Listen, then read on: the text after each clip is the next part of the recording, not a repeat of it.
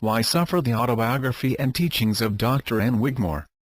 Forward. This heartwarming, indeed inspiring autobiography of Ann Wigmore provides invaluable insights into the origins of her wisdom.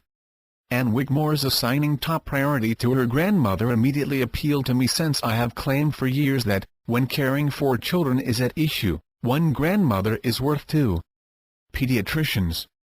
My department chairman, on hearing this statement, threatened to replace me with two grandmothers. Ann's grandmother taught her that most illness results from ignorance, neglect, or misdirected endeavors on the part of people themselves. Similarly, in my own religious tradition, Maimonides taught that 999 out of every 1,000 people bear responsibility for their own deaths, and one dies of natural causes. How relevant this teaching is today in view of the new man-made epidemics: herpes, toxic shock, AIDS, as well as the relationships between failure to breastfeed and breast cancer, multiple sexual partners and cancer of the cervix, cigarettes and lung cancer, etc. Ann Wigmore is not a doctor. She is a healer. In the strange world of modern medicine, healers are not doctors and doctors are not often healers. Modern doctors run tests, take X-rays, prescribe risky pills, and do unproven operations. They pose as men of science. They do not regard themselves as and do not use the word healers. Ann Wigmore uses the name Hippocrates for her institute at a time when doctors would like to forget Hippocrates. Medical schools, uncomfortable with his prohibition of abortion, no longer administer the Hippocratic Oath. Modern doctors, interventionists by temperament and training, would rather forget the Hippocratic injunction above all, do not harm the patient.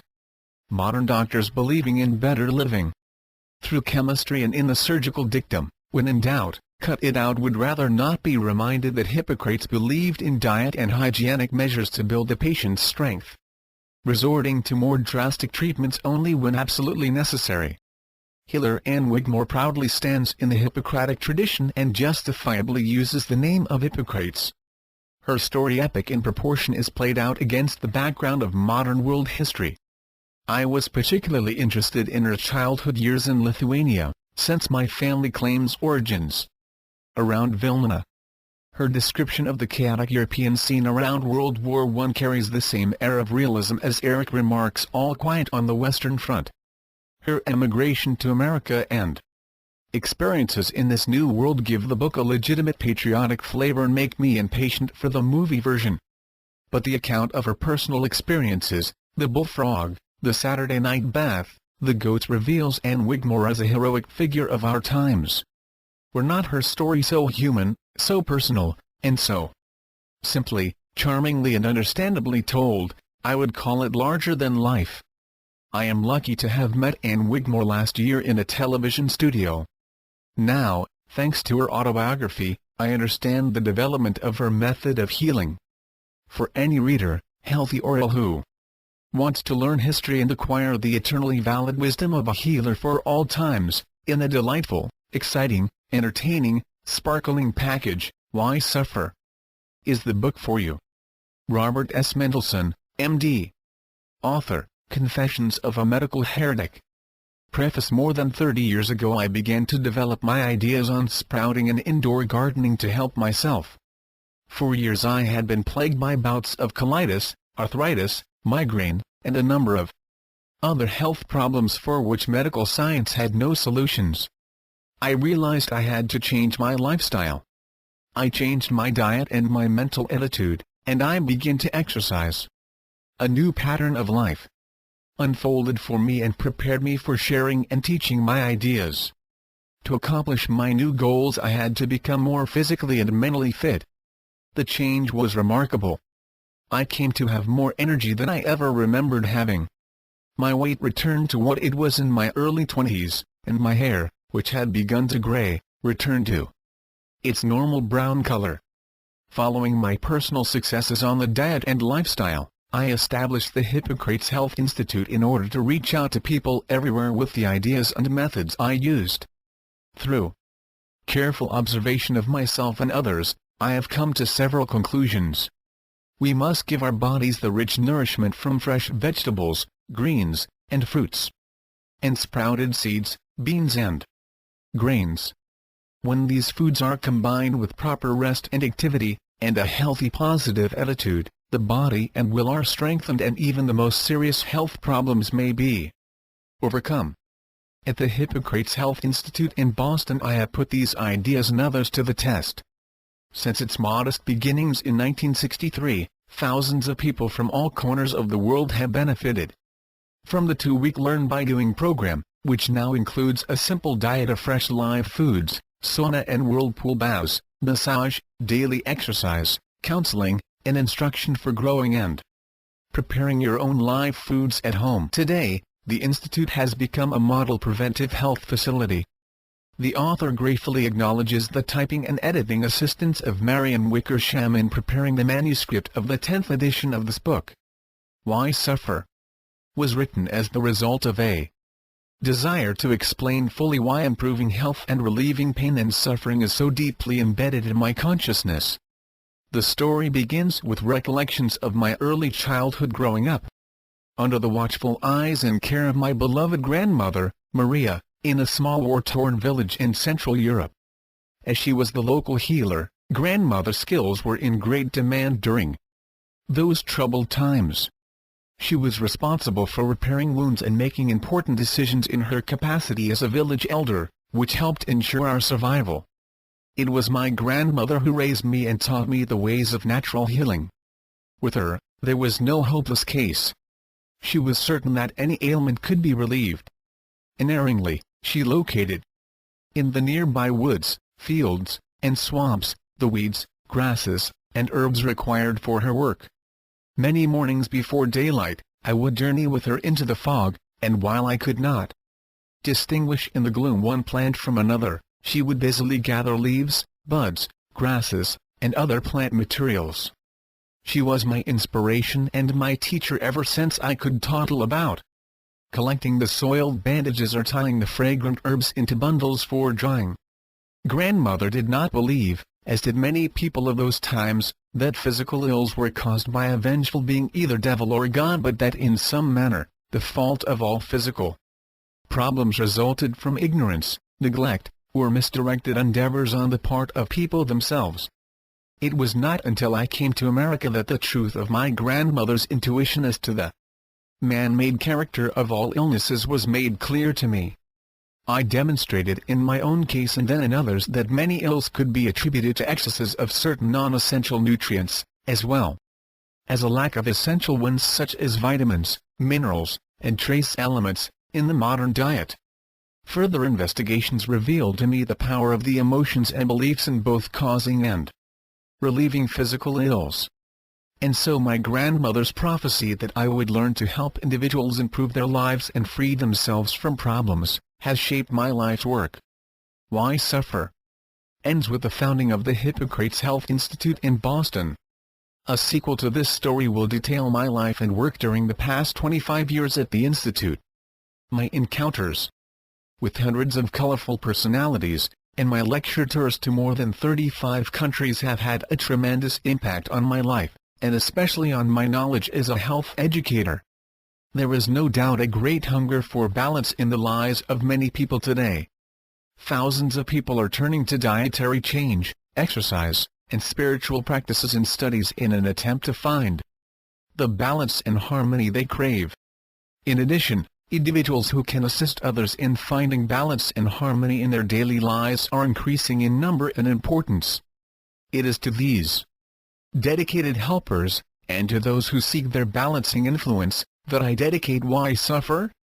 In the hope that one day grandmother's prophecy of a healthy, happy, and peaceful world, will also come true.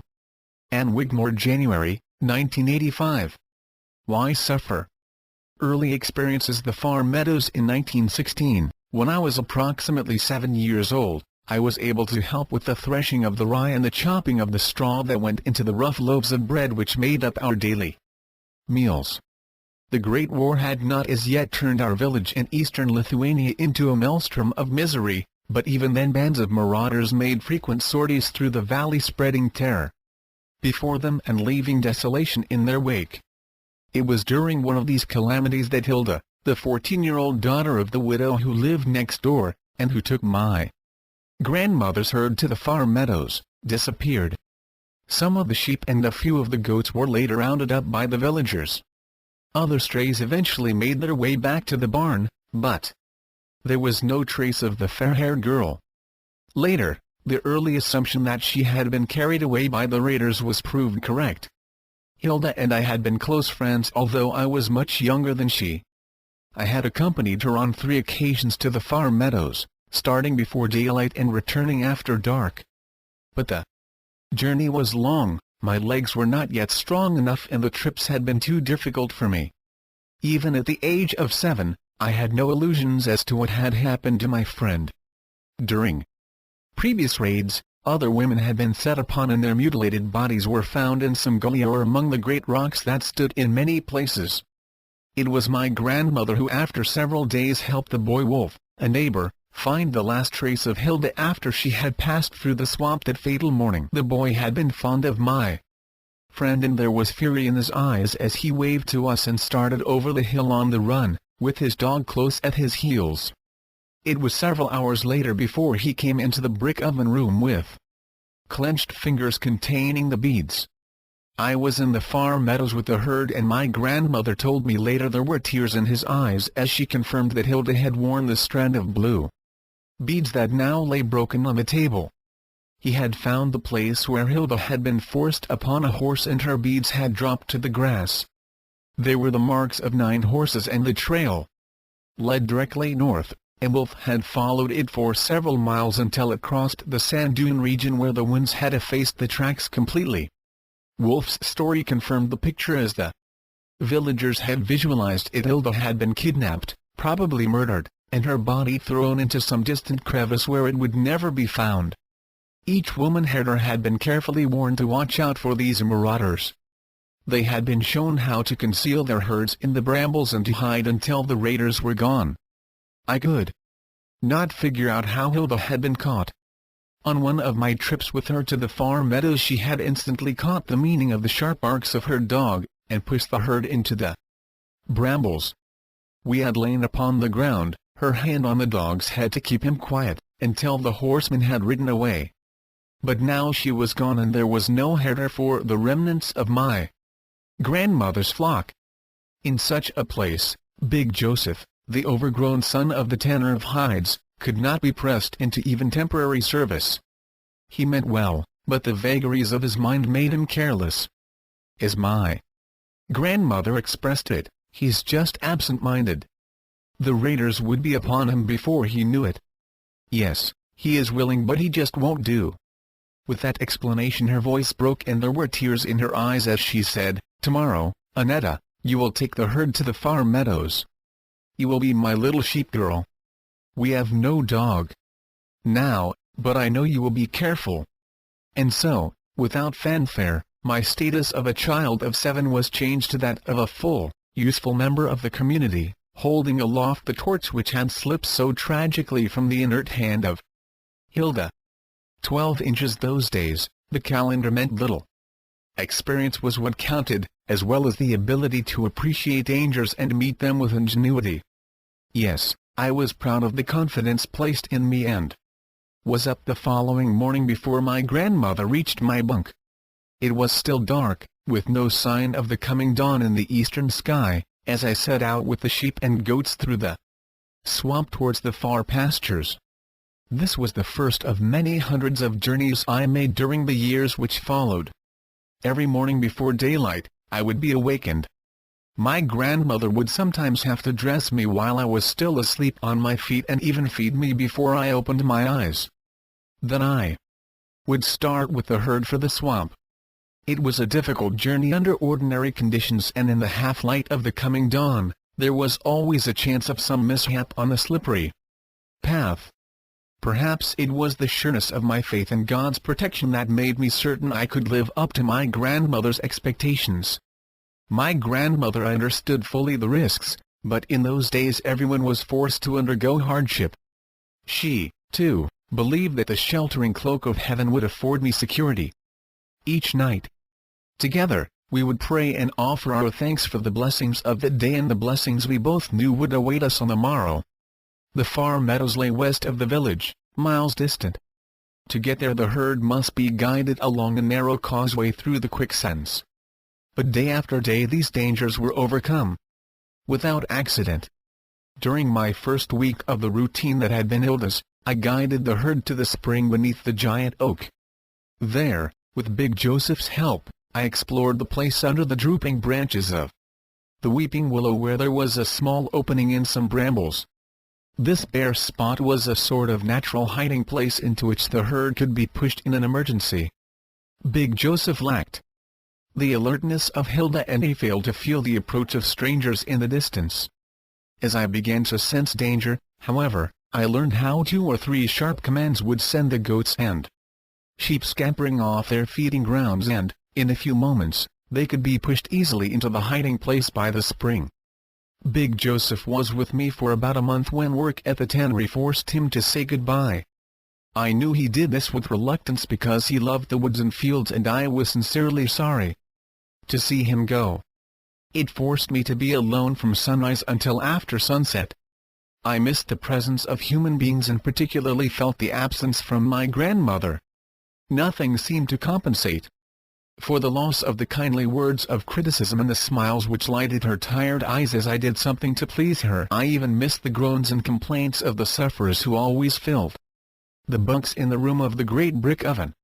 But I soon discovered that I had been sent a substitute for human beings, the wild creatures that were everywhere. I found that each squirrel, each ground mouse, each bird, each snake, and each of the myriad of moving beings that make up the wonderful life of nature had a distinct and pleasing personality.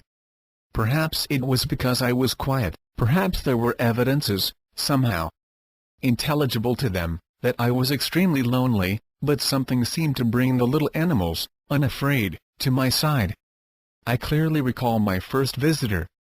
It was a rabbit, a shy little thing with its right ear torn down the center, a memento perhaps of some miraculous escape from a hungry wolf during the previous winter. It appeared from the undergrowth close to the spring, just as I was studying the time by the shadows of the great oak against the ground. I knew it was close to midday, the position of the sun in the heavens being the only clock available for use. As I settled down on the grass and opened the basket of food, Mr. Rabbit, later I named him Injured Ear, hopped closer.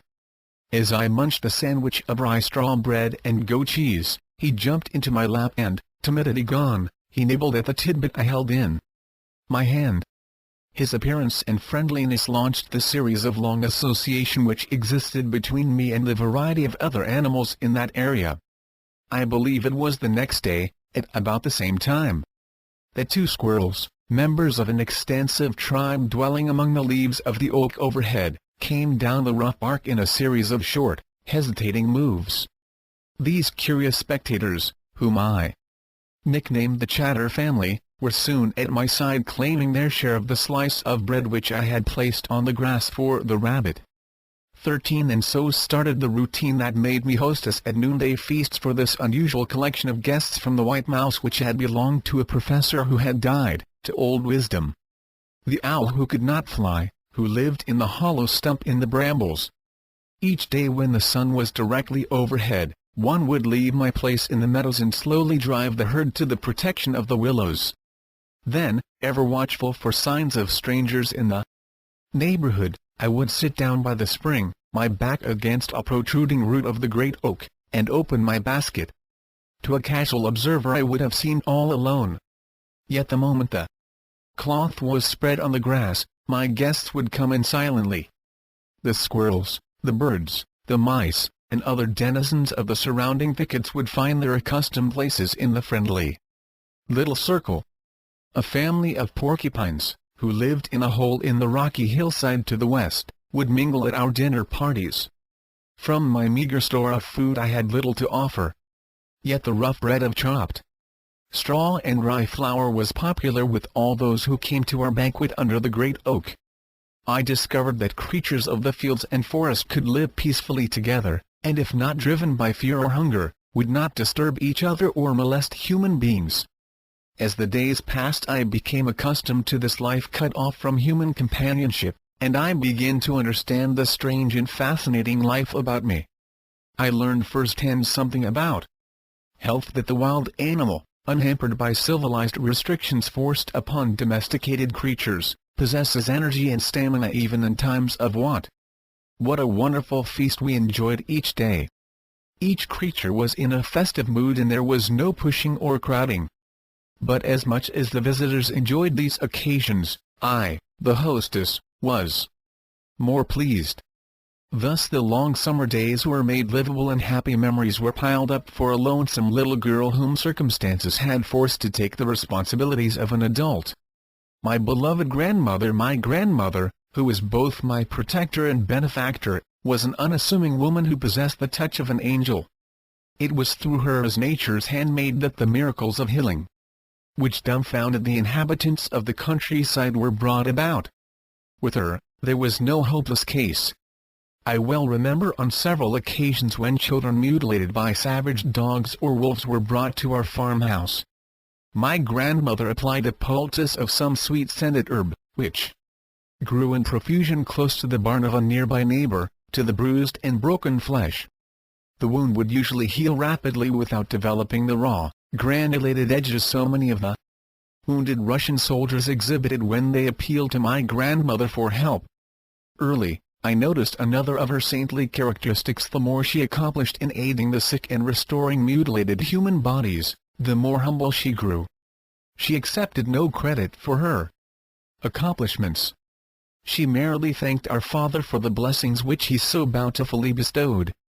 In her I saw the kindliness and the unbounded faith of a believer. My own firm conviction that with His help nothing is impossible was rooted in my close association with this marvelous woman. Always, humbly, just before beginning her ministrations for some sufferer, afflicted with diphtheria or burning up with typhoid fever, she would place the responsibility of the outcome with God. As she had learned from long experience, so also I learned that with faith, mountains of obstacles and doubt vanished. Coupled with this awareness, for me, was the realization of the close association of the physical being to the soul. I saw that when a human being was in harmony with God, some prefer to call it good, few problems of the physical body were unsolvable, no matter how strange and disturbing the symptoms might appear. My grandmother did not believe, as some persons did, that physical troubles were caused by a revengeful higher being, but that in some manner the basis of all physical disorder was the result of ignorance, neglect, or misdirected endeavors on the part of human beings themselves. She looked upon all abnormalities as the peculiar characteristics of the particular body involved.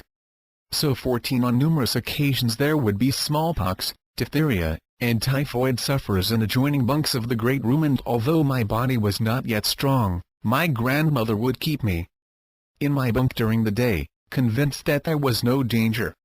Her belief proved correct, for though the smallpox, diphtheria, and typhoid victims were all housed in bunks adjoining those unfortunates who were incapacitated by wounds, neither I nor any of the latter contracted these diseases. It was not until I was here in the Western Hemisphere that the man-made character of some certain physical ailments was made plainer to me. Here I witnessed repeated demonstrations that many human diseases began when the body was weakened, was made susceptible to harmful organisms, by the lack of one or more nutrients required by the body's organs for healthy functioning. As far back as I can recall, I was conscious of the comfort that only strong religious convictions can bring. This attitude was fastened by the almost universal feeling of utter physical helplessness on the part of the vast majority of the adults around me. They tried to find in divine guidance the reassurance needed in order to retain their sanity. A frog's warning: when I was about 4, I was put to work outside in our garden. There was much to do. Shoes, of course, were unknown to my feet, and as the weather grew chilly, woolen cloths wrapped tightly served as their only covering.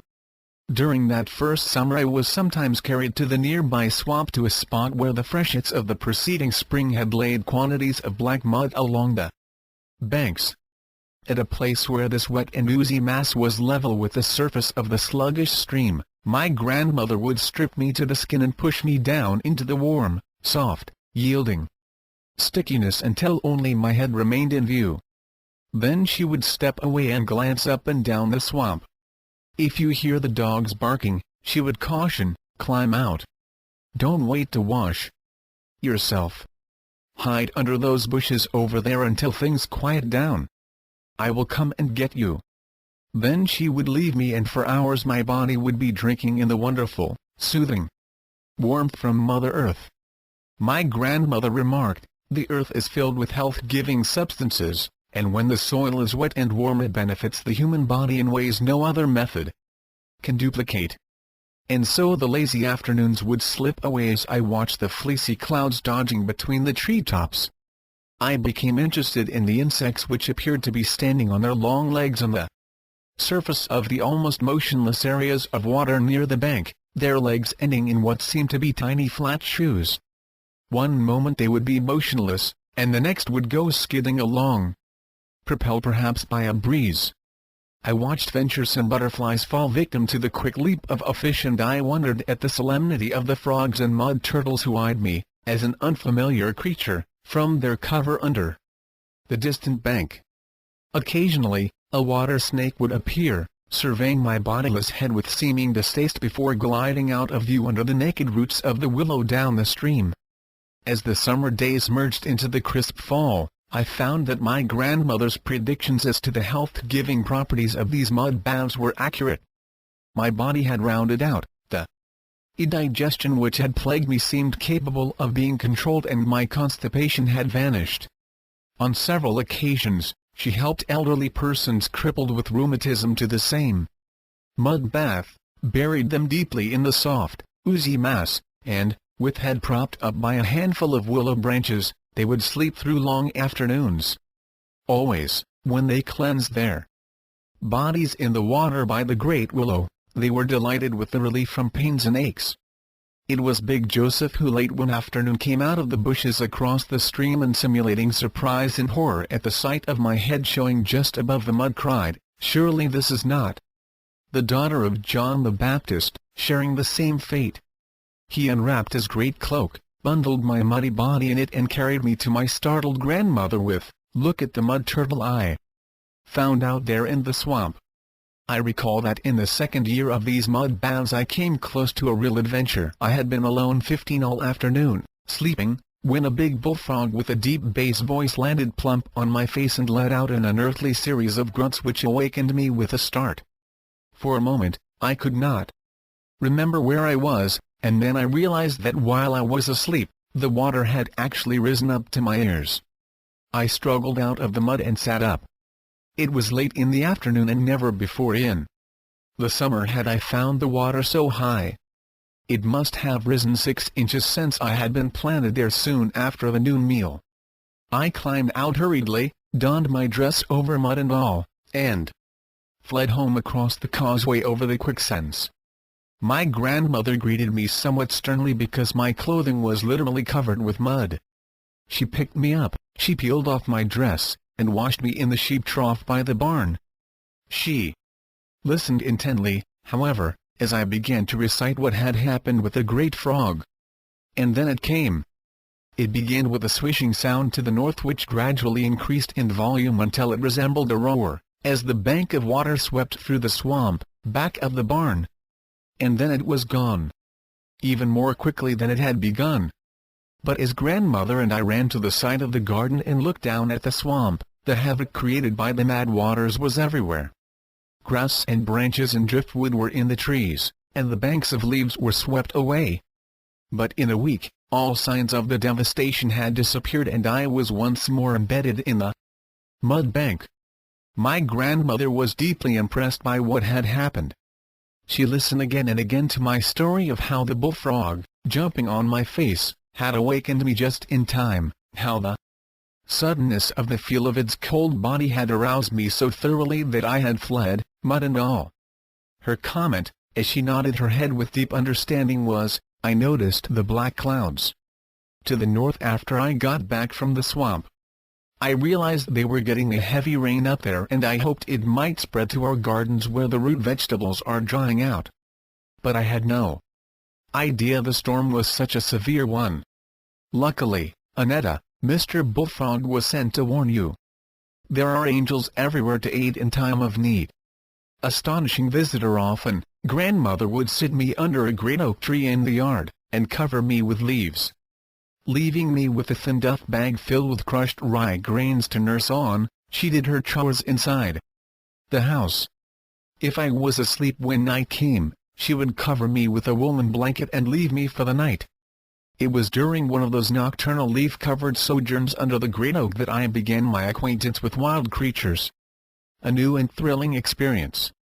I had grown accustomed to the playfulness of puppies and kittens as they romped about me on the hay in the loft. But when I caught the odor and then saw the mother skunk slowly moving toward me in the dim moonlight, I was instantly alert. I watched her approach with the little ones tagging on behind. But I quickly realized the intruders meant no harm. So when she nosed my fingers, I instinctively stroked her head, just as I always stroked the puppies and the kittens. She seemed to like my touch and, sprawling lengthwise on the leaves, giving the little ones plenty of room, she contentedly nursed her brood. When the meal was over, she did not change her position as her kittens frolicked in the semi-gloom, diving into the leaf piles and frisking about on the grass. That started our friendship. Finally the mother skunk stretched, yawned like a cat, and curling up on the top of my small hand, went to sleep. I must have done the same. The next thing I remember was that dawn was breaking. My grandmother was kneeling on the leaves with my bowl of warm goat's milk and herbs, and the skunk family had disappeared. As months turned into years, I grew stronger. Grandmother would sit me in the great oaken chair, the throne, she called it, usually reserved for persons of prominence who were brought to our door from other villages for treatment. Thus ensconced, I would wash the bloody bandages, and later when I was able to move about, I would mop the slippery floor. Nothing was ever thrown away from the sickroom. Moss, dried and pounded into soft, fluffy balls, was used to staunch the flowing blood or wipe away the pus from an infected wound. But it was carefully cleansed after use and utilized again and 16 again.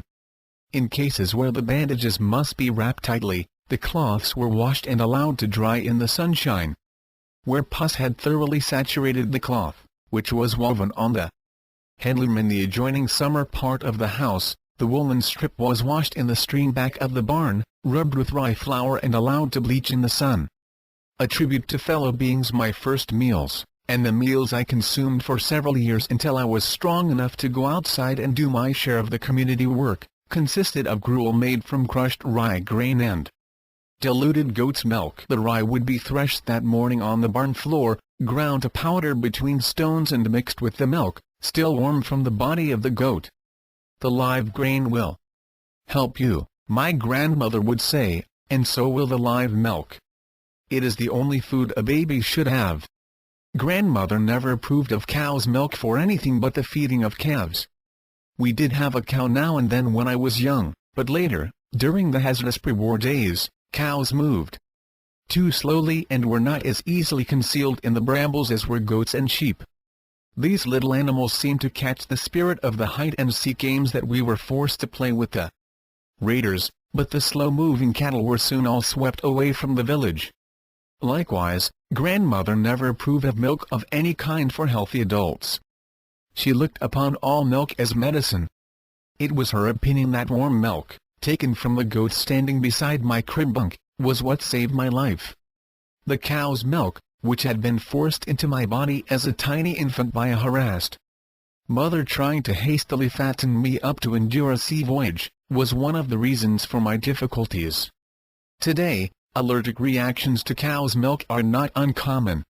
As my grandmother told a neighbor when I was about 6 years old, the Almighty has mixed up Annetta's inside for some reason best known to him.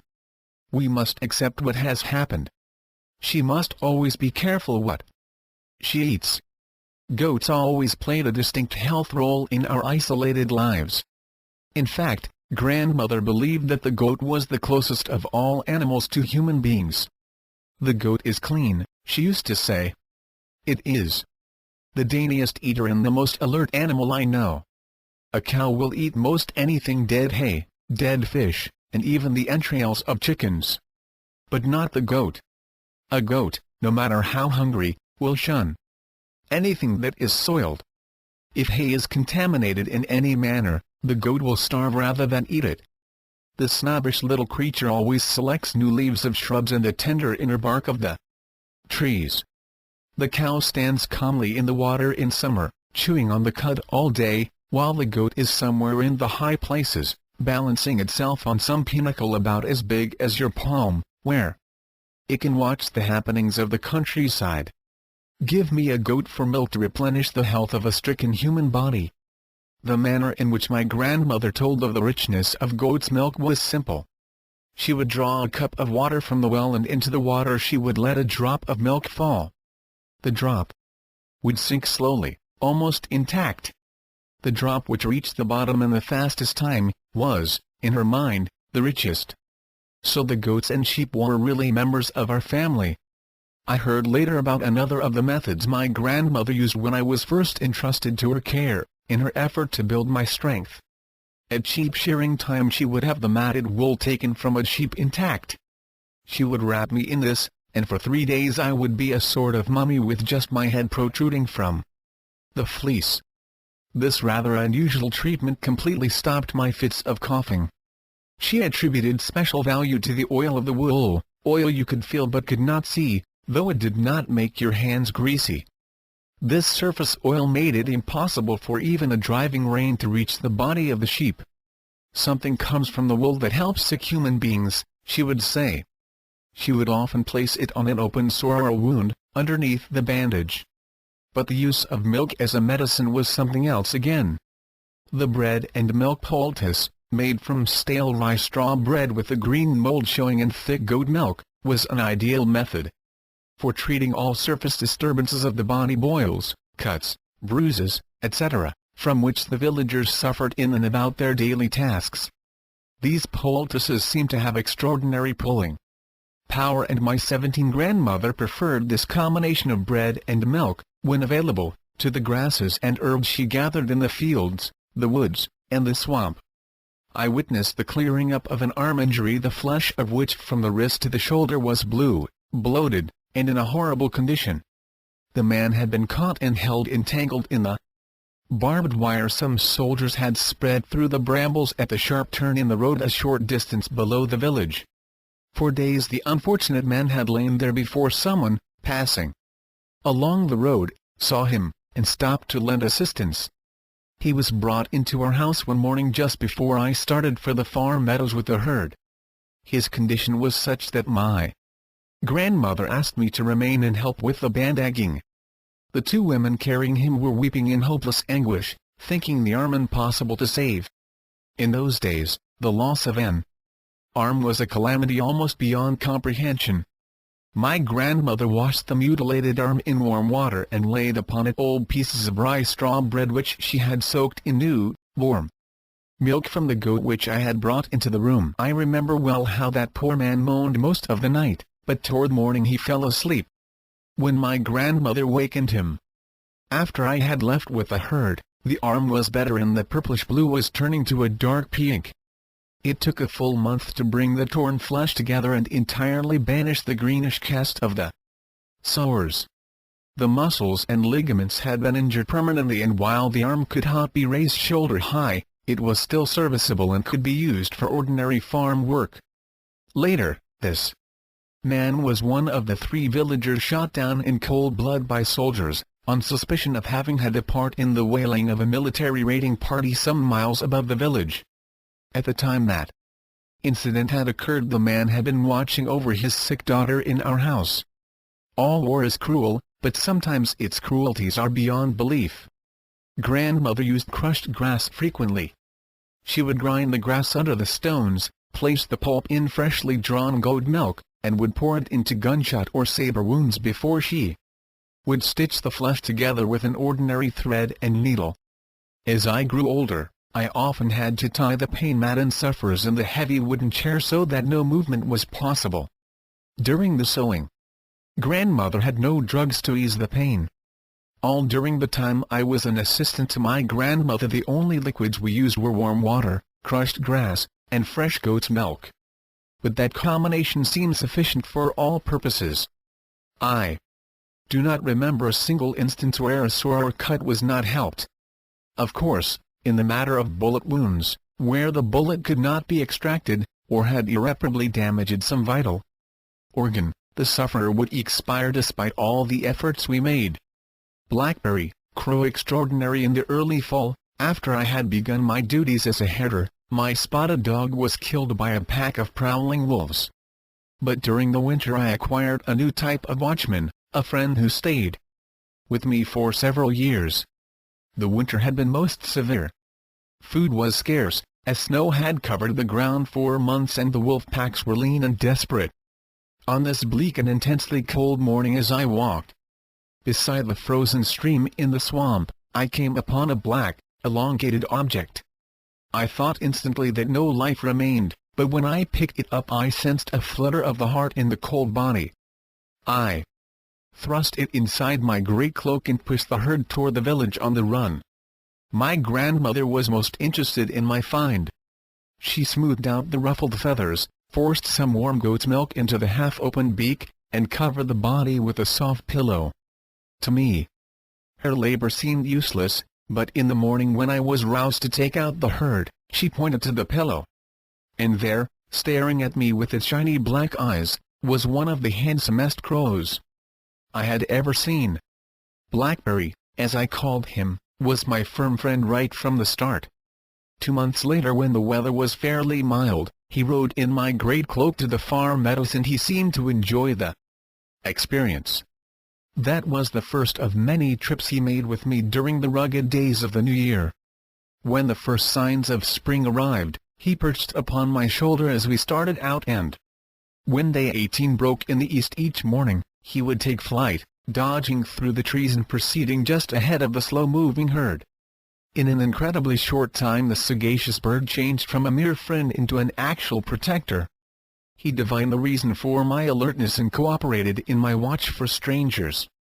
Somehow, he recognized villagers and would ignore their presence, but let a stranger on foot or on horseback come into view in the distance, and he would swoop down from his high perch on the topmost pinnacle of the old oak with raucous squawks of warning. At noontime, he would sit high above, quietly watching the countryside, occasionally dodging down to steal a tidbit from the tablecloth. He would accept no food from the hand of either my grandmother or myself. He preferred to snatch it and whisk away, or to stealthily pilfer something from the larder when no one was watching. Yes, Blackberry was just naturally a thief, and many a trinket that had disappeared from the homes in the village I later found in his hiding place in the barn loft. I learned so much from Blackberry. He never seemed in doubt for an instant, and, guided by instinct, he made grave decisions in the flash of an eye, and those decisions always seemed correct. As my grandmother said, "Watch that bird carefully.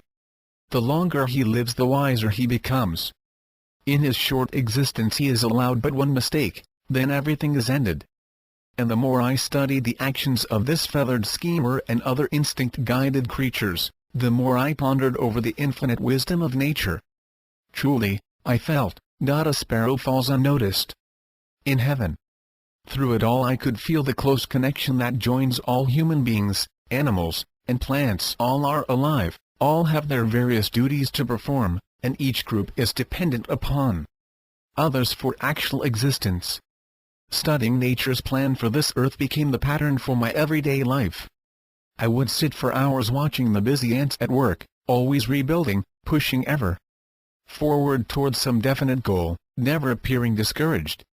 Plants, animals, insects, all life except human beings move forward, never inert, never in doubt, pursuing their activities with a certitude that only the latter seem to lack. That is why I never harm any living thing. My inner nature impels me to protect these little creatures at all times, no matter what the circumstances may be. In the lush summer days there was no strife among the denizens of the meadows and woods. The field mice made no attempt to injure the baby birds which, unable to fly, would flutter helplessly in the tall grass. Everywhere about me were ample evidences that nature was not cruel. In fact, Mother Nature was kind, loving, and considerate. thinking once more of Blackberry. He was indeed the wisest, most sagacious bird I have ever known. Also, he was friendly with the various dogs I pressed into service before I acquired Star. Star finds a home. One well-remembered afternoon a skirmish took place along a distant road. It began with desultory bursts of echoing gunshots but gradually spread close to the house. Our windows were boarded up, so grandmother and I watched through the small cracks along the lower sill after we had piled pillows and homemade rugs about the sufferers in the bunks. These were their only protection from chance bullets which might rip through the walls. Grandmother wanted me to seek safety in the shallow space below the house, there being no cellar, but I steadfastly refused to go until she also would seek refuge there. We were much interested in a kindly young Russian named Ivan who was now trapped in the village by a body of enemy soldiers. When the machine gun bullets from the thickets below the public well began to smash the dishes on the shelves, grandmother pushed me through the trap door and I watched a tiny section of the battle through a hole, probably made by a rat, in the small flower bed along the wall of the house. There was little to see, so when the noise slackened and I heard my grandmother moving about the room, I climbed up beside her. The old man suffering from typhoid fever, in the bunk next to mine, was the only casualty. A machine gun bullet had torn through the top of his head. But the other patients were unharmed. Now that quiet had apparently settled over the village, and despite my grandmother's objection, I-19 slipped down the heavy shutter which closed the window over the brick oven, squeezed through, and dropped to the ground outside. I was worried about Ivan. I had paused long enough to reach back into the room for some bandages and a bowl of goat's milk. Almost at my feet lay a big Russian, the one who had always laughed so heartily. His face was almost unrecognizable, and when I touched his arm, it was cold. At the woodpile, I tried to get the jacket off a cursing soldier whose bloody leg was nearly severed just above the ankle by the machine gun fire. He grabbed my bowl of goat's milk and drank it in spite of my protests, swearing loudly the while. My grandmother now joined me, and when we saw the riddled barn we were glad that we had had foresight enough to drive the herd into the brambles beyond the swamp. At the well curb lay another shattered Russian, the one who had told me of his red-haired little girl like you in far-off St. Petersburg, the little girl who would never see her father again. At the barn, near my horse's feed lot, was another wounded man. He had propped himself up against the rotting stump, his head weaving from side to side in agony. I pulled the barn door open, brought out some hay, and tried to make him comfortable. It seemed incredible, but before we realized it, several of the villagers were in the yard. They helped grandmother get the wounded into the main room of the house, and the lifeless bodies were dragged out of sight behind the woodpile. I could not find Ivan. Someone, I do not remember who, announced that there had been 2 prisoners taken away by the Germans, their hands tied to the saddles of the victors. It was some days later when 2 bodies, one the fair-haired, gentle Ivan, were discovered where they had been thrown after the firing squad had cut them down some distance away from the village. The little dog who had accompanied Ivan from Russia, and of whom he had thought so much, had stayed with the lifeless form, though he was hungry and forlorn. It took men with pitchforks to push him away from the body so that it could be given to the quicksands in the swamp. The spirited mongrel, sensing its helplessness in a strange place without friends, was persuaded after a bit to accept my proffered affection. Soon we were inseparable, and Star, as I called him, became my lead dog on the journeys to the far meadows. Honeycomb rescues an enemy. An incident during the war days illustrated how fate sometimes returns good for evil in a most dramatic form. From our farmhouse, my grandmother and I had watched the ambushing by soldiers of a little band of enemy soldiers. It was late one afternoon, and our attention was attracted to the scene by the loud outburst of gunfire from the brush-covered, abandoned clay pit just south of the village. There were 5 men, one an officer on a honey-colored Arabian horse that, frightened by the noise, reared and plunged about. This disorganized the troopers, who galloped off the road to the cover of a grove of nearby willows. but the badly wounded officer slipped into the dust as the yellowish horse streaked away with reins flying. It was 3 months later when I saw that honey-colored horse again. It had come into the possession of Marcus, a cruel farmer, who had tried through continuous beatings to force it into the shafts of a harrock. But the flying hoofs of the defiant animal quickly demolished the worn-out farm implement, and Marcus was about to kill the beautiful creature when I appeared. A bargain was soon arranged. I purchased the now quieted Honeycomb, as I called him, by turning over my entire savings of years, which about equaled what his hide would have brought in the distant town. Through the months which followed, I gradually won the confidence and affection of the mistreated creature, although the scars on his hide would never disappear. It was really a splendid ending to many heartbreaking days, when on a wondrous morning I rode triumphantly into the village to prove to Big Joseph that my many tumbles and bruised arms and legs had been justified. But to the story, it was some time later when great billows of smoke in the southern sky told of a possible catastrophe there. My grandmother was visiting ailing persons in that vicinity, so without a second thought, I slipped onto Honeycomb's back, turned him around, and without saddle or bridle sped down the road toward the thickening cloud that was spreading over the blue sky. As we passed the Marcus farm, Honeycomb suddenly left the road, and before I could stop him, leaped the stone fence.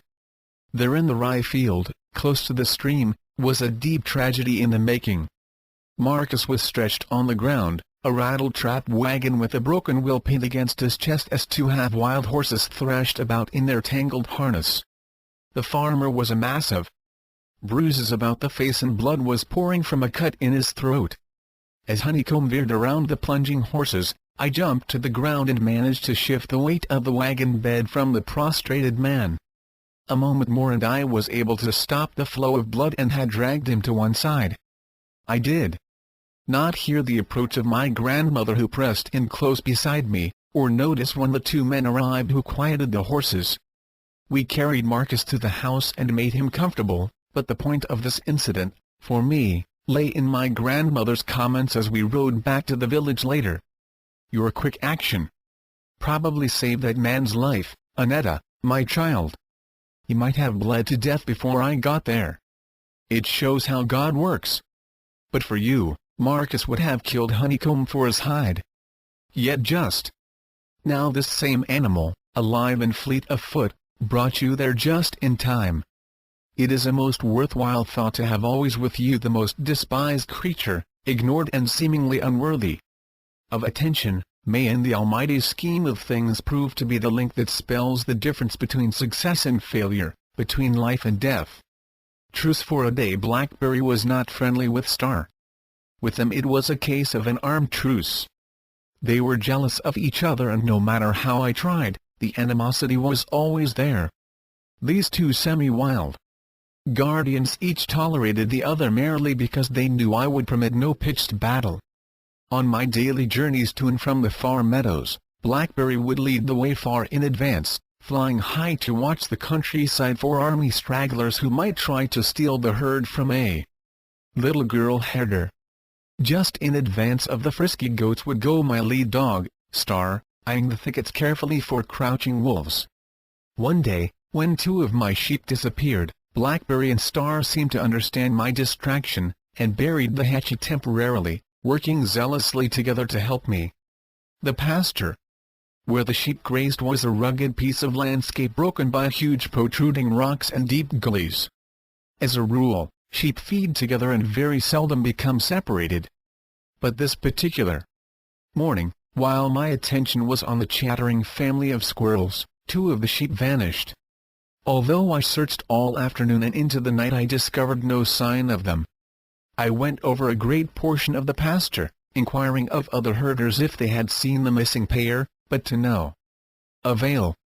Most of the grazing sheep looked alike, and I realized that if the two had mingled with another herd, picking out the missing pair might not be easy. The hardships of this battle-torn area made the other herders suspicious, too. That night, because of the loss, I stayed there in the far meadow surrounded by my remaining sheep. Both Blackberry and Star seemed to sense my attention and its cause, and when daylight once more brightened the land, began scouring the country. Soon Blackberry was a speck in the blue heavens, as he circled slowly around like a hawk. You would almost have thought these two silent foes had caught something of my desperation. Naturally, I drove my sheep in many directions that morning seeking the lost ones, but my efforts were in vain. Star, his head hanging from fatigue, finally came back for a drink from the spring, and with tongue protruding, sank down under the willows. The sun was not quite overhead when Blackberry returned. Even from afar, his loud squawks seemed highly excited. But I was overtired, and remained sitting dismally on the ground. However, what Blackberry wanted to impart was evidently caught by Star. He roused quickly from the shade, the hair along his back bristling, and fled through the underbrush toward the north.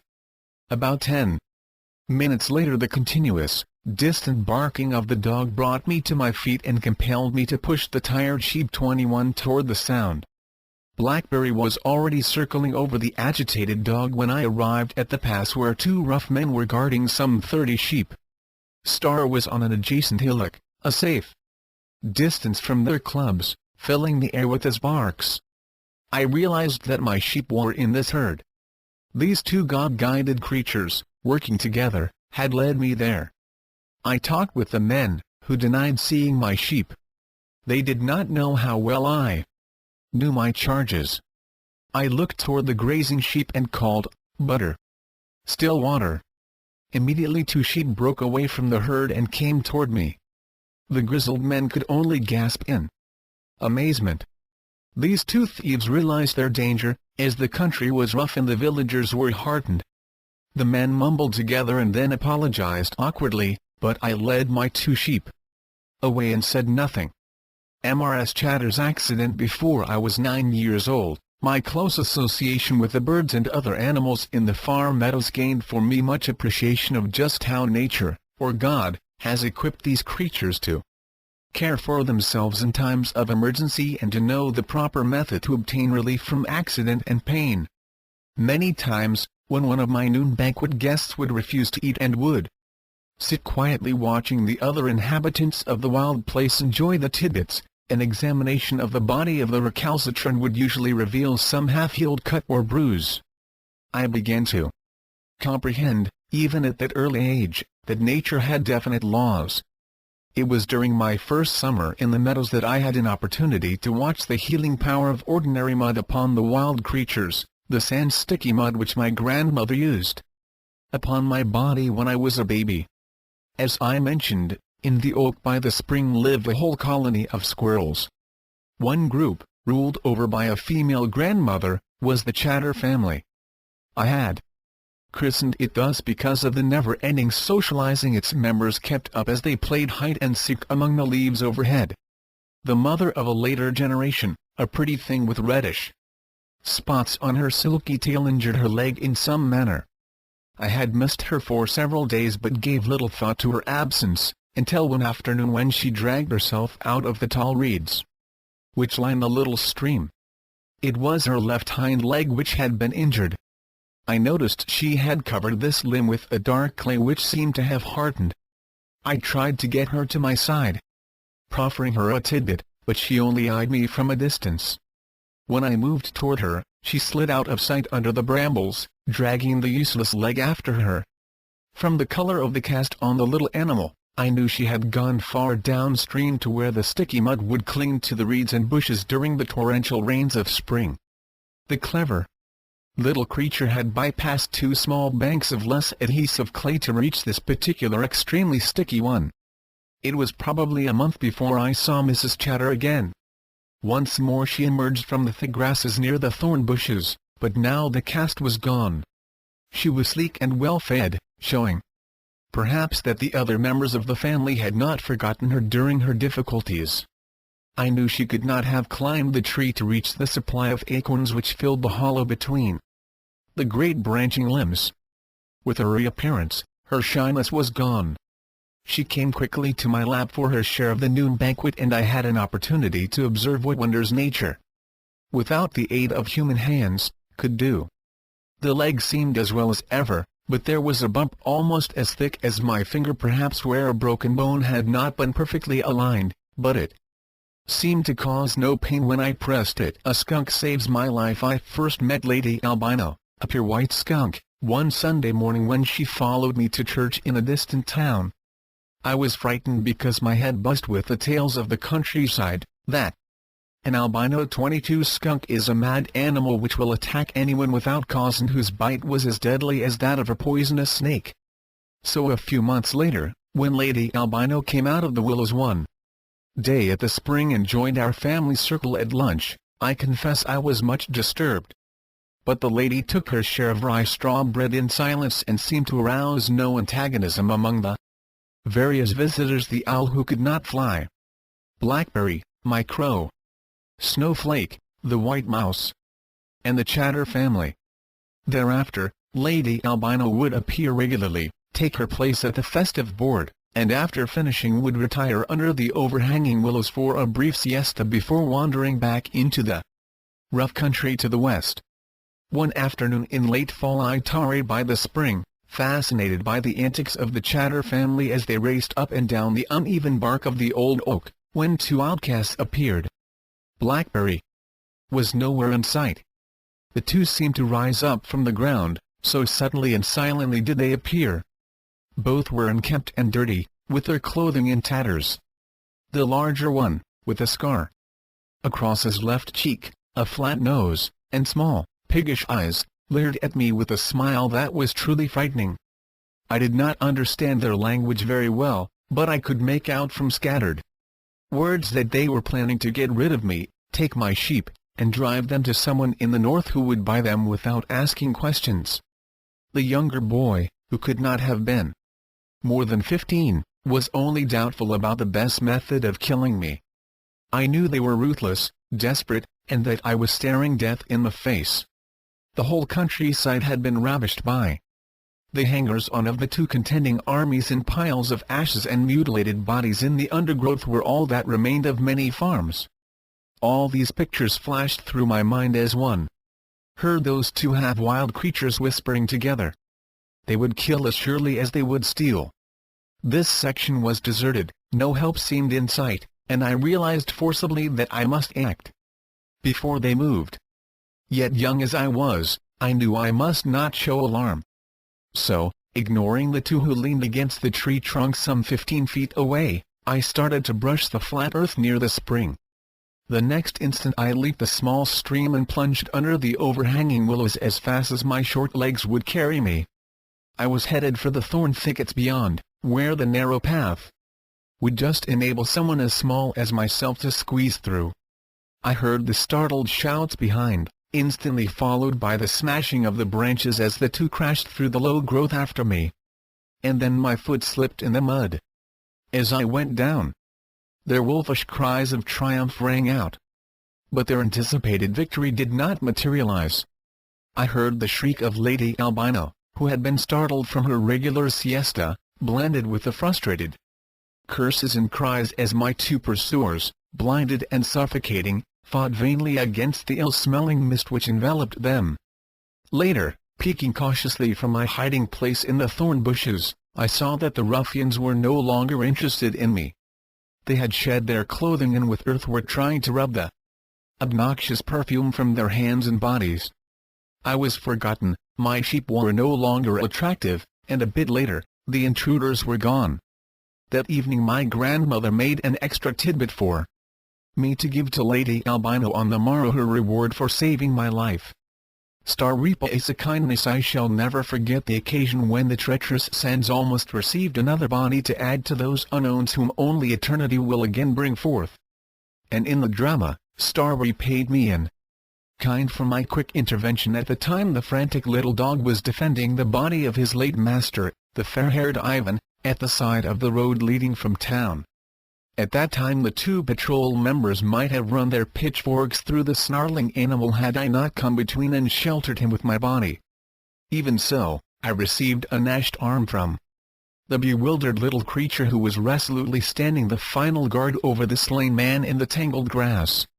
Thus came about the advent of Star into our community, and early next morning, almost before daylight, When I marshaled him with the herd preparatory to the dangerous trip through the swamp to the pastures in the far meadows, his sense of familiarity as to what I might expect of him suggested that 23 somewhere in his brief career, he had worked with either goats or sheep in faraway Russia.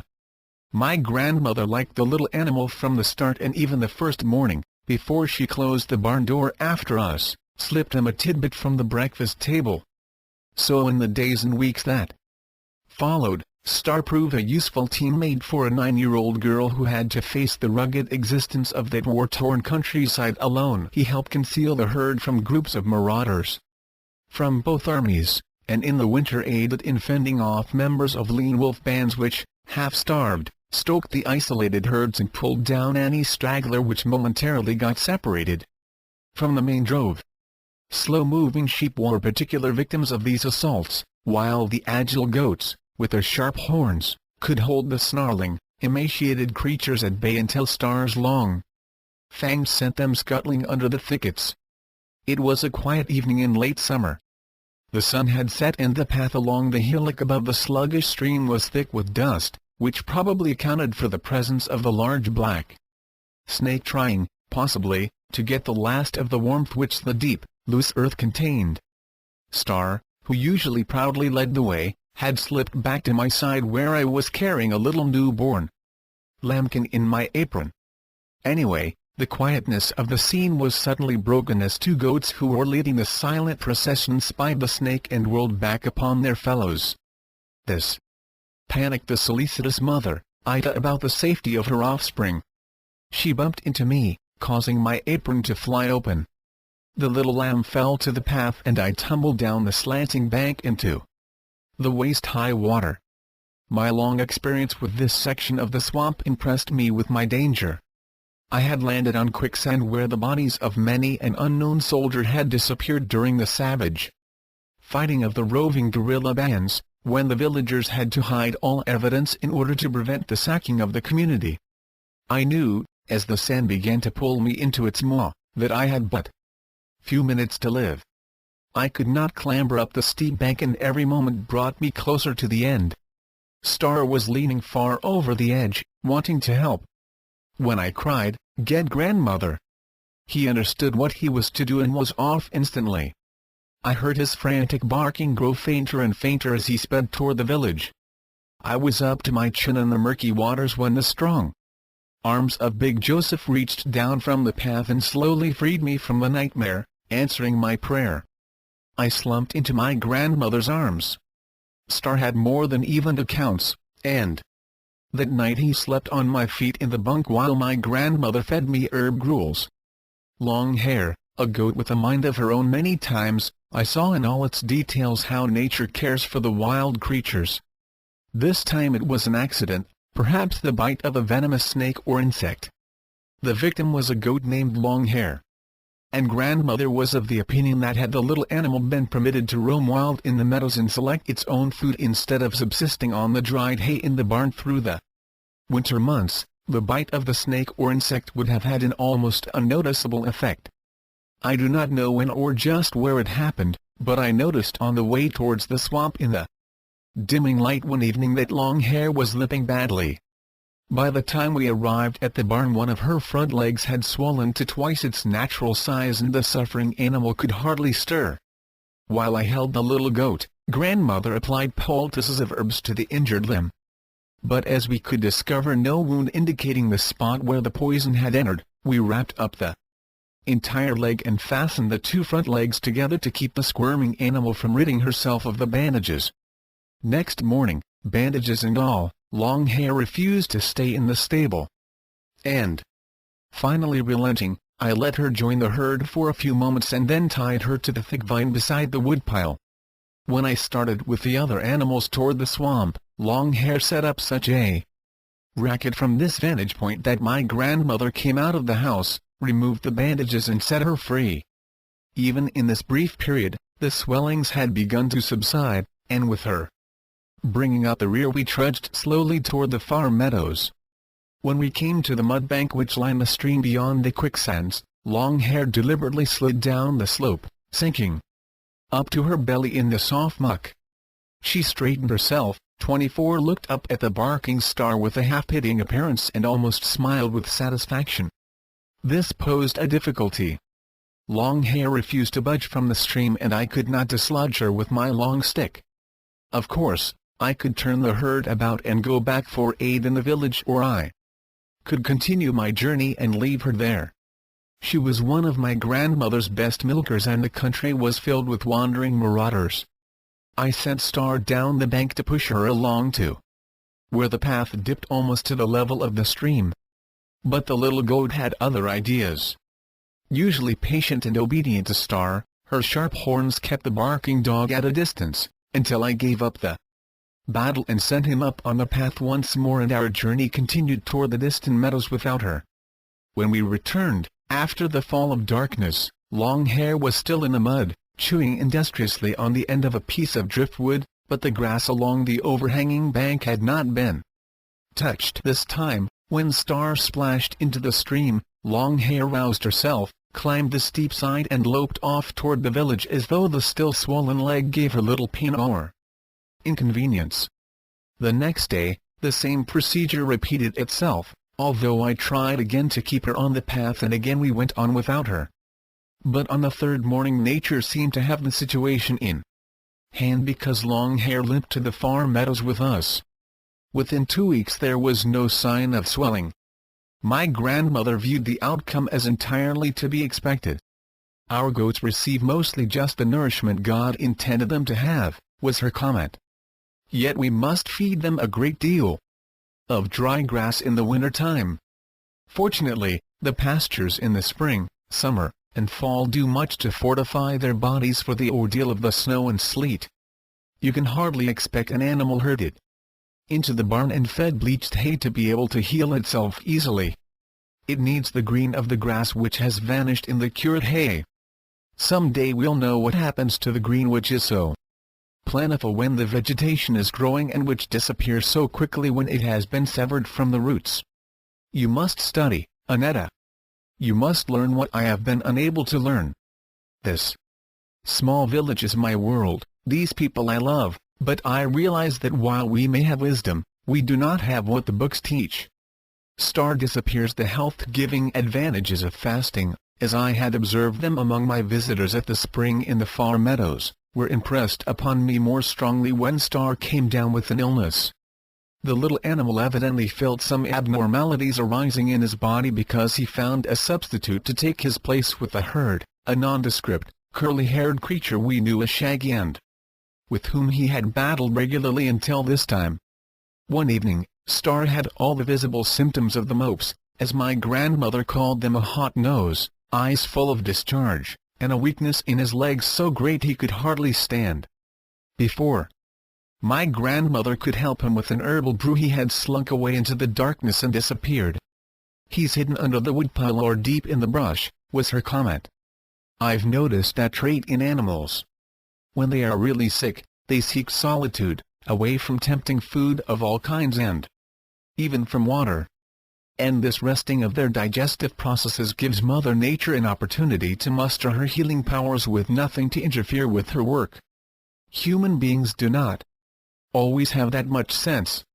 The family hovers about the ailing one, plies wine, milk, and other food to give strength, and in my opinion sometimes causes the death of many unfortunates whom they love and only seek to help.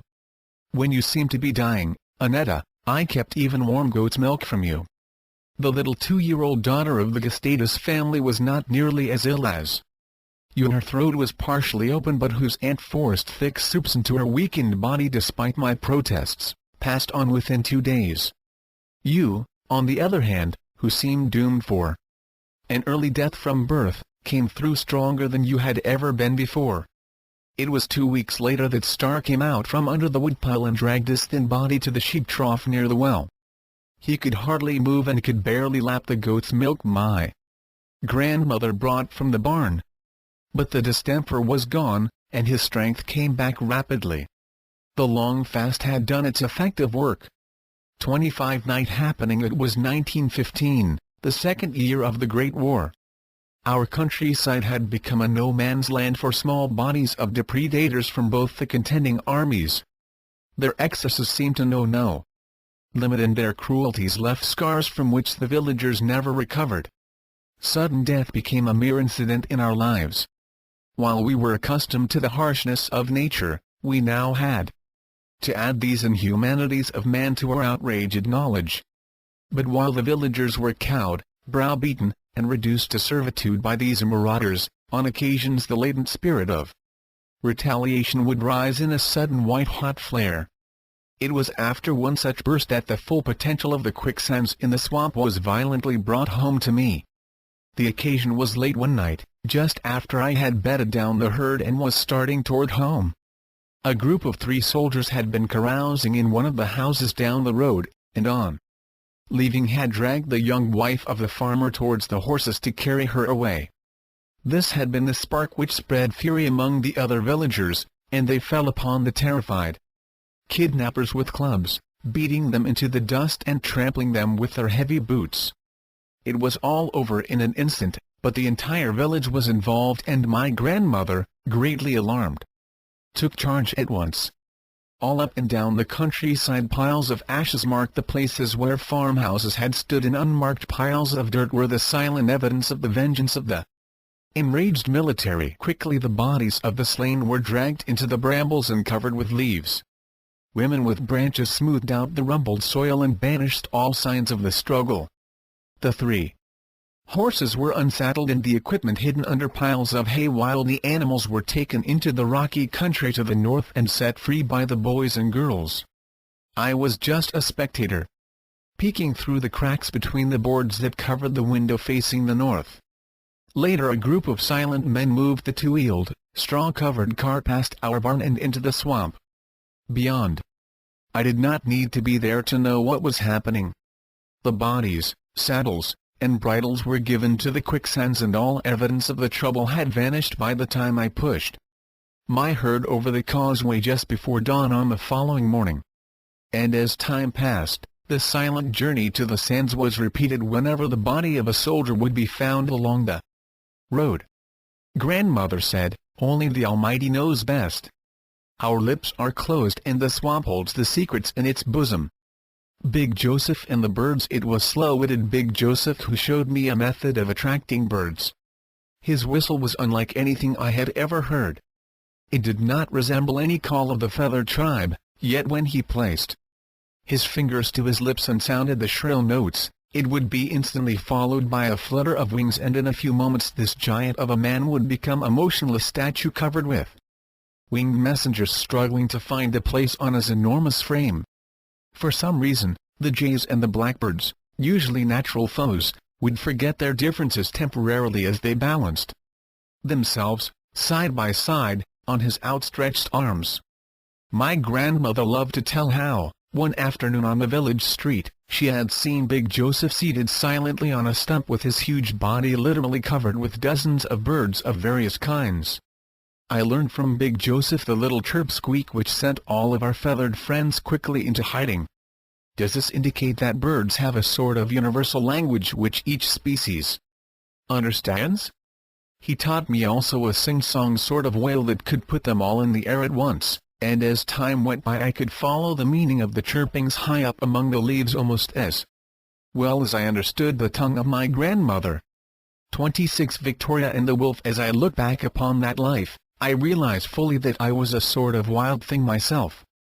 I had never received any schooling except what was taught in this great school which Mother Nature conducts continuously for all who wish to tarry and learn, and by my wise grandmother.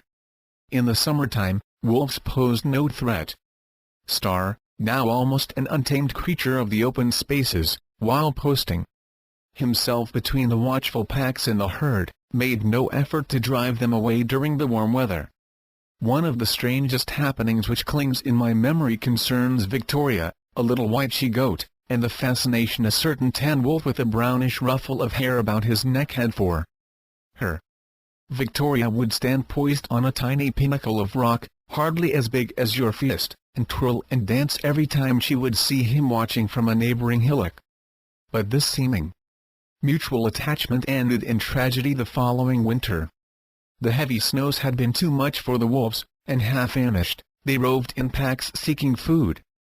It happened when the snow had drifted high, and hungry marauders, led by the tan wolf with a hair ruffle about its neck, broke into our barn.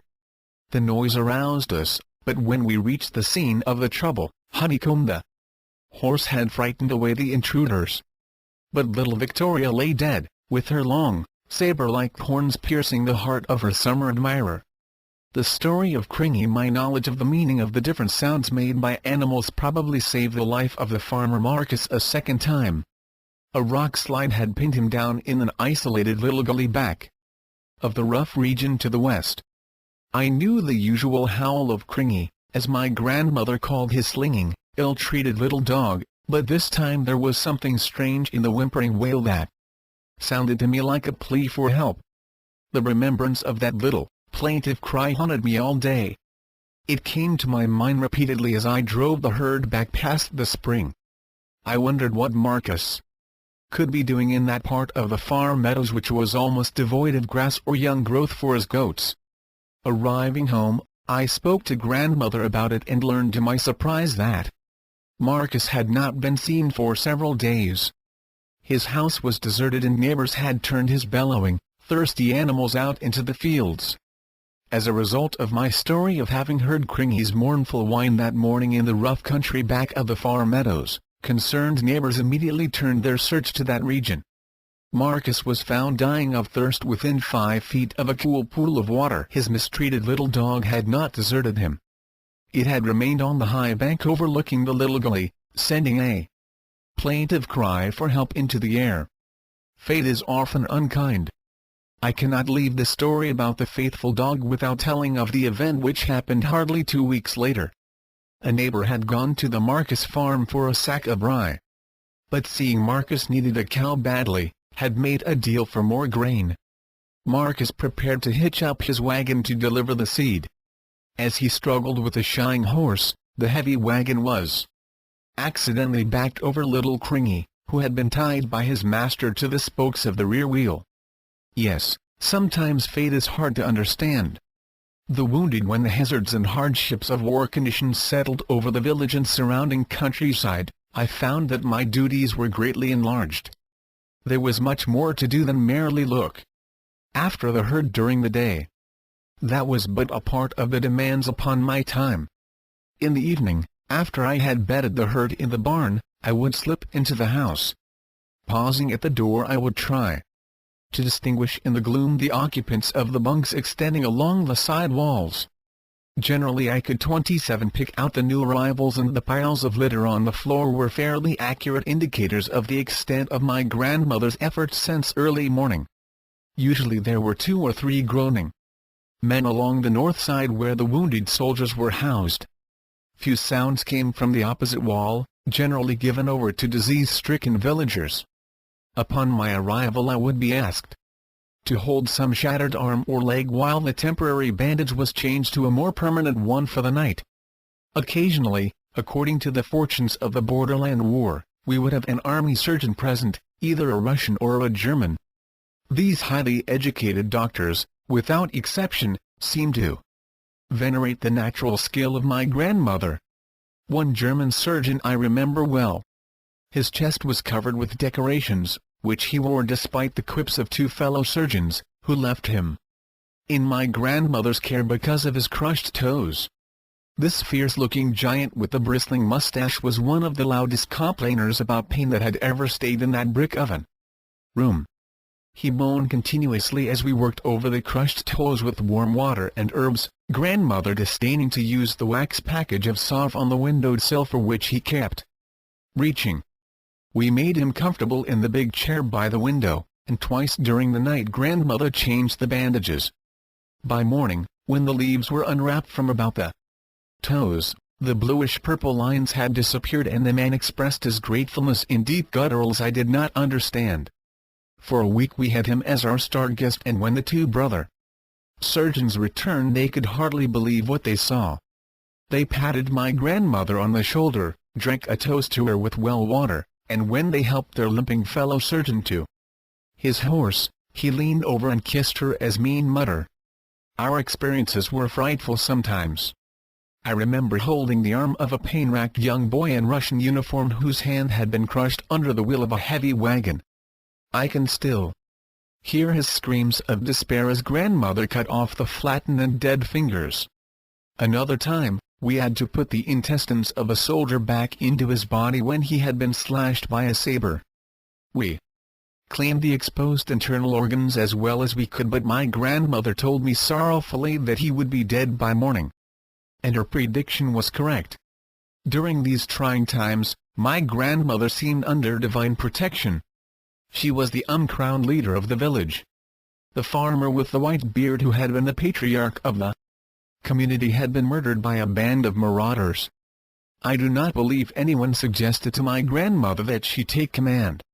It just seemed to the villagers that the logical thing to do was to give her the final say when decisions were to be made. Even when the soldiers were billeted in the houses, she was permitted to come and go about as she pleased. One evening, a great, hulking German officer fell from his horse at our door, and pulling his tunic aside exposed a wound which extended across his whole abdomen. It was evidently an old wound which had opened up and it was oozing pus. He was covered with some strong-smelling oil which he cursed as being of little use. My grandmother did not hesitate a moment. Motioning to me, we pulled him into the house. He was too heavy to get into the bunk and seemed to have passed out. I heated the water and grandmother left me to go into the swamp for fresh herbs. When she returned, the wounded man was conscious, and as she cleansed the wound he confided the story of his family in far-away Frankfurt-on-Main and his profound longing for peace. All night the man sipped the brew and I changed the bandages on his abdomen every time they became cold. The treatment was effective. And when he finally rode away with his 2 orderlies who had arrived the following morning, there were tears in his eyes as he bade us goodbye. 2 years after the war ended, when I was preparing to go to the Western Hemisphere, a long letter came from the wife of this officer. She thanked my grandmother for the care she had given her husband and enclosed her wedding ring. "My husband is now no more," she wrote, "but you did save him for the little anniversary gathering of our wedding before he was sent into France, where he was killed. I am penniless now, but I hope this gift may, in a measure, show how much I personally owe to you and your little girl." 28 Escaped many times during the war-torn days in that little isolated village, I saw how effective were the herbs that were nature's medicines. Grandmother called herbs and grasses medicines, made by the sun in nature's blue-domed workshop. While I grew up from babyhood appreciating the help herbs could render in the sickroom, it was our dreadful experience in the root cellar that made me understand what ordinary grass could do for the human body.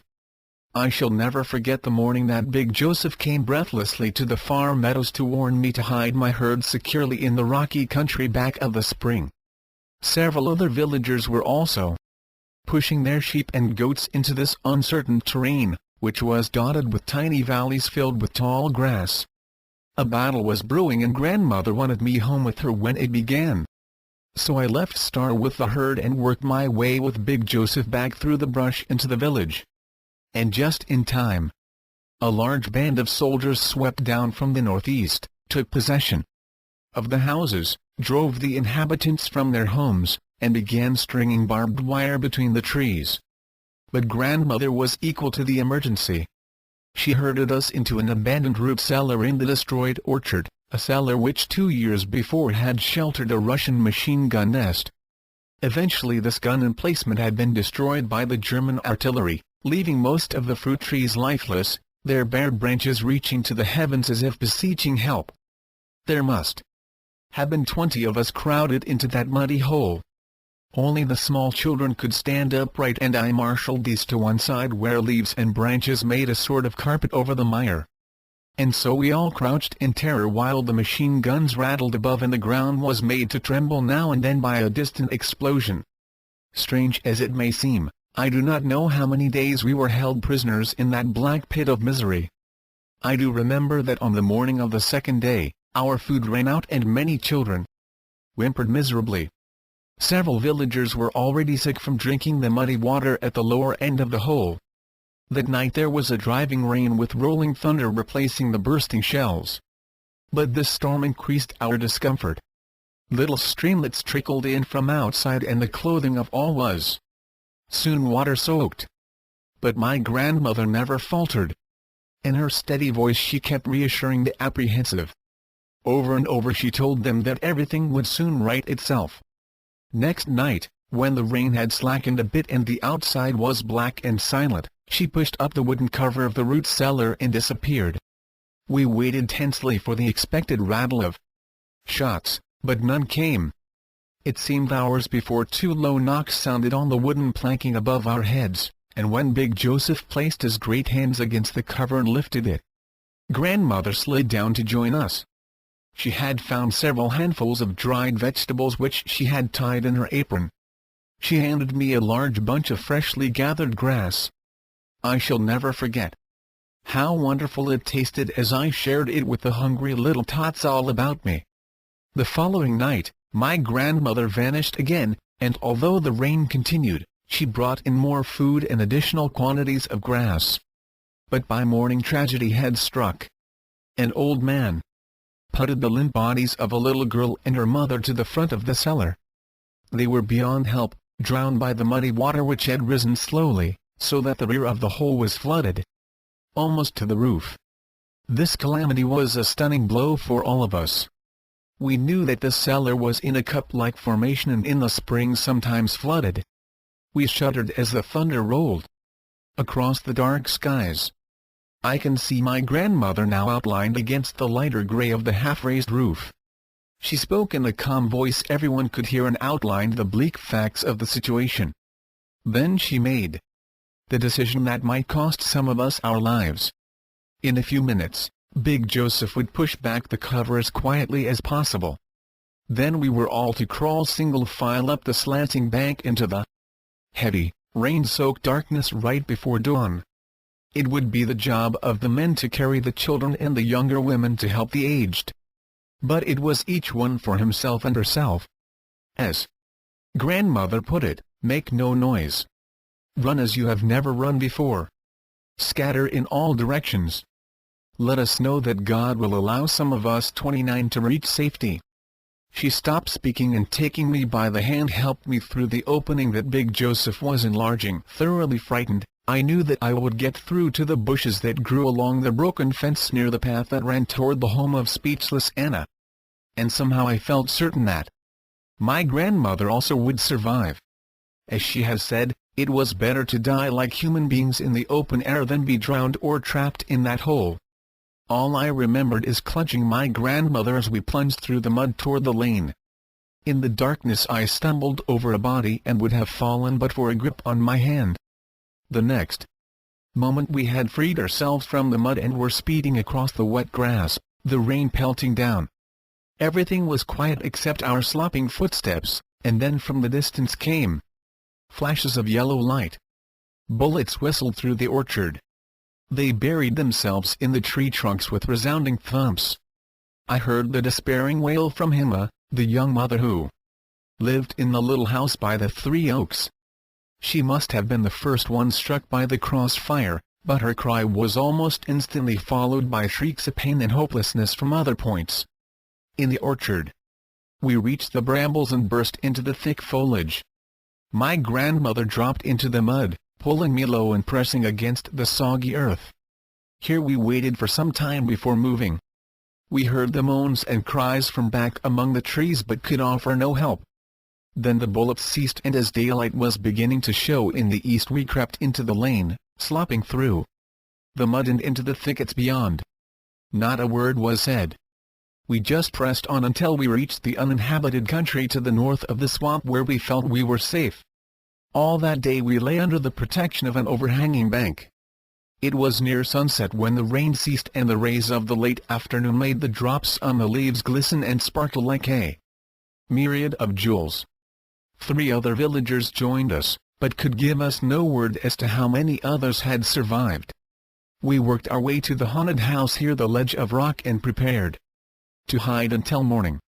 We had no candles, and of course would not have lit any if we had had them. Our clothing was still damp, but I managed to sleep. It was near midnight when I found myself on my feet in alarm as a great pounding sounded on the door. But the shouts of Big Joseph were most reassuring. He brought glorious news: the war was over and we could now return to the village without fear. It was certainly a memorable night for me in many, many ways. I found that my grandmother had been wounded in the side the first night in the root cellar, but she had kept her secret well. I did not like the looks of the bluish-purple swelling where the bullet had gone through, but she only waved her troubles aside, while the other villagers were celebrating and talking exuberantly. She pulled me out of the house to a place on the broken well curb. 32 toward the new goal, a promise, Annetta, she had said. This is the end of the awful strife, but it is a new beginning for you. Your star is across the distant ocean, in the land where your parents live in comfort. I have raised you for the purpose of helping others when I am gone, which may be closer than you realize. We have a hard time ahead and it may take years of slaving to earn the money for the ticket. No, no, she said with emphasis as I sought to stop her, I must remain here. My daughter and the 2 babies need me now that the father of the family is gone. But you know how to help the sick. Up to now, you have been my able assistant. Across the ocean you must be my emissary of helpfulness, where it is needed. We will not speak about this again. This is a joyful night, peace throughout the world, and I want you to seal my happiness for all time to come with a promise that you will do as I ask. And so, in the yard of that haunted house, I gave her my word. Receiving my pledge, she kissed both my eyes, as tears streamed down our faces. Unwanted, of course, the incidents of my babyhood happened without my remembrance. I had grown up as a part of my grandmother's household, never realizing the hardships she endured on my behalf. It was not until now that the full details surrounding my babyhood were laid before me by friends and neighbors. I was born in Kropos, a small, isolated village in Lithuania, nestled in a valley that was constantly ravaged by armed bands of marauders. Before my birth, my parents had planned to leave the region for the brighter horizons across the Atlantic, and my arrival at an inopportune period, thin and sickly, transformed me into an object of dismay and even hatred. The war clouds between Germany and the rest of Europe were already gathering, and the horrifying possibilities of such an impending catastrophe terrified my father. My grandmother intervened. While she was uncertain as to her ability to help me through the crisis of babyhood, she declared her willingness to assume all responsibility for me. This offer permitted my parents to carry out their original plans. They left for the Western Hemisphere and were not heard from again for years. Margaret and the Saturday night bath. During the 4 years which followed my promise to my grandmother, I believed I worked harder and put in longer hours than I ever did before or after. A bright goal was always before me. I must walk those gilded streets and gather in gold with which to repay in part my grandmother for her unnumbered kindnesses and the gift of her affection. The prospect ahead was intriguing, but always there was apprehension. How could I rejoin my family as a real part of the household? I had heard from the neighbors and relatives how upset my father had been when my mother became pregnant with me. What sort of welcome could I expect? Even with the constant encouragement of my grandmother, and her often repeated assurances that a wonderful welcome awaited me beyond the sea, I was unsure about going to live with my parents. 31 For one thing, to obtain the money to pay for the trip to America appeared an almost impossible task. The amount required was actually equal, in that isolated community, to the pay of a robust farmhand over a 12-year period. Yet I realized that I could not wait so long. Some way, somehow, I must cut the time to at least 1/3. But in an impoverished country, laid waste by roving groups of irregulars from both armies, its population reduced by fully 40%, its farms ravaged and its livestock destroyed or stolen, it would be difficult. It required all the persistence, all the persuasive genius of my wonderful grandmother, to keep my enthusiasm alive. My uncle, sick and nearly helpless, also had his eyes on North America. Together we planned to make the trip, he to find new health, if possible, I to join my parents and to carry out the work entrusted to me by my grandmother. the enduring courage of that poor man, his stalwart belief that somewhere beyond the sea lay a golden future for each of us, and his singly focused faith and determination, all helped me mightily during those long, seemingly endless days of labor. I had found an opening on a farm some 13 miles south of the village where an invalid woman and her 3 daughters were trying to make a living. The father had been killed in the war and the eldest girl, Margaret, had become the master of the household, as was customary. She was a most ambitious person, a driver, whose only object in life was to get things done. With the willingness of the 2 younger sisters to give their all, the farm began to bring forth exceptional crops. The 4 of them seemed to welcome my presence, and while I temporarily missed the companionship of my grandmother, I soon fell into their routine. That was the beginning. I became a sort of assistant to Margaret. She seemed to like my tagging along, as no task deterred me from giving to it whatever strength I possessed. In turn, this close friendship with the hard-working woman helped me immeasurably, financially as well as other ways. The first evidence was the gift to me of a rusty little animal that fate seemed to have destined to an existence of worthlessness. In the months which followed, through my careful nursing and attention, the small creature developed into a true prize winner. The next gift was a crippled calf which benefited from my massage of its knotted muscles and became a splendid milker. Money from the sale of such animals began to mount. As the months slowly worked on into the years, my funds rose steadily. But it was the introduction of the new German mark that enabled me to collect currency in bundles. Soon I possessed a bushel of these precious notes in an old sack hidden in the hay of the barn. Yes, as my grandmother had foretold, everything was possible through faith and hard work, and I felt I would soon be on my way to the new world and the new opportunities. Our Saturday night bath, as regular as the coming of that special day in the week. And all of us, the invalid mother, the 3 sisters, and I took the ablutions together in the square, unpainted building which roosted like a sentinel at the beginning of the rye field, some 300 feet from the main house. Winter, summer, spring, and fall, it was a never-ending weekly ritual. In warm or chilly weather, in summer's heat or winter's blizzards, year in and year out, we made that inevitable journey after nightfall. That invigorating, blood-tingling custom probably had much to do with our ability to toil continuously from sun-up to sundown. But our bath did not include the usual round wooden tub, the bar of hard, homemade yellow soap, and the warm kitchen. In fact, the Saturday night bath as I recall it was entirely without soap and was also minus any cloths to wipe away the grime of the fields, the dust of the threshing floor, and the ordinary stable dirt. These cleansing episodes only occurred in that square building by the rye field, a building used for no other purpose.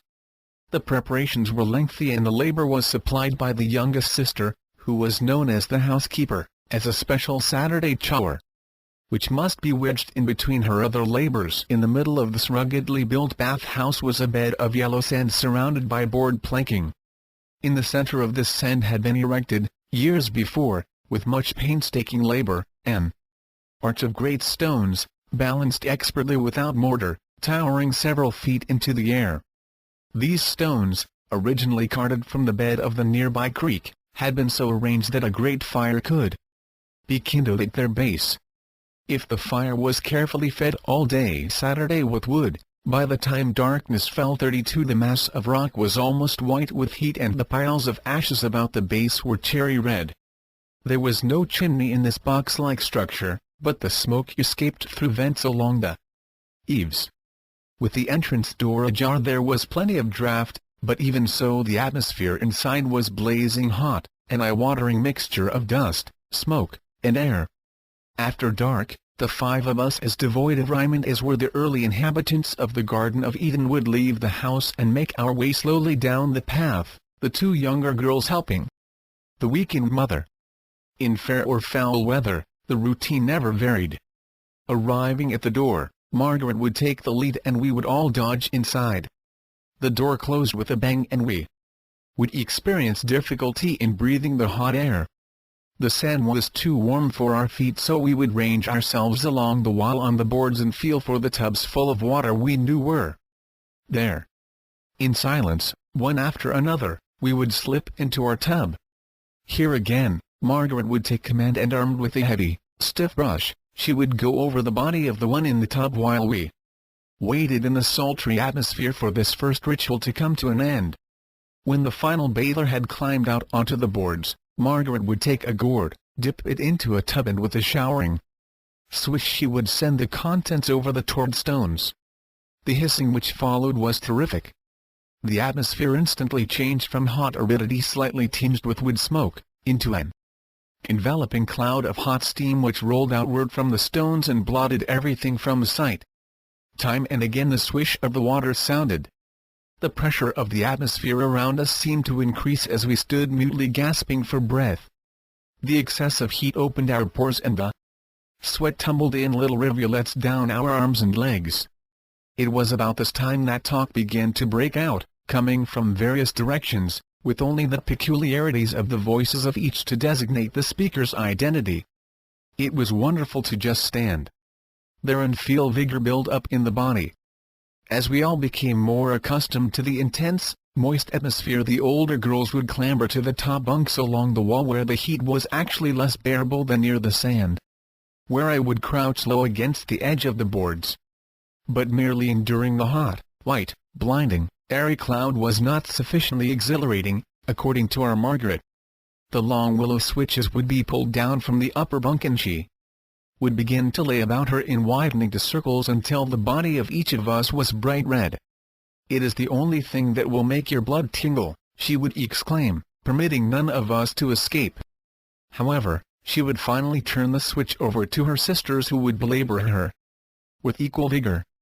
The Saturday night bath took a full hour, and when we were ready to leave, it meant a long trip of more than 300 feet to the back door of the farmhouse. To me, in the frigid winter, this seemed quite a chore. One of the girls would open the door slightly, reach her naked arm out, and bring in a bucket of icy water. She would often have to break the thin sheet of ice on the surface. With this Greenland smile, as Margaret used to say, we would take turns sloshing the chilling liquid over our bodies to close the pores the tremendous heat had opened so widely. It was a distinct shock, but most exhilarating. Each one of us submitted docilely to the drenching, as we knew it was our protection against colds, chills, and chest disturbances. Even after this frigid bath, it took courage to open the door and step out into as much as a foot of snow that for months had made a white mantle in the yard. But we did it, one after another, and I early learned that by going first and dashing away toward the house while the two younger girls helped their mother, I could escape being rolled in a snowbank or having handfuls of the chilling powder thrown over my body by the laughing girls.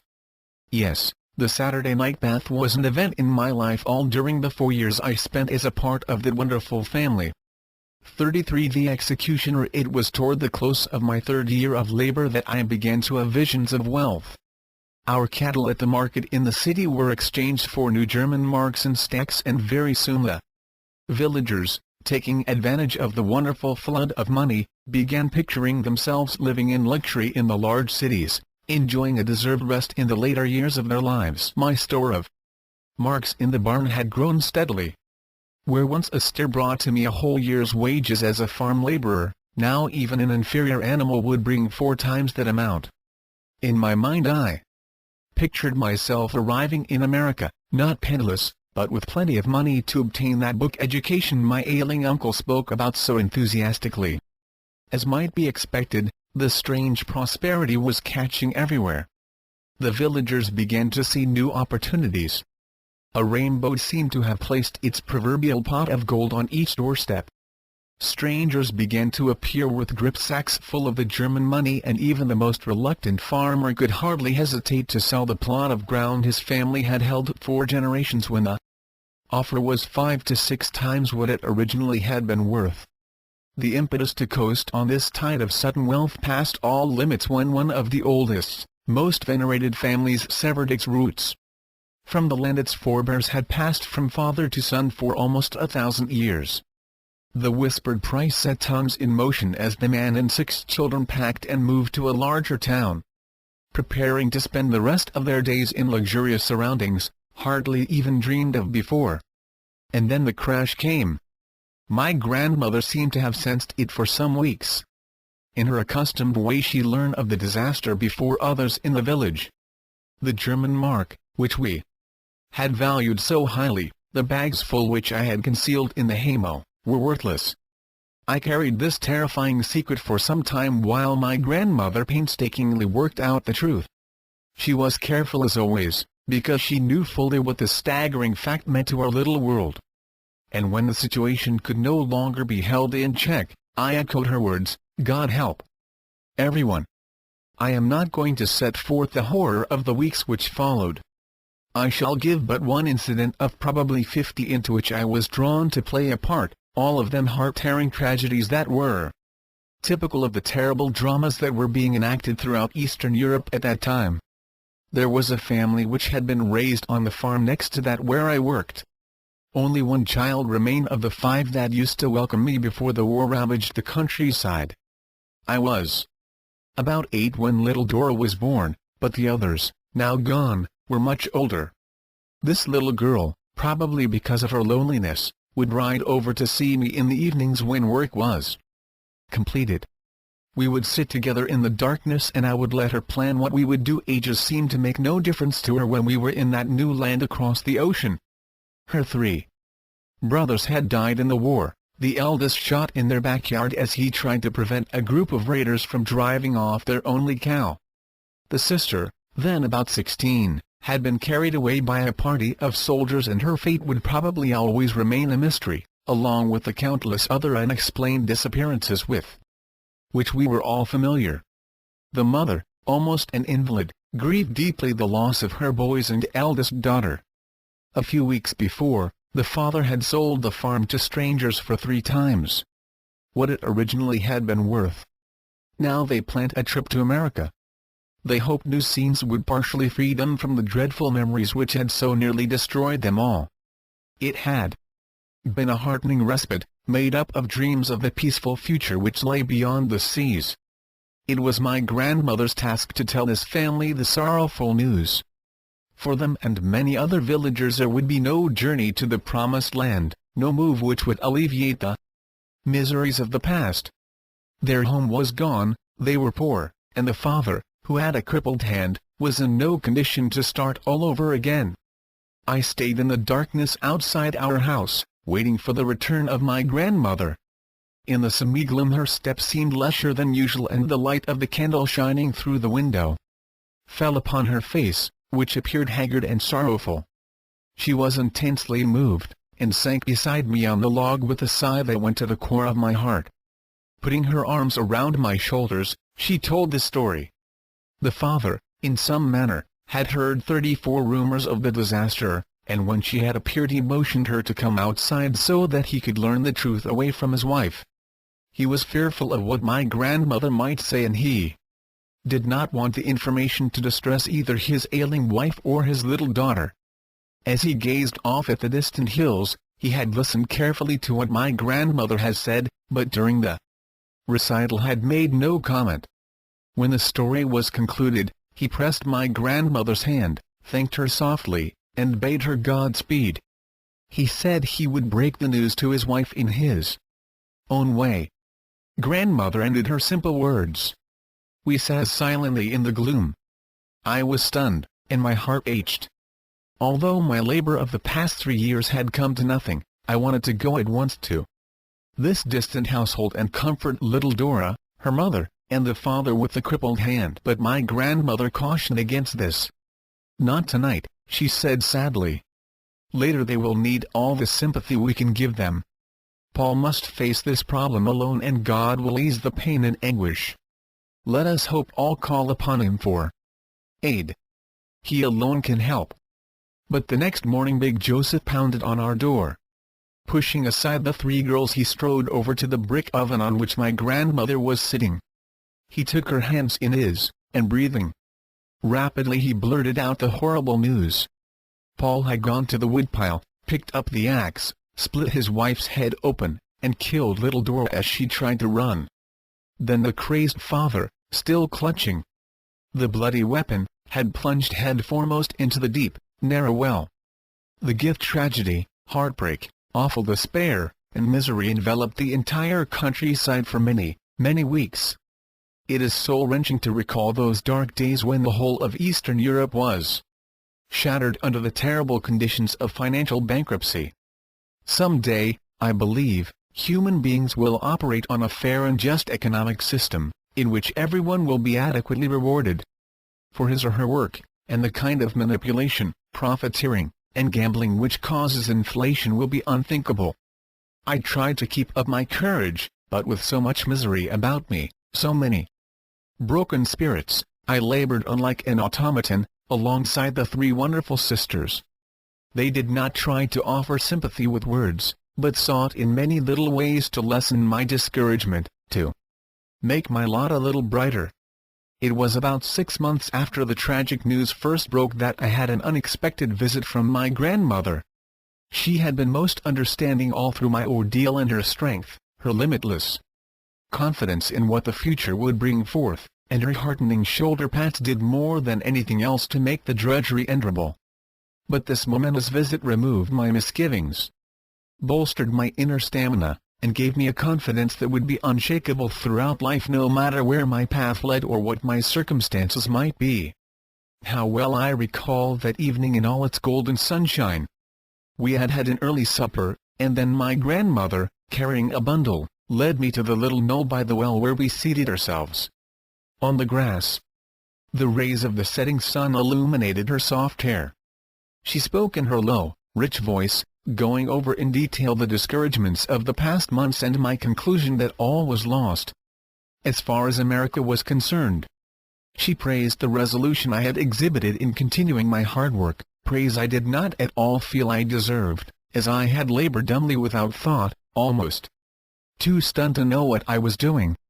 Then finally she lifted the bundle to her lap, but did not open it, as she continued, "And now, Annetta, you shall learn that God never forgets. He sends His angels to help those who cannot help themselves. You are in this vineyard doing the best you can, giving your efforts to bring about that trip to America, which to you seems so far away now. Margaret tells me how you are striving to raise 2 goats who were abandoned as hopeless, and that now they are developing in an amazing manner. That is good. He knows what you are doing, and this bundle came from America to help you." Her wrinkled hands trembled as she undid the cord and brought to view a most gorgeous dress, nothing like the homespun I had made on the loom in the summer part of the old farmhouse, but a dress 35 of bright colors, with shiny buttons. It could only have come from that wonderful land across the sea. I touched it for a while in silence. Then my grandmother suggested I try it on, which I did happily. Running to the bank of the nearby brook, I looked in astonishment at the reflection I saw in the dark waters under the fading light. I could not believe the change. I heard the happy laugh of the 3 girls from the back door of the house. My grandmother shooed them quickly inside as I came back panting, and stood beside her, waiting for the explanation of this wonder. "It happened this way," she said. "A good friend of mine, a little woman who went to America from this village before you were born, who lives near your parents in that faraway city, heard what has happened over here. She realizes that everything has been swept away and wants to help. She knows how you were abandoned and how she herself has prospered in America. So she sends you this dress that you may look like an American when you land, and may thereby obtain a good job more easily. And in addition," she paused and held up in the dim light some pieces of green paper. "She also enclosed a nest egg on which you may build a new fortune, by which you may obtain a new ticket to America, 30 golden American dollars. Annetta." Her voice became husky. We hugged each other and our tears of thankfulness blended. "You will go to America," she continued when she could speak, "and you will find your future in helping the less fortunate, as I have pictured you doing ever since I took you in my care." Encounter with a strange force. On a well-remembered day I reluctantly climbed into the wagon and set out for the city, some 20 miles distant, for the medical examination and the medication my uncle had assured me must be undergone before I could gain my passport and receive the steamship ticket for my trip to faraway America. But my heart was not rejoicing. I really had no desire to leave this community where I had spent most of my life. I dreaded to part with my beloved grandmother and the 3 girls and their devoted mother, the little group watching from the doorway to wave goodbye. I am sure it was only the thought that I would return immediately from the city and spend another week at the farm before one must say farewell that gave me the courage to make this trip. The driver, Marcus, did not seem to understand. He laughed as I brushed away the tears which streamed down my face. Nothing unusual happened during the trip. Marcus sat silently and I did not try to make conversation. I had been over the first part of this road many times before. Our journey went through the medium-sized town where we had traded our produce at the end of each fortnight. I knew that our destination would have more houses than I had ever seen before, but my imagination had not prepared me for the many streets and the bright signs over the places of business. The bigness of the community awed me as we drove down the rutted dirt road to the house of friends where I was to pass the night. In the medical office, with its white walls and strange odors, I answered the questions as best I knew how. I feared the needle my uncle warned me was coming, but I bared my right arm courageously. My grandmother had explained that the needle was a most necessary part of the procedure, while she was amused at my uncle's declaration that the medication would keep me forever free from ailments and would land me in the beautiful America in the best of health. She was resigned to the fact that I must undergo the ordeal. The unpleasant happenings at the medical office faded from my mind when I viewed the fairyland of wonders which opened to me in the house where I was staying. I had never seen water coming from a pipe in the kitchen, and the fact that you could have hot water by merely turning the odd little wheel on the spout was most amazing. Never before had I seen an electric light, and I gazed at the glowing bulb rapturously as we ate our evening meal. I am afraid I answered my host's questions somewhat absent-mindedly, as my mind was busy exploring this marvelous new world. It was all so fantastic. My hostess, Sarah, carried no candle when she led me to my upstairs room, a place against the roof. My observation of this fact thrilled me into silence, as I anticipated what might now come. Sure enough, 36 once there, with a mere flip of her hand, Sarah made one of those round glass bulbs glow brightly, lighting the little cubbyhole like day. When she had gone, I sat upon the edge of the bed and watched this ball of fire. When I touched the glass I found it hot, but it did not burn my fingers as would a lamp or a candle flame. I examined it from all sides. There was certainly no place for oil, and no room for wax. Yet the light was stronger than 100 candles. Sleep was not possible. After the exciting experiences of the day I could not close my eyes. What wonders! I sat in ecstasy, going over each new thing I had seen and living again the splendor of this large urban community. When sounds of movement downstairs ceased, indicating the family was asleep, I waited until the moon peeped in the window, then following Sarah's instruction I twisted the little handle and the light disappeared. Quickly I turned the projection again and the glow returned in all its brilliance. I felt I had learned something and I wanted to know more, to know the secret of this strange device. Finally, I turned it off again, and when the glass was cool, I tried to pull it from the wall. It would not move, but I soon discovered that by twisting it I could take it out of the hole, and twisting it back and turning the little handle would light it once more. Soon I had the bulb on my bed, and by moonlight I began to examine the hole from which I had taken it. I turned the little handle, but the glass on the bed did not light. I felt for the place which must contain the oil, and ran my fingers over the rough inside surface. It was not even warm. And then a terrific blow from some invisible source suddenly sent me sprawling on the floor. Stunned, mystified, I was unable to figure out a logical explanation for the horrible, paralyzing pain which rushed through my hand and shoulder. I did not dare to try to move at first. I lay there until the Moonlight, moving along the bed, glistened on the glass globe near the long pillow. Then I crawled to my knees, put the bulb on the washstand, and hid myself under the covers. I could not figure out how a mere hole in the wall could have resented so quickly and violently my harmless curiosity. Then, as usual, comfort came in the prayers I fashioned, and as I talked with God about the strangeness of city life I relaxed and fell contentedly asleep under the feather comforter. Soon the noise of movement below and the brightening light in my window indicated that I had slept soundly. At breakfast I said nothing of my embarrassing experience with the glowing bulb, and was happy indeed when Marcus arrived with the wagon and we could begin the long journey back to the home of the 3 girls and their mother. I am immobilized, but my trip back to the farm was not a happy one. I ascribed the internal disturbances of my body to my unfortunate encounter with the light demon which had struck me down. My face grew feverish, my tongue seemed to dry out, a heavy down-pulling weight made my feet feel like chunks of lead. Long before I reached the farm, old Marcus had to pull the horse to one side of the road, while my insides turned upside down. The grizzled farmer laughed heartily and wondered aloud how I'd ever make the trip to America, where the ship turned somersaults every few miles through long days and nights. But I was far too sick to be concerned about his laughter or the taunt. When we finally reached the farm, Margaret had to lift me from the wagon bed and carry me into the house.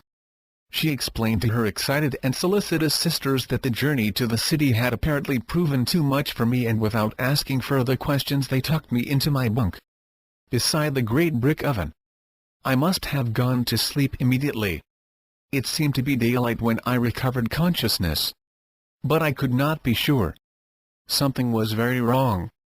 I could not summon strength to even open my eyes, so I just lay on the bed without moving. Soon I caught the faraway sound of the daughter Ida's voice, talking in a gentle whisper. Evidently the mother was sitting in her high-backed chair by the window, and I sensed, with some concern, that I was on the family bed in the main room. I lay there trying to figure out these improbable happenings.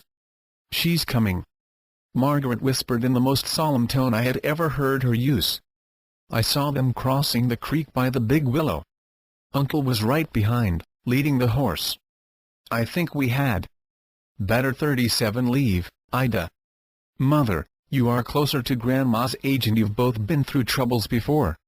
We'll wait in the cubbyhole until you call. I heard the chairs scrape and there was a soft shuffling of feet as the girls retreated. Then came the gentle closing of the squeaky door, and only the sobs of the mother could be heard.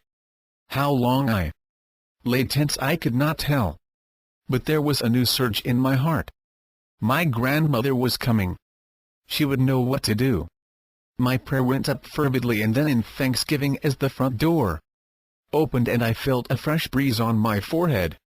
In a moment a heavy weight landed on my chest and I felt the tongue of little Whitey, my grandmother's dog, licking my face. I tried to shout, I tried to scream. I heard the tall back chair bang over against the table. Then came the strangled cry of the girl's mother, "Grandmother, grandmother, look! Her arms have moved." In an instant, grandmother was right beside me.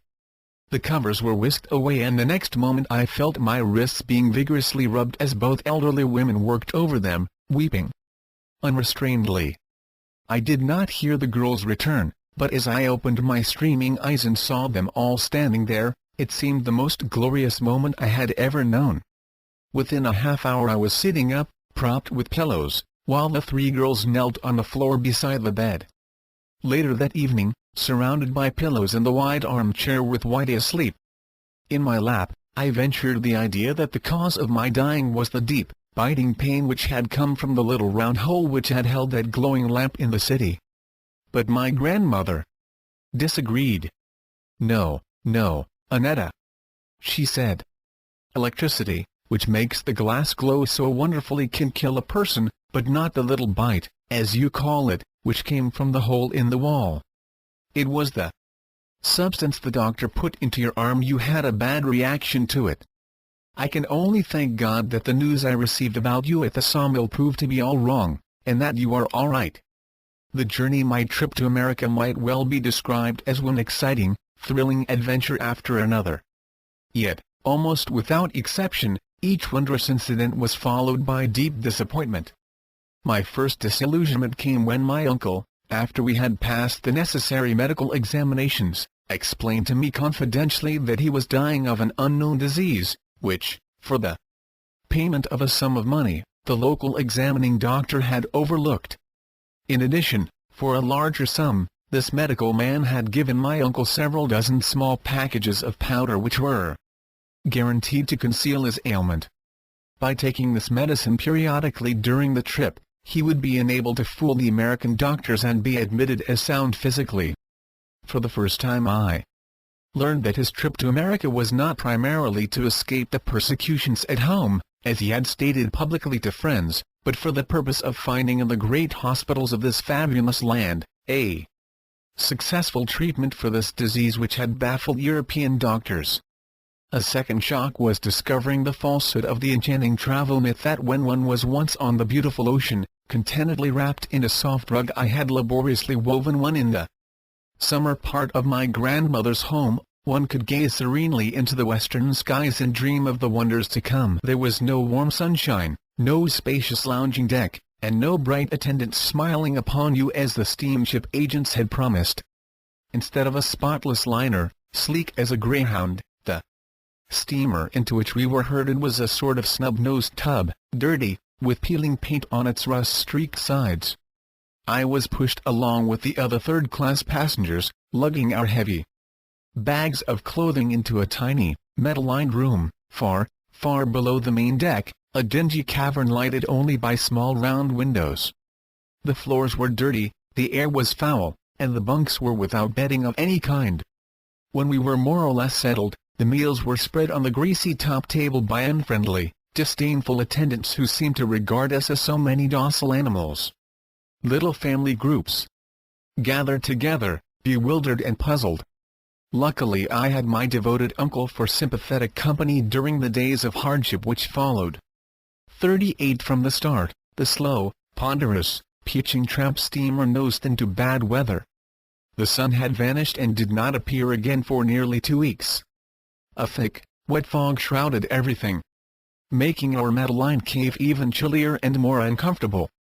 The wind howled outside, the engines gasped and snorted, the bunks seemed to actually jump as the battered vessel floundered through the endless waves.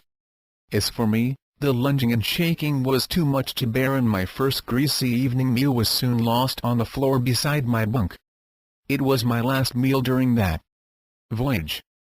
I crouched helpless and wretched in the back of my cubbyhole, trying to avoid the spray of half-digested food which every now and then descended from the bunks above. This was a terrible awakening from the golden dream of the past several years. Only my faith that everything would right itself, no matter how horrible events might seem at that time, kept me from becoming unbalanced, as did 2 elderly women who were carried away by attendants.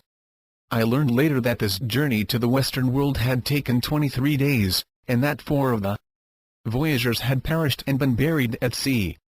In all that time I touched no other mouthful of food. Occasionally my uncle, sick and unsteady himself, would fill my jug with nasty-tasting and smelly water, which I drank out of necessity. I wondered how the poor souls, spread here and there over the floor where they had collapsed, ever managed to survive.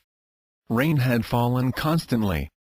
The doors to the small breathing space outside were barred, and no attempt was made to clean the filth from the corners of our quarters.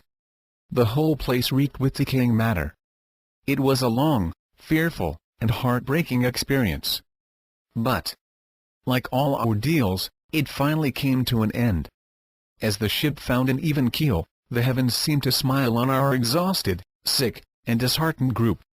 We learned we were in the waters of Lower New York Bay, and my uncle, swaying weakly across the room, said in a shaking voice, "We are here. America at last."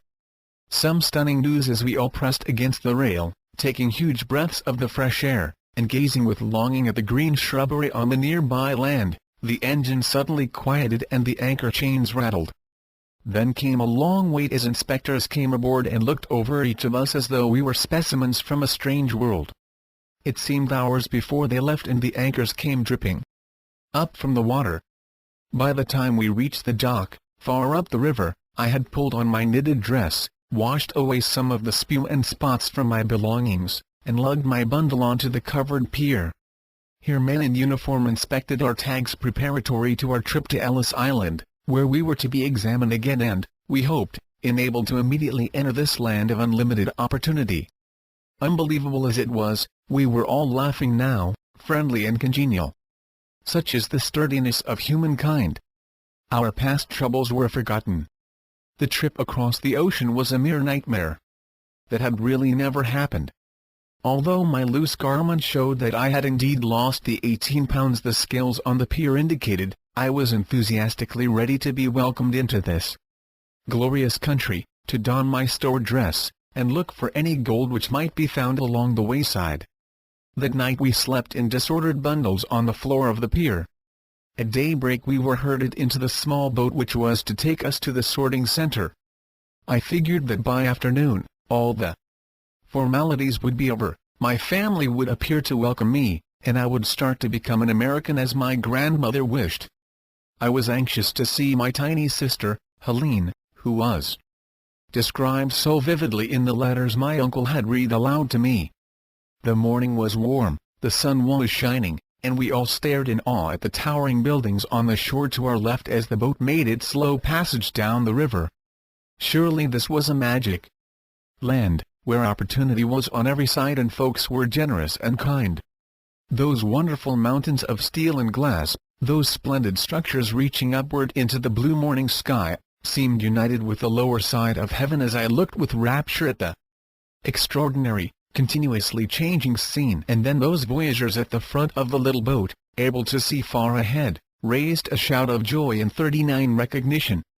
Before them in the distance they could distinguish the Statue of Liberty with its lofty torch.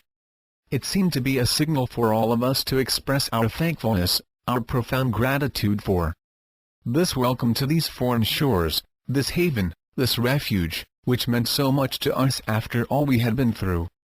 We began to sing a Lithuanian folk song that seemed to bring up from the depths of each of us our fervent belief that this was the end of our miseries, the heartbreaks and the frustrations of other years.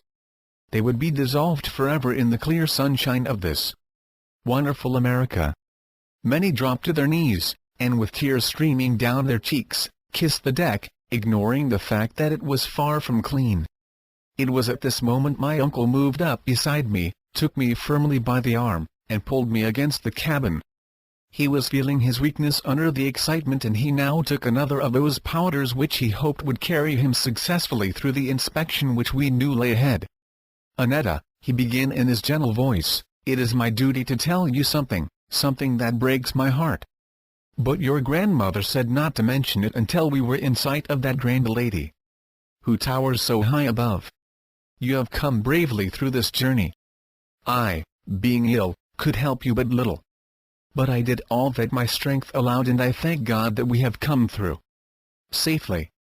You are thinner and I am thinner, but we are now arriving in this new land, we are making our new start in life, and it becomes necessary for you to know the truth. We will be taken to this little island where they will treat us roughly.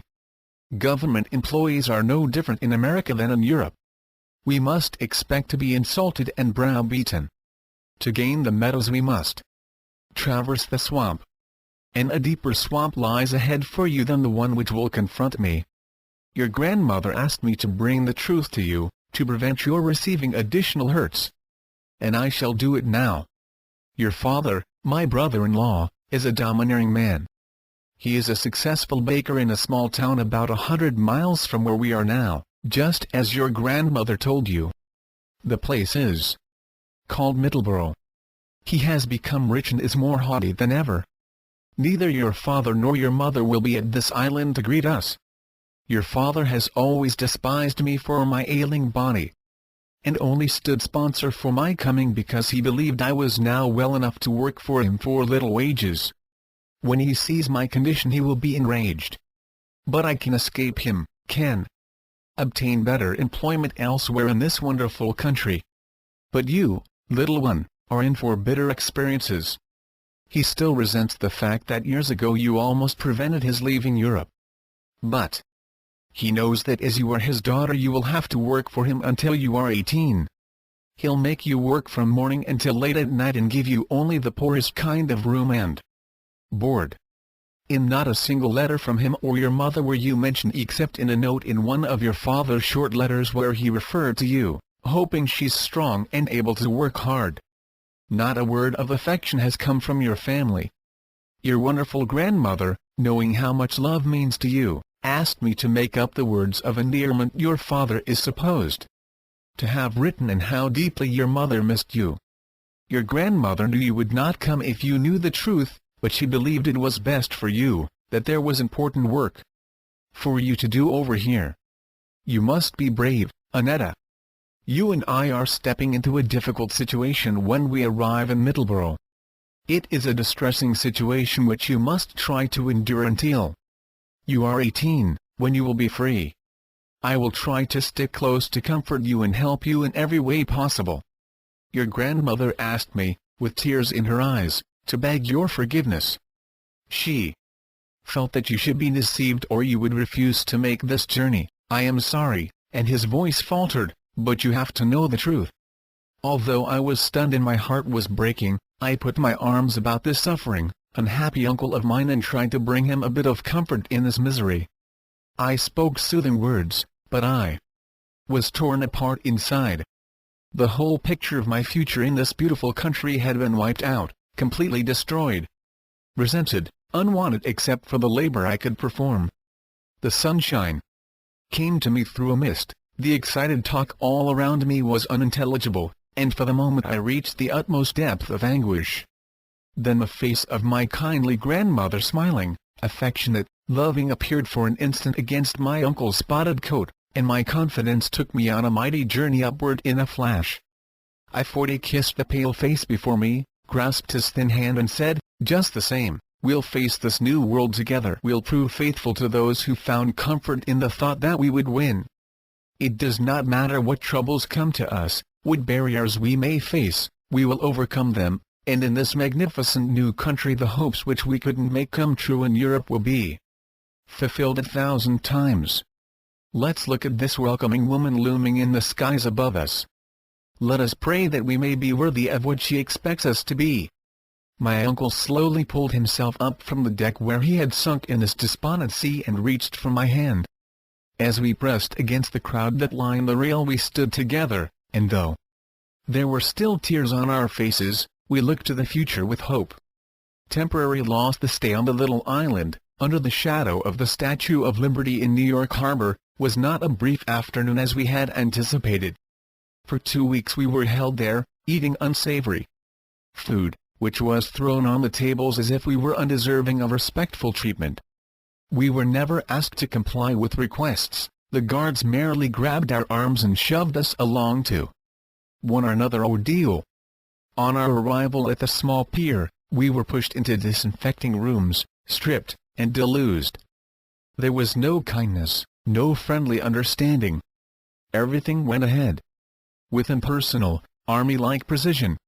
Then, waiting hopefully for release, we learned there would be a period of waiting perhaps for weeks, to see if any of the immigrants developed disease. Symptoms which were considered contagious. We were permitted to walk about the tiny island and could look longingly across the bay toward the towering building that made up the skyline to the north, as we hoped for an early deliverance. But the days passed slowly and the trials continued. I could divine from my uncle's silence that he was having a most uncertain time. The long wait had diminished his strength, and he sometimes seemed too weak to stand. The change in his demeanor convinced me that he was beginning to doubt that the powders, with which the European doctor had provided him, would conceal his true health condition.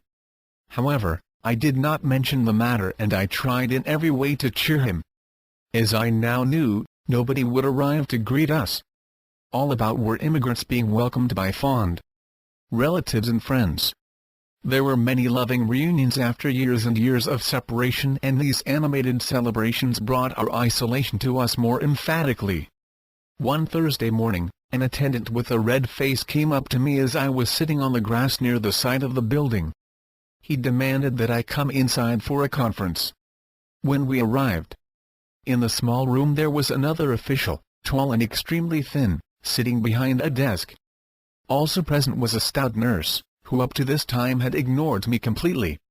The thin attendant took a paper from his pocket and in deep, loud tones informed me that I was infected with lice and that the doctors had ordered that my long hair be cut from my head as a health precaution.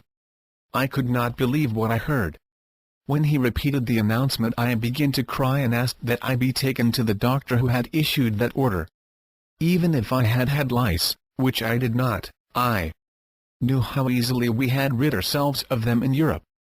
The idea of cutting off the long chestnut tresses that reached far below my waist was simply unthinkable.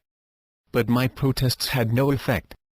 Although I struggled with all the strength I had, the fat nurse and the first attendant held me while the angular official went over my head with a pair of clippers. It was terrible. I was dismayed beyond description. How like a scarecrow I would look if I were admitted to this island of the free. I fell to the floor sobbing, sensing rather than seeing that the thin man in charge gathered my hair carefully in a shoebox and went out, leaving the nurse standing before the door to prevent my leaving. It was probably an hour later that I recovered my composure sufficiently for the nurse to let me out into the sunlight. But I moved about in a nightmare. I could not force the picture from my mind of how I would look in far-away Middleborough, with my head as bald as that of a convict. I tried to pray as I lay on the soft grass, begging God for guidance in this moment of darkness. My uncle sat beside me but wisely said nothing, being assured I would understand his sympathy. 41 I fell asleep and the shadows of evening were all about as I opened my eyes. A strange comfort had flooded my heart. Even the striped towel, which had slipped down from my shaven head, did not seem so distasteful. And when I felt the light pat on my shoulder, I realized that my devoted uncle had stayed close to my side the entire afternoon. Now he spoke softly, telling of 2 other girls who had suffered the same loss. I was glad to be able to press my cheek against his hand and assure him that I knew everything would come out all right. 2 days later I was angry at all of the attendants when I learned that a lock of hair such as mine would bring $40 or more in the New York market. Family Life, Middleborough, Massachusetts. After the towns and cities I had seen in Europe, this community seemed wonderful indeed. There were many motor cars and the folks I met on the street were kind and friendly. After the trying weeks on Ellis Island, with its rude and cruel guards, its rigid rules, and unappetizing food, this New England town was a paradise. Our reception by my parents, as visualized by my uncle, was even colder than he had pictured. But because of the memory of the miseries we had endured on our long trip and at the gateway to this land of freedom, right under the shadow of the towering Statue of Liberty, we both carried our introduction into this section of rural Massachusetts with a smiling good nature which did not really reflect our feelings. I had to admit that I was the scarecrow at which my father laughed so long and openly. And when he learned how my uncle had been slipped through the inspection at Ellis Island, he seemed much amused.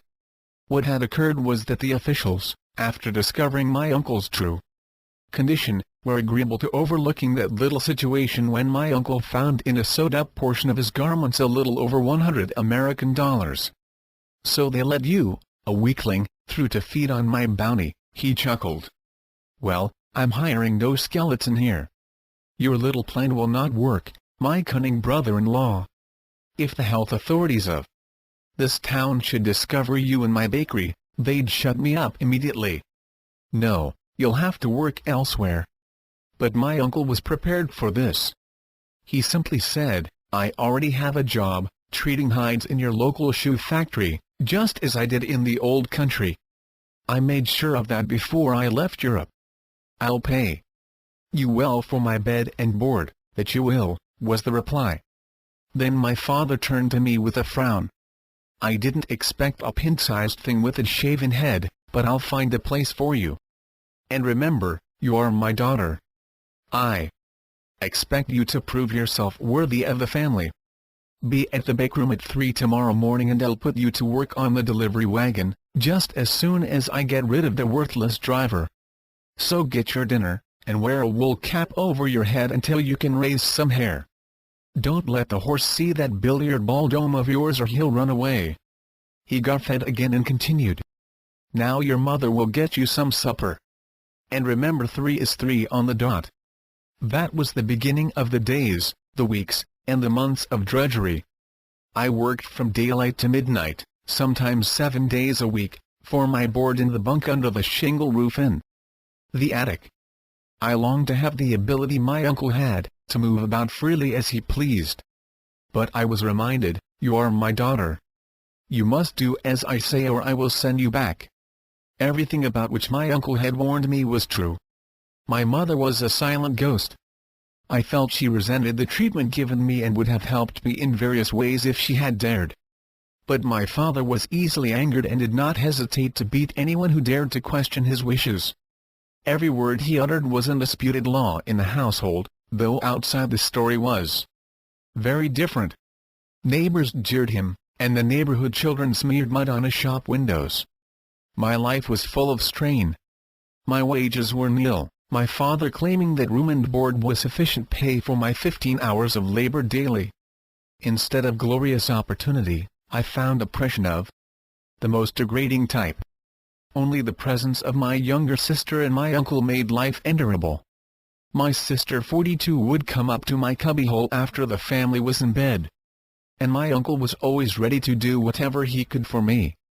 Sometimes I would obtain money from helping the stores display our wares, and when I had enough to buy a ticket at the local movie theater just down the street, I would climb out of my second-story window at the first opportunity, slide down the rotten pipe, and enjoy the luxury of experiencing second-hand the exotic life in Hollywood. Occasionally, my father would catch me on these excursions, and although I was now 17, he would beat me. My mother never dared to interfere. Working hard in the bakery and tending the horse with which I made delivery of bread at factories and other places, was not my most difficult task. My father raised hogs in a little building on the other side of town, just outside the limits. As regularly as the crowing of the cock, every morning in full daylight, I had to push a 2-wheeled cart loaded with 2 large open barrels of slop through the main street of Middleborough for those mud-wallowing creatures. In these later days, that humiliating chore seems rather amusing, but I can still feel the deep hurt of that experience and the other conditions of my life in that first year in Massachusetts. But in spite of the hardships of my life, a new independence was building up within my small body. I was gradually learning how to become an American. Fascinated, I watched the happy workers about the doorways of the factories, heard their cheerful quips, and saw their rough horseplay. I had begun to understand these new surroundings and to realize that my father's domineering ways were European, not American. I longed to dress as American girls did, have Sunday clothes, and perhaps find some boy who could appreciate what had caused my short hair, which I now curled tightly to my head. I was beginning to fill out physically. My arms became rounder. But soon, strange, unhealthy conditions seemed to overtake my body. I found that my stomach was often upset. Many times I would pretend to be resting by the roadside so that nobody would notice me when I would vomit. Pimples began to break the evenness of my face and boils began to appear under my arms and along the back of my neck. Even the soft food I was eating burned my gums and brought blood to the surfaces around my teeth. In the end, disheartened and racked by tooth hatches, I sought a local dentist. Without consulting my father, the dentist removed 4 of my back teeth as having rotted too much to save. Yet when I had arrived in America, there was not a cavity in my mouth, and my teeth were perfectly aligned, thanks to the care of my grandmother. Perhaps that disaster of losing my 4 back teeth my grandmother had a perfect set despite her age made me realize that the wonderful tasting food of America was not healthful. For the first time I began to understand what the old men, friends of mine along the route to the hog pens, meant when they said I would soon wish the coarse dark bread of Europe was the staple article of food in Middleborough. The freshly threshed and ground whole grain, made into sun-baked, chewy, flavorful loaves. And the freshly made butter from raw goat's milk, had contained something vital to health that was missing from the soft, sweet, white breads and pastries of America. It was a dismal awakening, another dream shattered, but one I could comprehend. It made me more and more dissatisfied with my situation. I began to yearn for the education other girls of my age were getting and which had been denied me. My father had derided my mother's suggestion of night school for me, and that had ended the matter in our household. But I had reached a point where I rebelled more and more against my father's unreasonable demands. I did not dare oppose him openly because I was not sure of my freedom, even though now I had passed my 18th year. I believed he might, through his influence in the town, have means of putting me in jail if he chose to do so. But luckily, along the route to the pig pen, I made the acquaintance of a retired school teacher who seemed to be interested in my problems and had a most understanding and sympathetic attitude. I would often stop and talk with her. She was familiar with the law, and assured me many times that my father could not beat me now that I was 18, and encouraged me to find work elsewhere. I did not tell her that my father beat me any time he felt irritated, whether I was 18 or not. She was very cooperative. She was pleased that I wanted to learn to read and write, and we worked out a plan that enabled her to help me. I would deliver the food to the pig pens on the run and would have a half-hour each morning to spend in her house without anyone knowing about it. It was a thrilling experience for 43 me, a real adventure, and her moral support gradually built up my determination to change matters. An independent decision, probably one of the most agonizing periods in my whole existence in America, occurred while I was working as a driver for my father's bake shop in Middleborough. In those days the motive power for small businesses was the faithful Dobbin, which had been displaced in large enterprises by motor trucks. The particular animal that pulled my wagon, a horse which had been abused all its life, was most difficult to handle. I had had several narrow escapes when it had taken the bit in its teeth and started to run. The climax came one day when a roaring motor truck suddenly appeared from a side road. This time the old horse, terrified, took off so fast the guiding line broke, and the wagon weaved a precarious way down the sandy road. When the frantic animal leaped a side ditch, the rickety vehicle went over like an avalanche, and I was pinned under the upset bed.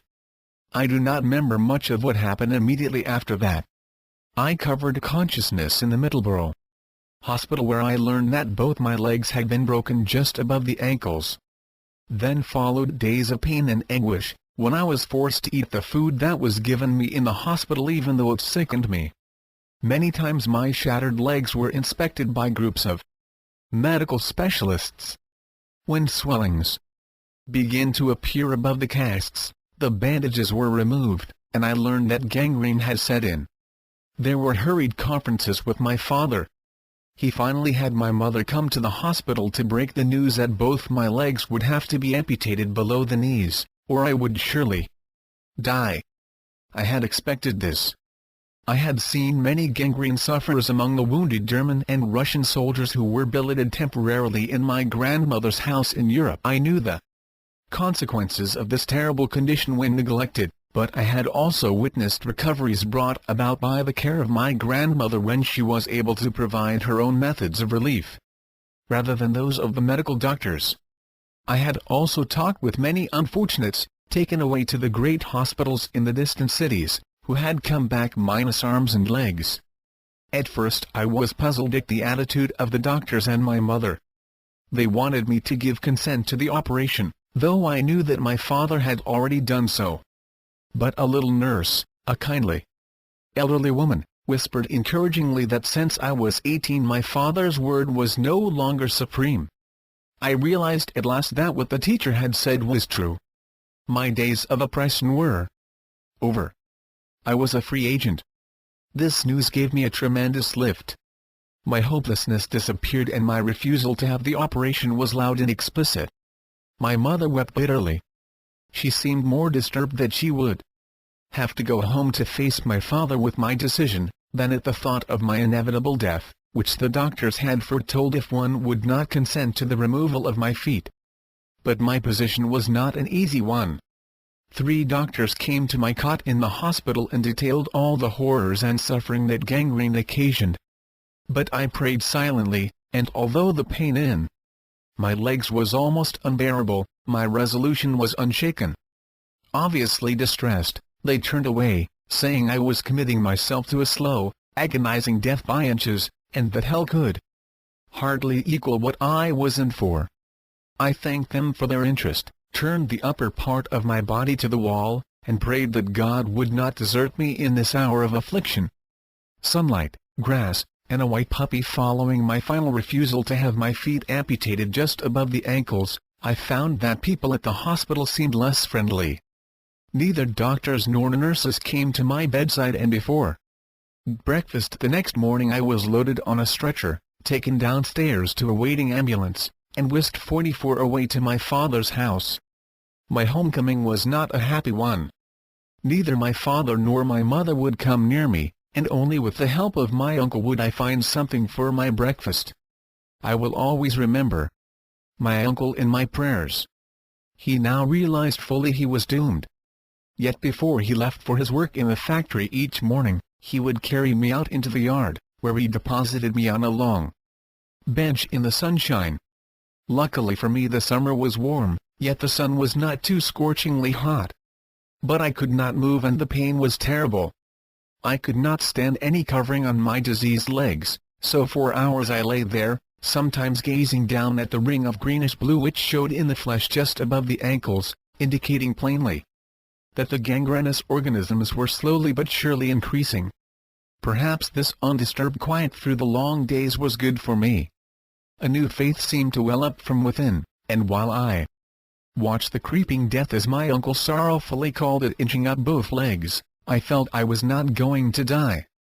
The spirit of my grandmother seemed ever at my side, counseling me not to despair. I tried to eat everything green I could find, but my uncle refused to search for possible herbs. He was fearful that through his ignorance he would bring me poisoned vegetation. He did give me flowers, which I would consume ravenously after he left me in the morning. Also, by reaching down beside the bench I was able to fill my stomach with ordinary grass, which my grandmother believed held every nutrient required for human health. And so, through the long days, I was able to obtain the kind of food which my body seemed to need. That is, both fresh from the earth and untreated with heat. By having my uncle move the bench around the yard on my plea that the sun would reach me better, I was able to supply my body with fresh grass each day. And then another thing happened which I must relate. For several months I had a devoted friend, a little white puppy which gave me the affection I had missed from my family. This little dog was a regular visitor. He would sit by the hour, close to the bench, often looking up at me. This little animal allowed me to fondle and love him, but he never attempted to jump upon the lower end of the bench or in any manner approach the injured portion of my body. One bright Sunday morning, a strange thing occurred. As usual, I had prayed a good portion of the night for relief from the anguish I was suffering. My uncle had gone to church and the family was in the bakery. To my surprise, this white puppy climbed carefully onto the end of the bench, and reaching over my bare feet, began to lick the gangrenous, pus-laden wounds. My first thought was for the animal's safety. I impulsively raised my arm to move it away, when the injunction of my grandmother came to mind so distinctly I could almost hear her voice, instinct-guided. Creatures, left to themselves, do not make mistakes. They are closer to God than any human being. So I lay back and let the puppy have its way, and strange as it may seem I felt more comfortable. I tried, and was able to lift myself to a sitting position, something I had not been able to do up till now. Thereafter, the puppy continued its treatment each morning and afternoon, as though on a fixed schedule. And as the days passed, my pain seemed to become more and more endurable. The gangrenous condition appeared less angry, and when a neighbor, a kindly surgeon, stopped by to say hello one morning. He surveyed my exposed legs carefully. Then, he lightly pushed at the flesh about the wounds with his fingertips. He cut a little portion of the greenish, pus-laden flesh away. I felt no pain of any kind as his knife bit into the wound. He looked at it carefully and then, opening the back of his pocket watch, he put it inside and left. The next morning he was back again, puzzled and evidently pleased. He asked if I had been taking any medication, and when he heard of my grass, flower, and leaf diet he looked thoughtful. This time he cut away a larger onion of the wound, wrapping it in several thicknesses of waxed paper which he had brought. It was my little sister who was the bearer of the cheering news. She crept up to see me in my tiny room one evening after dark. "Annetta," she said, "the doctor with the grey whiskers was talking with Father.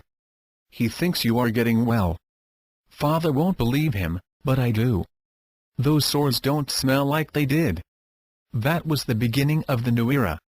I continued to improve, much to the surprise of the young 45 physician who had tended me in the hospital and who now came to see me for the first time. My wounds had turned pinkish, and although I could put no weight upon my legs, the pain had almost vanished. With a young hospital surgeon was the doctor with the grey whiskers, as my sister had called him. Together they inspected my legs. Finally, they conferred together in low tones and told me they had decided to tell my father I was recovering. They called him from the house. He listened impatiently, and the information seemed to infuriate him. He could not understand or accept that he had been wrong in his decision to have my feet removed. It was several months before the wounds were completely healed and I was able to get about on the crutches my uncle provided. I was induced to return to the Middleborough Hospital for the doctors to see. They made no comment, merely shaking their heads as they inspected the X-ray films which showed that the bones had knitted firmly. All signs of gangrene had vanished. What enabled Mother Nature to bring my ordeal to such wonderful conclusion? I do not try to analyze the causes. I am only infinitely grateful for the aid of my uncle, who carried me into the sunshine each day despite the terrific pain of his cancer. Infinitely grateful for the many flowers he brought me, which I ate along with the grass growing by my bench. And infinitely grateful for the assistance which the licking tongue of the little white dog may have provided. As a result of the cooperative action of all these things, I have 2 strong feet today. 46 3 doors, closed and open runaway. As I look back upon my experience in Middleborough, I feel that my running away was the only plan that could have worked successfully. My father was relentless, and if he had known where I had gone, anything might have happened. So without taking any of my belongings, one morning at 3 o'clock I left my cubbyhole and turned my face toward the city of Brockton, of which I had heard. I would not see my parents again for many years. The year before I had met a woman who said she lived in Brockton.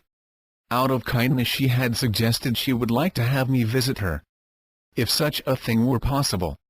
I did not know her name, or the number of the house where she lived, but I felt that if I reached that street in Brockton, she would be at the door to greet me. It was late that afternoon when I found the street and began going from house to house, searching for her.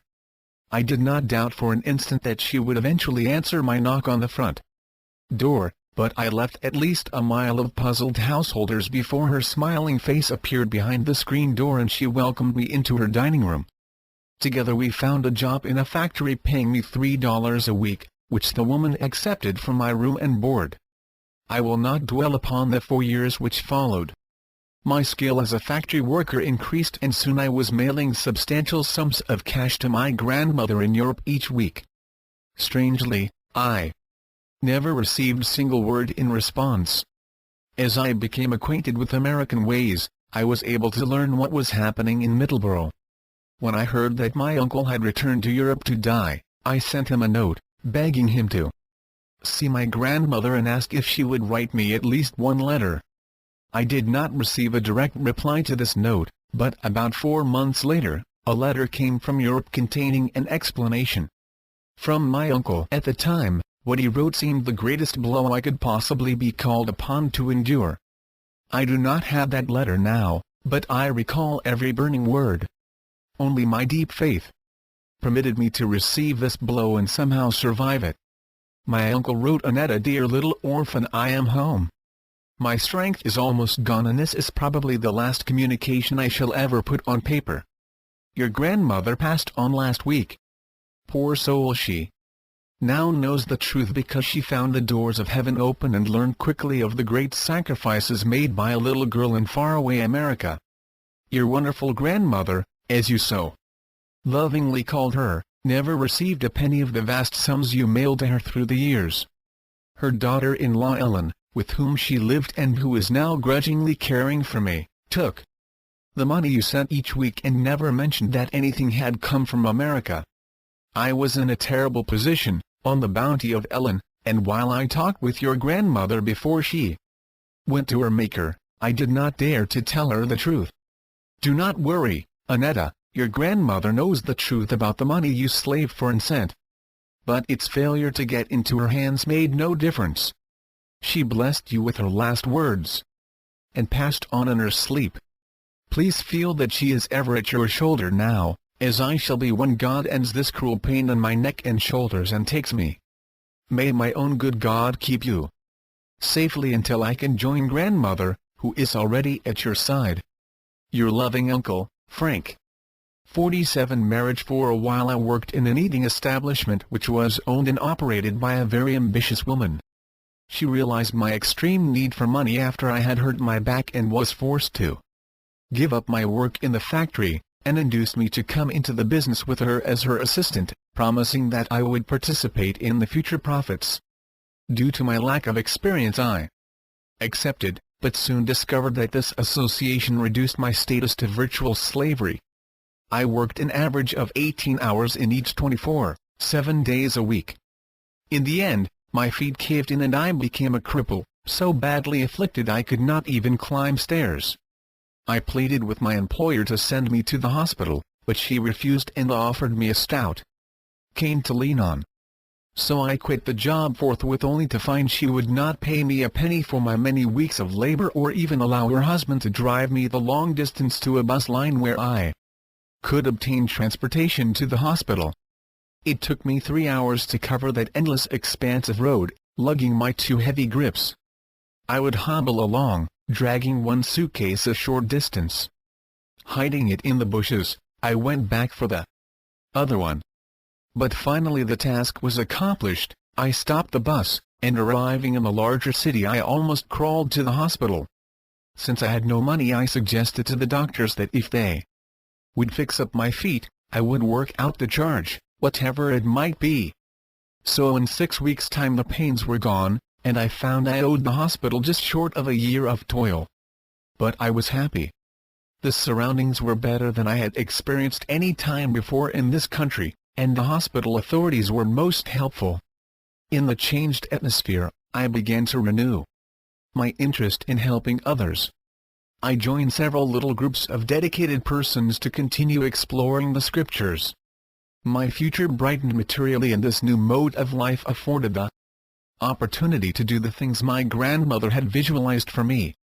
And then I met the man who later became my husband, when he came to visit a friend who was a patient in the hospital. He was a member of an old New England family which proudly traced its roots back to an area in Great Britain that bore its name. As the only boy in a household with 3 doting, older sisters, his ideas of the marriage relationship were somewhat different from mine. But I was in love, and ignored the suggestions of my good friends the nurses, who, being more experienced and wiser, cautioned patience. Our wedding was a modest one, and we went to live in a small, furnished apartment near the hospital, where I continued to work. In that simple environment I was happy for a short 2 months. When my husband's father, with whom he worked, became seriously ill. In this crisis I was prevailed upon against my better judgment to give up the apartment and go to live in the large family homestead. After a short time, I discovered that any interest I had outside the home met with the disapproval of my mother-in-law and also of her son, my husband. I was now dwelling in her house, She told me frankly, conveying also her feeling that her son's marriage had been ill-advised. In a tone which allowed no response, she gave me to understand unmistakably that I should be grateful for whatever treatment might be accorded me. She warned me to leave religion to the ministers and become a proper housewife, as my husband was insisting. So I became her assistant, and under the working out of the usual New England traditions of housewifery, all my other yearnings appeared to be permanently suppressed. But this did not seem altogether strange to me. As a child in Europe I had observed that the average wife was merely an inarticulate chattel. The situation did not change until, after 11 years of marriage, my little girl was born. As I look back, this event was the real beginning of the final breakup of my marriage. My husband resented the fact that I had not given birth to a boy, and showed his dislike for the baby in so many ways that it aroused my deepest concern. I am sure that the buffer presence of my mother-in-law prevented an open break at the time. Yet, despite the inner turmoil, which was a part of my daily life, reason was beginning to penetrate into my confused mind. I began to realize that I, as an individual human being, had a right to my own 48 beliefs and interests. It was during this gradual awakening that the passing of my mother-in-law occurred. In the readjustments which followed, the restraints that had bound me in bands of tradition began to loosen. My husband stopped opposing my outside activities, and this permitted me to become a happy volunteer worker in one of the largest charities in New England. This, in turn, brought the opportunity whereby my interest in religion began to find expression once again. As my vision broadened and I began to understand the place of women in America, I discovered that my suppression was not a general characteristic of all married women's status. I worked with many women, who, while being good housewives, wholeheartedly helped those who needed it, with the full encouragement of their husbands. Instead of looking upon their wives' efforts with disdain, I learned that many husbands approved their endeavors and were glad of their accomplishments. Become a minister and build my temples. It was about this time that I became restless in my local church association, one my mother-in-law had insisted upon.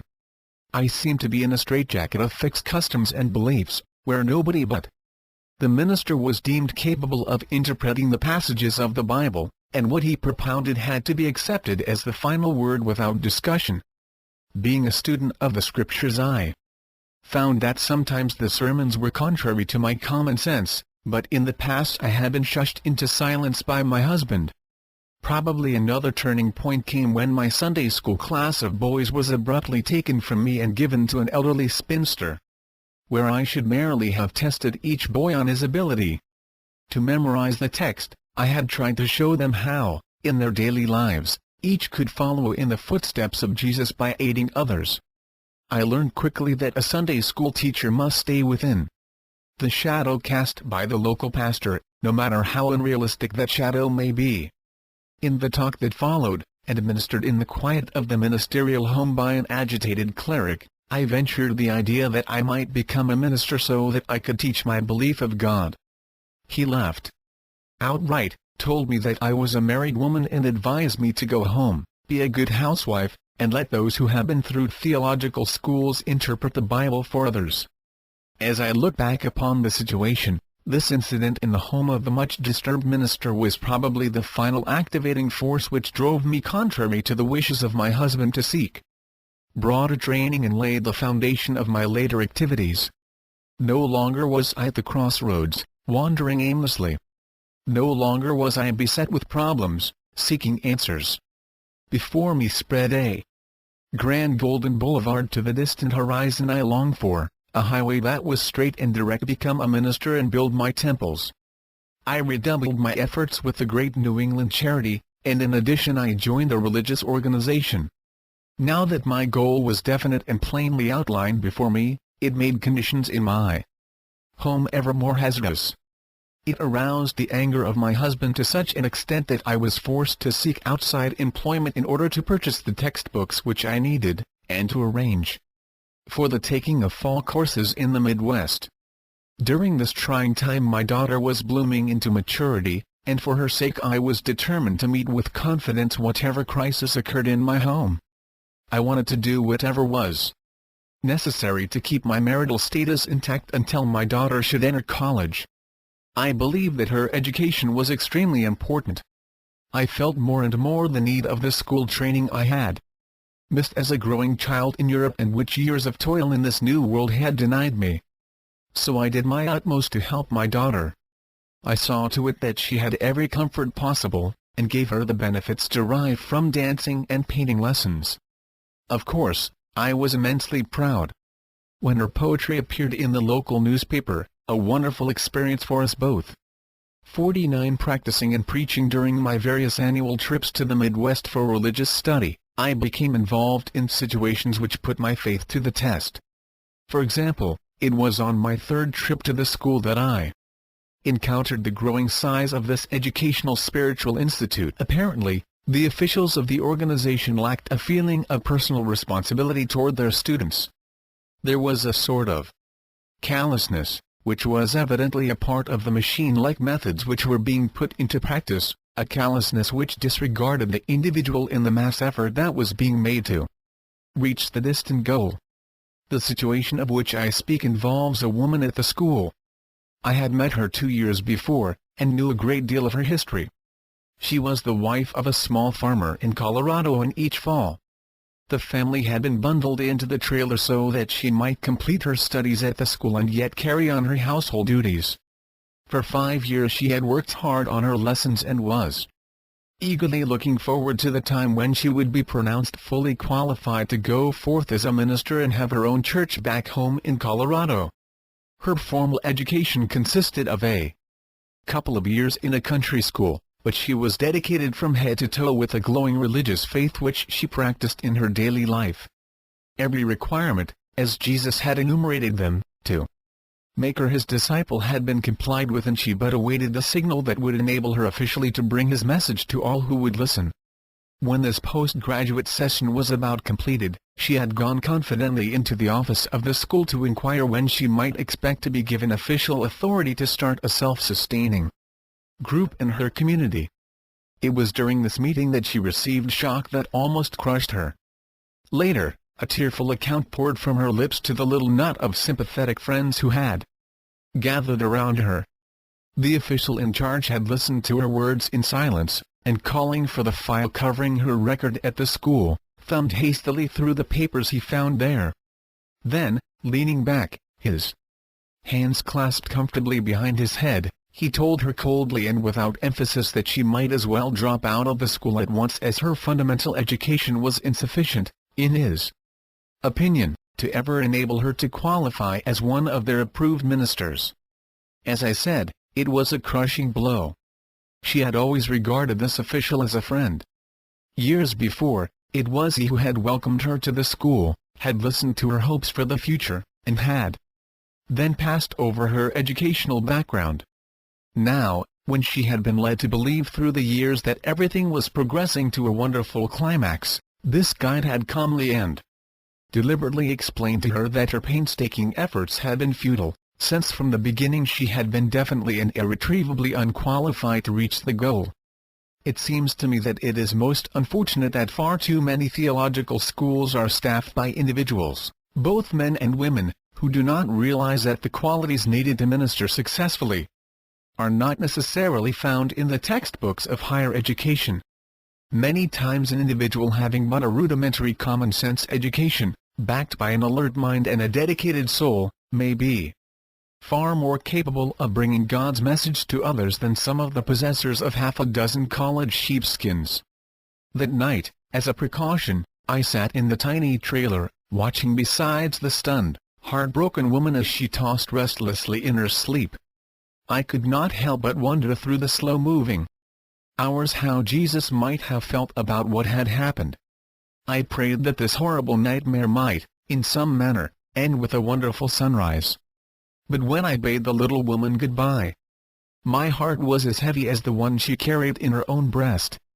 It was only much later that I learned that this was one of the years that had been decided by the school administration to graduate only men. 50 An interview with Harry Truman. It was the Honorable Harry S. Truman, the 33rd President of the United States, who had encouraging words for me during the somewhat uncertain days of my fourth excursion to the Midwest. Our living quarters were unsatisfactory and the weather had been unseasonably bad. What made me turn my car toward Independence, Missouri on this exceptionally bright morning, I do not know. Perhaps it was just to get a friend away from some difficulties in which she had involved herself. Anyway, as noon was approaching, we passed the new Truman Library and I had an inspiration. I drove the car to the curb and stepped out. "I am going to call on Mr. Truman," I announced to my companion. "Would you care to join me?"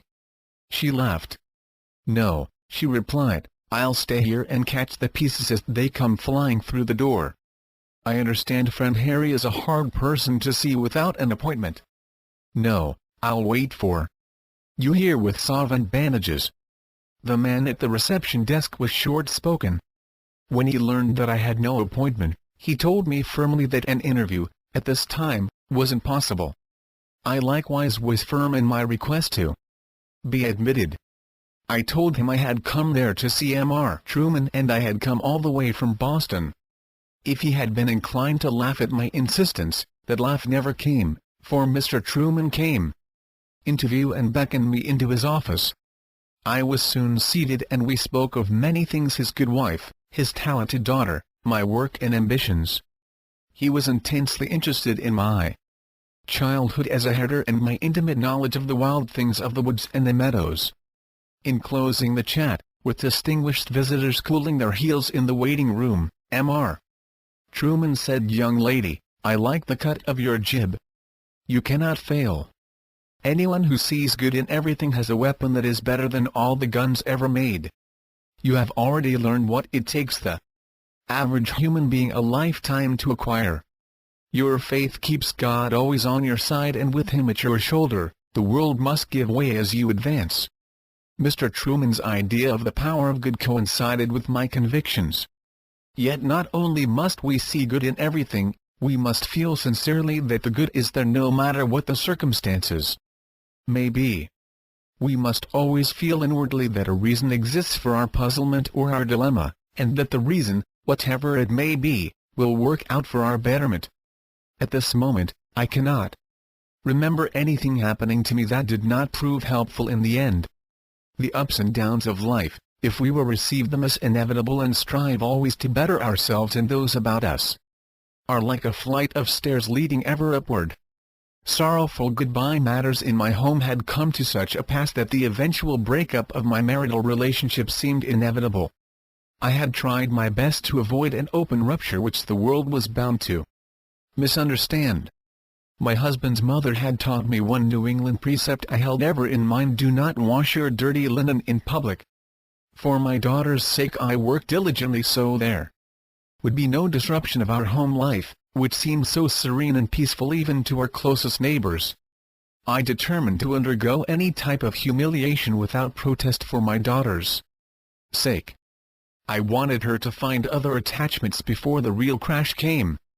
Naturally, she was familiar with the strained relations and had understood the meaning of the long periods of silence in which my husband refused to speak to either of us.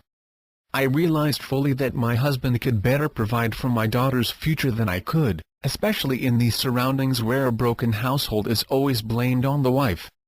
Yes, I felt the break was due, but I hoped to stall it off for several years by peacefully bearing my husband's outbursts.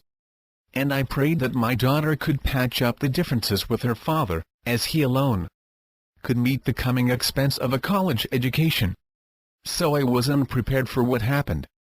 When I arrived back in Massachusetts from my fourth Fall '51 trip to the Midwest, I was confronted by a definite condition that could not be circumvented. I found the home barred to me, and my daughter had disappeared. It was several years before I saw her again.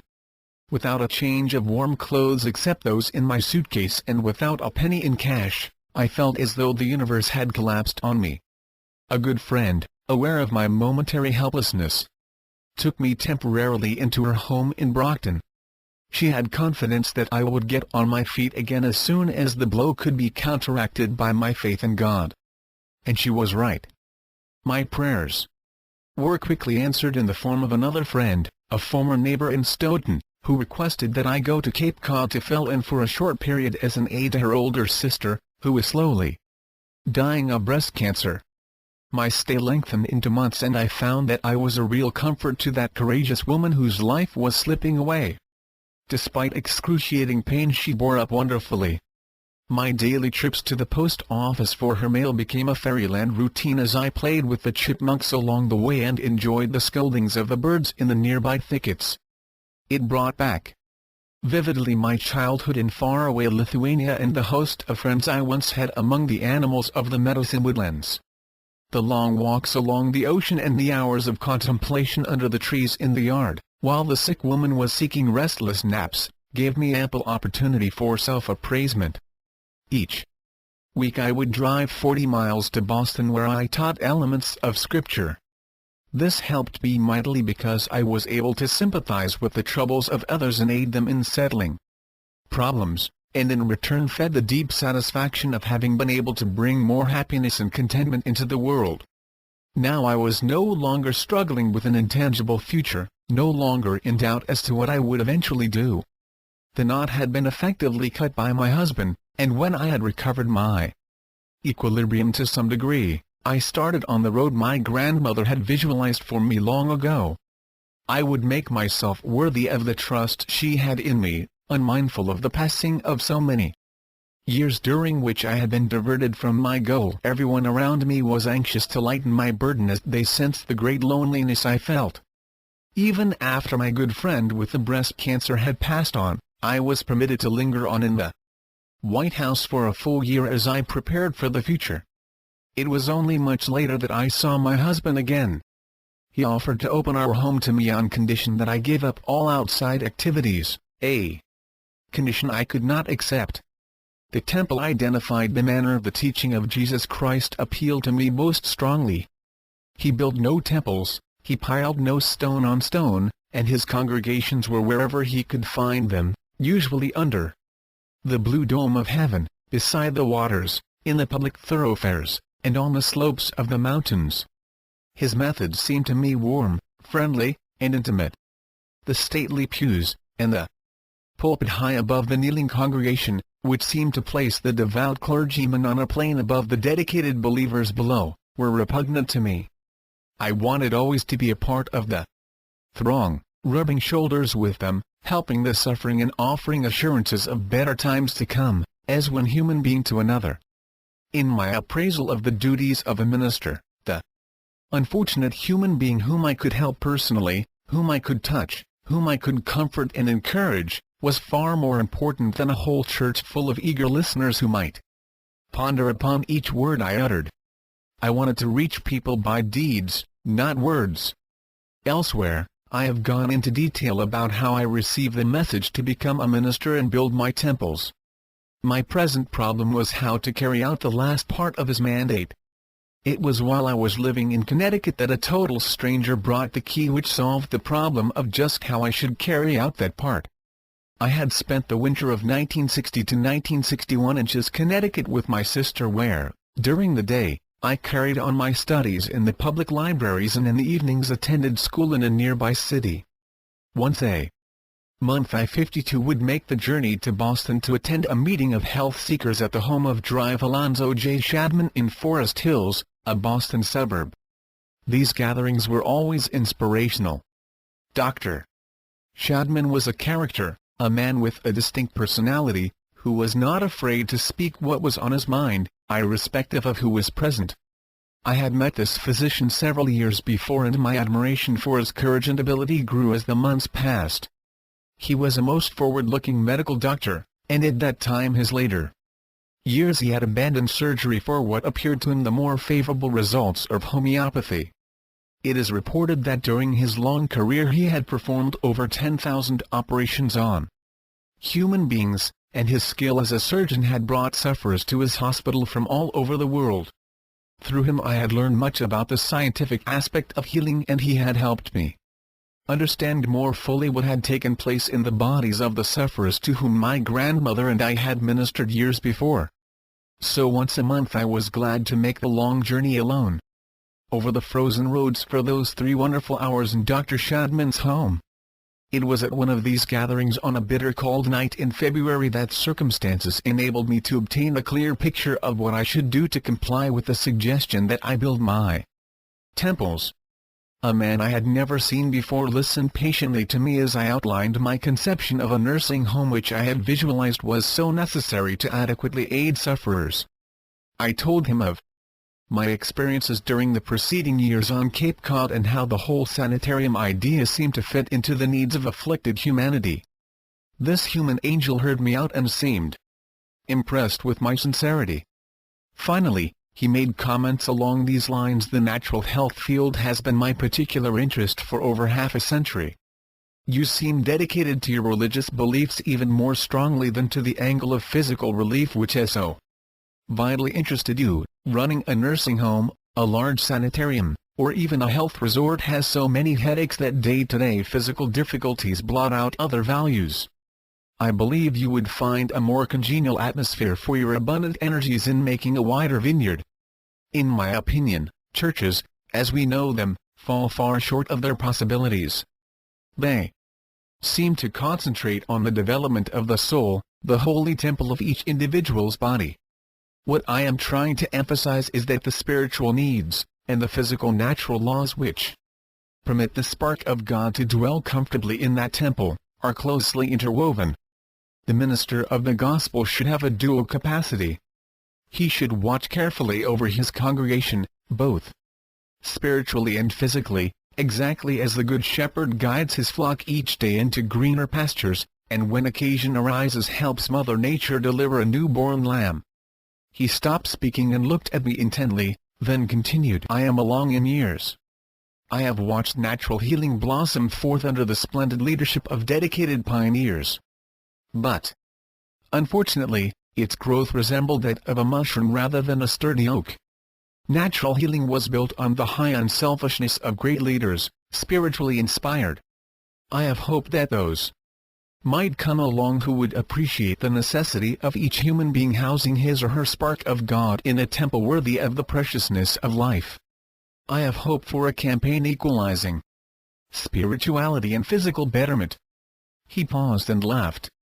"Keep thinking about your sanitarium, live with it in your mind every day, and I'm sure you'll develop something really worthwhile. We need rest homes and sanitariums. And you can leave a monument to your work as Kellogg, Post, McFadden, and others have done. Now if you'll excuse me, I'll say good night and find Dr. Shadman for a little chat before I leave." I don't remember if I thanked him. I know I sort of found myself standing beside the sofa looking after him as he disappeared toward the dining room where the buffet supper was being served. I was overcome. Unconsciously, this stranger I did not even know his name had opened for me the avenues which sent thoughts racing crisscross in my brain. He had found the solution for the phrase that had been puzzling me for years. Now the exact meaning of that part of my revelation in Build My Temples was clear. No longer need I ponder about the mythical lofty steeples reaching to heaven, of piling stone on stone. No, I would do my utmost to rehabilitate temples of flesh and blood, human bodies, to help build and rebuild temples of the soul. Through my work I would try to enable the soul to dwell in a disease-free palace by the teaching of natural, everyday health procedures for which the 53 individual rather than the doctor really has the final responsibility. A dedicated soul could exist in a disintegrating temple, but how much better would that soul be, how much more could it accomplish, if that same temple were functioning properly as he had designed it to function? Yes, my mission, as I now saw it, transcended the narrow limits of a single nursing home, or even many sanatoria. A new beginning on my return from Boston, long past midnight, an almost accident with a great truck, accompanied by the loud voice of its driver, brought me suddenly to my senses. I lifted my foot slowly from the gas pedal, nosed the car to the side of the narrow road, stopped, and turned off my lights. Wrapped in my heavy afghan, I slid into dreamland almost instantly, leaving the ice, the cold, and glowering clouds for the restful vista of a summer's afternoon back in Europe, with my dog, Star, resting his head upon my knee as I drowsily watched the sheep and goats feeding in the distance. The first thing I saw when I woke up was the sunrise hitting the window of the car.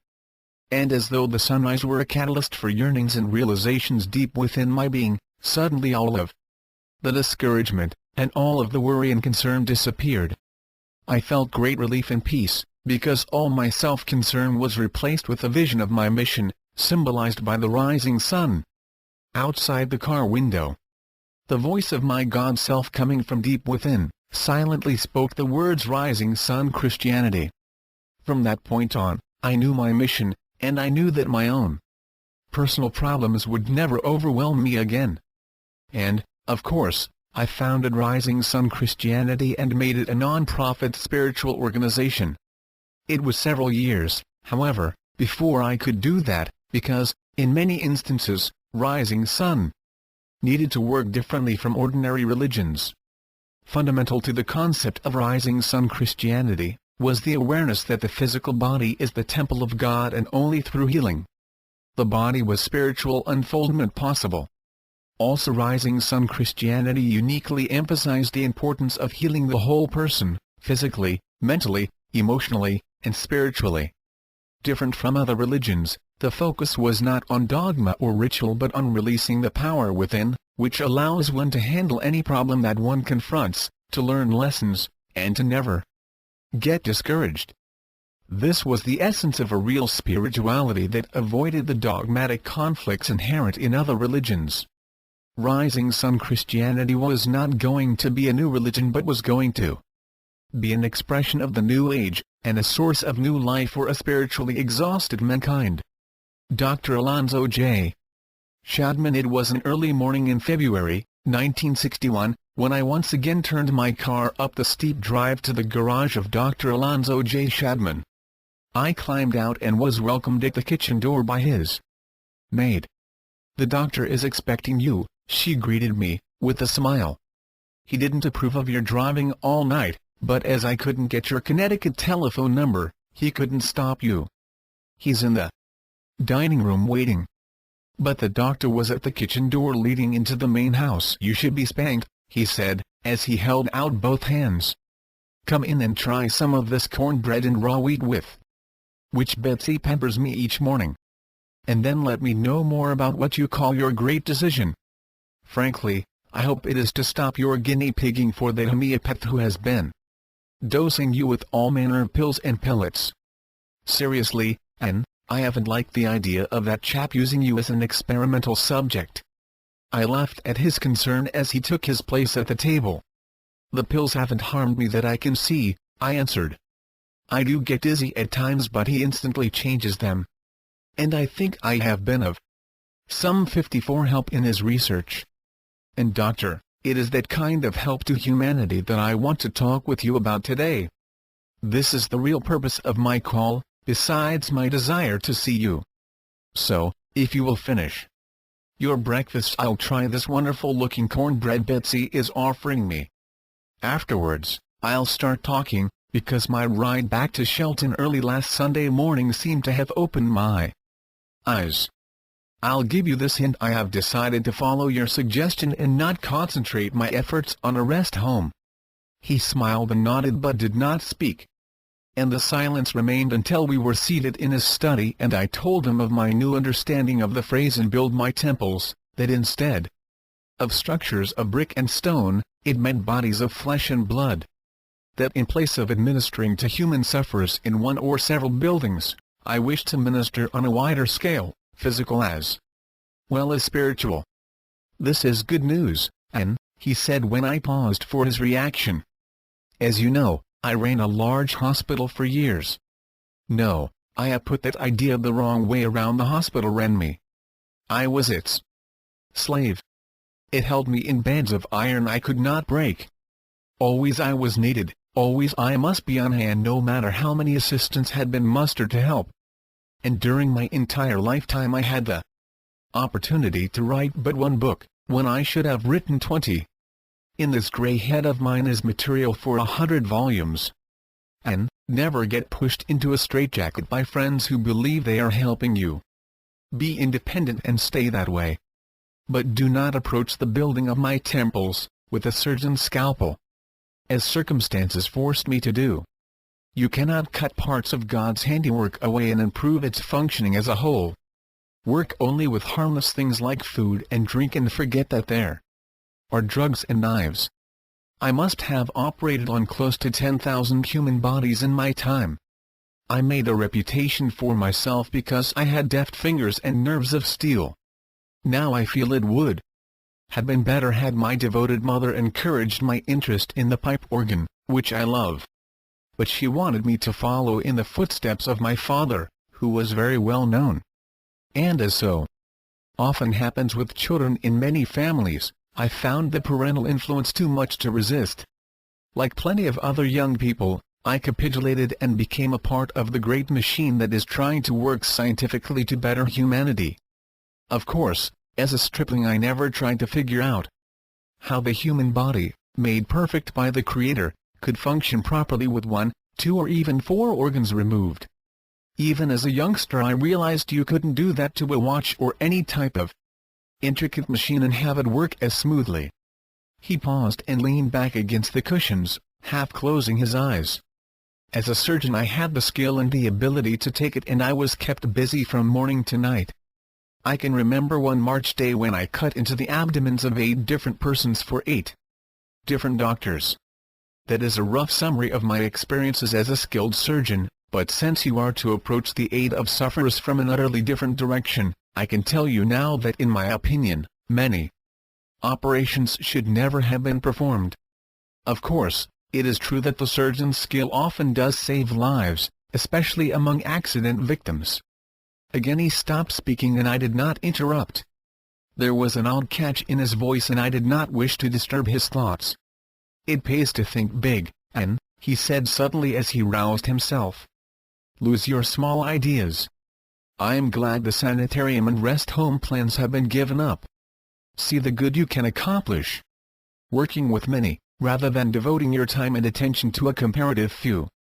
Had I spent my life as an author, I could have helped humanity more through creative work, instead of as a medical doctor who keeps kicking over the traces, a sort of unruly Buster Brown, as I am regarded in Massachusetts. Had I been encouraged to follow my youthful instincts, I believe I would now be regarded as a real leader in health development. And that, Ann, is just what I want you to be.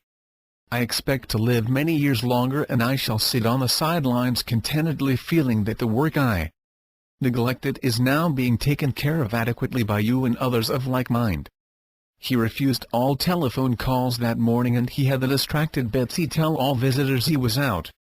As he put it, I want to spend my whole time helping you plan the correct path to follow. You have been making trips to the Midwest each summer and I can see improvement.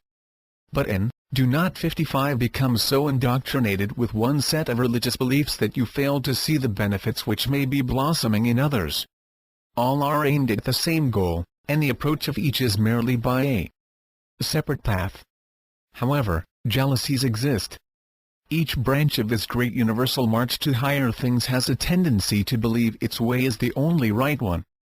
That, in my opinion, is not true. The Chinese beggar seated beside the Great Wall has much in common with the Orthodox individual asking alms outside the gates to the Vatican.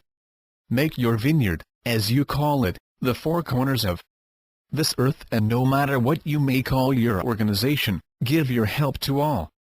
Soon you must figure on coming up to Boston to establish permanent headquarters. I have in mind a little project that a good friend of mine, a ghost editor, is building up.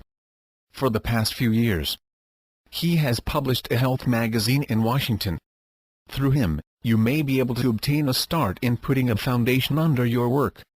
I am sure, but I broke in, was your Washington friend here last Saturday, the tall, gray-haired man who used to work with Bernard McFadden, Benedict Lust, and others? That's him, he replied with a laugh. Glad you two got together. It will make the working out of my little plan much easier. This chap really has something that is most worthwhile, and I mean to sell him on the idea that he needs your enthusiasm, your faith, and your determination as an essential pan of making his ideas blossom like a rose. I am writing editorials for his paper now. When your wagon is hitched to this star, you will find it will move progressively forward in a most satisfactory manner, of that I'm sure." Later that same day, Dr. Shadman was successful in arranging my association as a columnist for the Natural Health Guardian. A few weeks later, this good friend and advisor passed on. He overestimated the strength in his 83-year-old frame and drove his car without rest from Clearwater, Florida to Forest Hills in Boston. He left the warm sunshine of the subtropics in March and suddenly found himself in an unexpected late snow of many inches, which blocked the driveway to his garage. On the following morning, still fatigued by the long trip and despite the warnings of friends, he had attempted to clear the heavy drifts from the path to his house. The exertion proved too much and he was found later, prostrate in the snow, still grasping the handle of the shovel. He was an extraordinary man, and his wonderful influence will always remain with me, giving me inspiration to continue with my work. The search shortly thereafter, I arrived in Boston to settle permanently. My new home was a furnished room high above the street, overlooking the broad lawn of the Christian Science Cathedral. It was a lovely spot, affording me good air, and the western exposure gave me the late afternoon sun. I had looked forward to this change with eagerness. In the city I would find no mud, and no unbroken north winds, and the prospect of cheerfulness on all sides was intriguing. It was my first experience of living in a large city, and unfortunately the imagined pleasures never materialized. I soon learned that a metropolis makes you feel more alone than the wide open spaces. The friendliness of a small community is missing, and before you know it you become more or less sealed in your room, like a prisoner in a cage. And I found that the expenses were terrific. The amount I had mentally set aside for food scarcely made a dent in the nourishment for which my body called. Of course, I had no kitchen privileges and had to content myself with a single electric hot plate. I forced myself to be content and set about my editorial work with all the energy I could muster. My column in the small periodical was attracting more and more attention from readers throughout the world. The plans Dr. Shadman had laid for me to eventually take over the editorial work of the publication seemed to be bearing more fruit. The publisher told me frankly that he hoped I would work into the proposition, as he put it, but advised me to go slow and not to expect miracles. He believed it would take me a full year to get into the harness, and while I hoped that his expectations were correct, 56, I felt that my apprenticeship might be even longer. But the prospective delay did not alter my objectives in the least. It was the immediate present and my unsatisfactory meals that occupied my thoughts and gave me much concern. I found that many of the city residents seemed to be ailing. Actually, almost 50% of the elderly women and men I would meet on the streets plodded along unsteadily on their feet or leaned on heavy canes. Everyone would have a story of personal ill health or some harrowing tale of relatives or friends battling against sickness at home or in hospitals. What was even more distressing was that nobody seemed inclined to look ahead for containment and a serene and happy old age. Apparently, almost everyone was resigned to facing almost innumerable sieges of illness as the years progressed. Ostensibly, all were comforted by the fact that through the high-priced insurance they were buying, ample provisions would be made for their future hospitalization, doctors' fees, and nursing care. The lack of hope for the continuance of even reasonably good health in the days to come astonished me. They seemed to have no idea that the care of their body was an individual responsibility. But while I labored to gather the reins of procedure covering the publishing business into my hands, through long hours of toil each day, I could not overlook my own physical condition. My weight had fallen from 123 to 114 pounds. The simple meals I concocted on the lone electric burner in the clothes closet of my room did not contain sufficient nourishment. At the office, several people had commented about the thinness of my face. I realized that here was a situation I must remedy. One morning, just as daybreak was beginning to show in the east and the star over the Christian Science Cathedral dome was growing dim, I opened my Bible to the book of Nehemiah in the Old Testament. There, in chapter 9, verse 21, I read, "Yea, 40 years didst thou sustain them in the wilderness, so that they lacked nothing. Their clothes waxed not old, and their feet swelled not." For a while I sat on my bed thinking. Never before had I given more than a cursory reading to this part of the Bible. On this morning, as the first rays of the rising sun glistened on the light stonework of the cathedral dome across the street, I began to realize that there was probably an adequate answer to my malnutrition troubles. The Israelites had wandered into a section of the Arabian desert where there was no opportunity for farming, no fruit of any kind to be had, nothing apparently but brambles and barrenness, yet they had sustained themselves healthfully for 40 long years. In other passages I found allusions to manna from heaven, but my spiritual convictions did not permit me to believe that the Creator had sent the sustenance there after they arrived. I could not picture it coming out of the skies in showers. No, the manna which had enabled the wanderers to exist in such a wonderful fashion clearly was in that wilderness at the time of their arrival.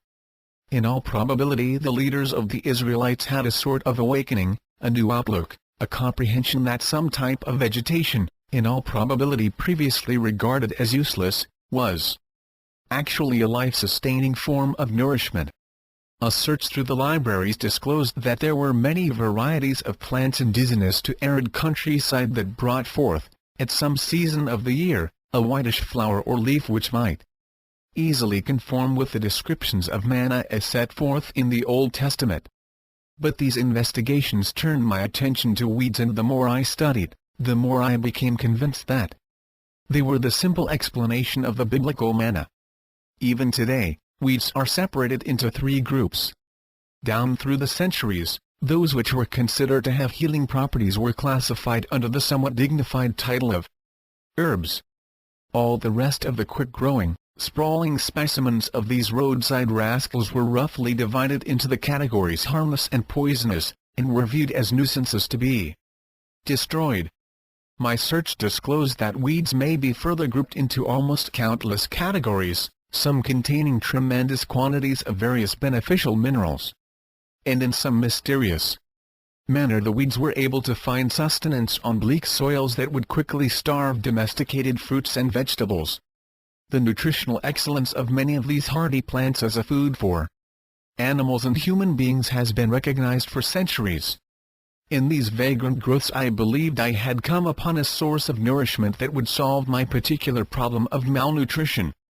I decided to concentrate my efforts upon a few, easy-to-recognize weeds that grew in abundance everywhere. Luckily, my supply of weeds was practically unlimited.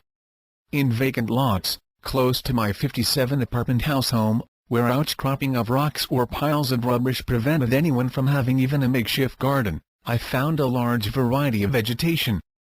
These hardy growths were fighting for life against huge odds, and the books told me they were loaded with nutrients. In due time, after days of trial and error, I brought together a drink that brought vigor to my muscles, weight to my body, and alertness to my mind. I began to realize that slavery to the kitchen stove and the sink of dirty dishes and greasy pans could be cast aside forever. The contemplation of the various possibilities my experiment had spread before me made me renew my efforts to acquire, in the shortest possible time, the ordinary business routine of the publishing office, while I continued to learn more and more about the various weeds, their nutritional possibilities, their flavors, and their many uses. Probably 4/5 of the entire land area of the earth cannot support regular crops. But much of that 4/5 is now growing grasses and weeds in abundance, weeds and grasses with vitamins, minerals, trace elements, and the other substances human beings need for health, strength, and youthfulness. 58 for wheatgrass for health. The Boston Marathon. My first winter as a resident of Boston slowly changed to a wonderful spring. The magnolia trees on the grounds of the cathedral across the street below my window broke into early bloom, and by the time the gardeners had raked the fallen petals from the lawn, April was with us, bringing the famous showers and the east winds from the ocean. It was during this month that something happened which made me aware of my own stamina in a most startling manner. It was about noon on one of those blustery, bleak days which alternate so frequently with the pleasing warmth of spring, that I stood on a corner a short distance from my room, to watch the finish of the internationally known Boston Marathon. In surprised dismay I saw those who were able to remain in the race come staggering along the pavement to the finish line, haggard, worn, and literally exhausted. Most of the contestants in the lead were thin and tall, and, too, on crossing into the end zone, fell to the pavement, utterly spent. Now I had always considered myself quite a runner. From my earliest childhood my grandmother had scolded me because I refused to quiet down to a walk. I had always driven my herd through the swamps to the far meadows at a fast trot, and as a child could outdistance any girl or boy who cared to test his running ability against mine. I simply had to keep going, and that habit has never left me. When I had arrived in this country, I used to seek out the woodland near Middleborough and run for miles along the lonely roads, enjoying every moment of the exhilarating exercise. So when I saw the worn-out condition of those athletes, who had been training for months to cover that 26-odd miles, and who had ended the contest in such a deplorable condition, I resolved right then that the next year would find me a contestant. I figured that my short legs actually were an advantage instead of a detriment, as so many folks seem to think. I felt a long-legged person had actually to work harder proportionately than the shorter individual, based on what my grandmother had told me about the slowly moving pendulum and the old clock at our farmhouse home. It was her contention that gravity and other forces, perhaps partly the downward pressure of the atmosphere, made a pendulum of close to 40 inches in length require a full second to cover the intervening space to regulate the working of the hands, while a short pendulum moved much faster with the same amount of pressure from the weights.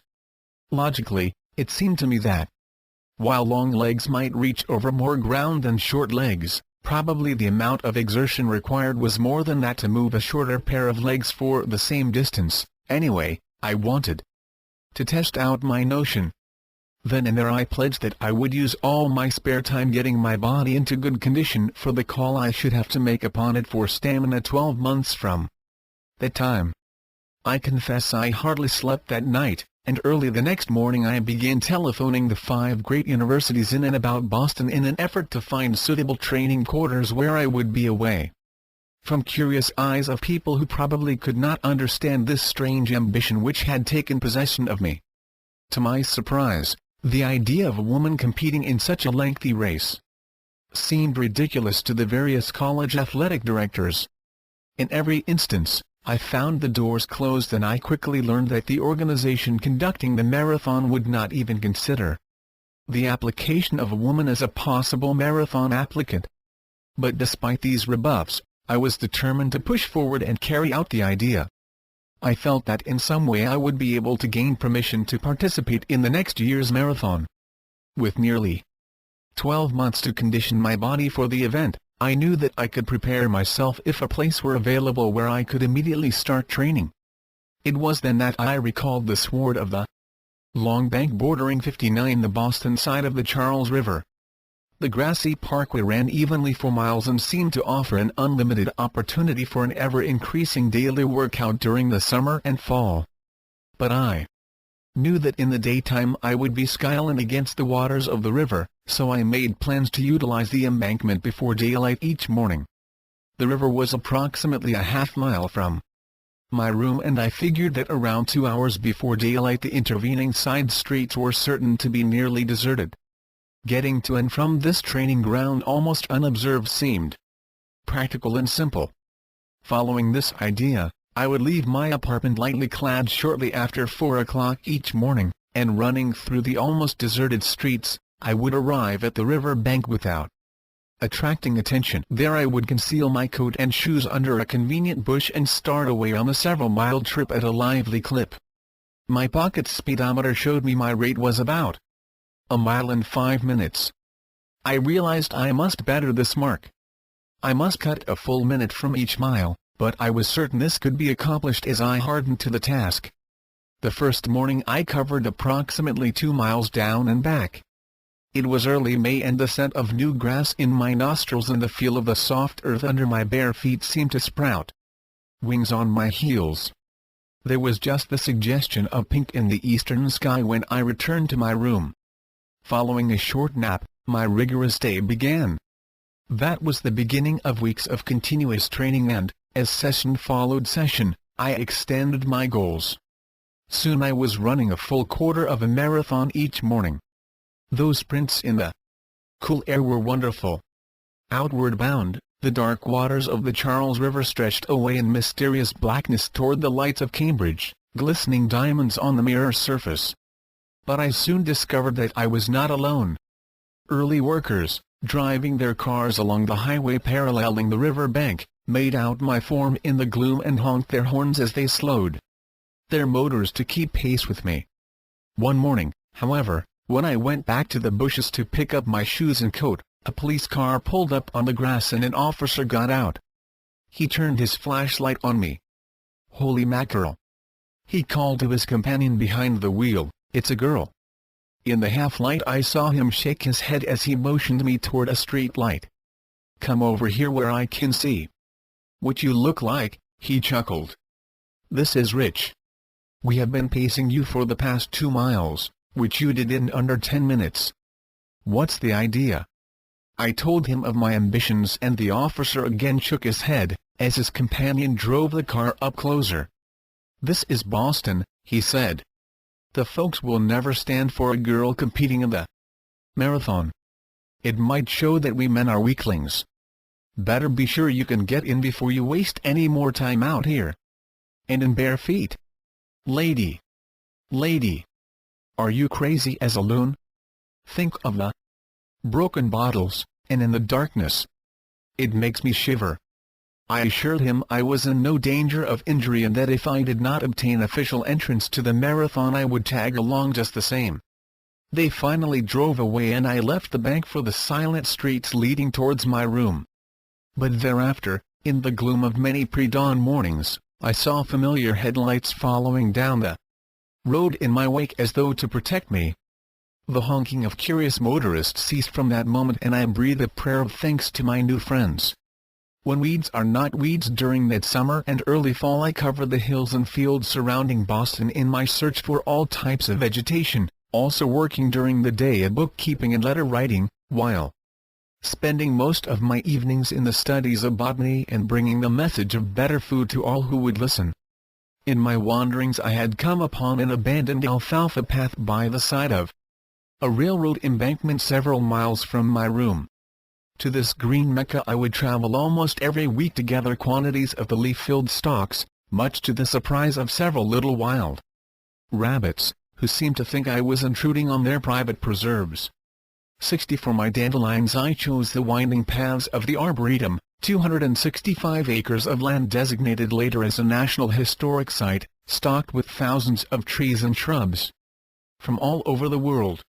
This magnificent addition to the scientific and educational resources of Boston was made possible by such men as James Arnold, Benjamin Bussey, and the far-sighted President and Fellows of Harvard College in 1872.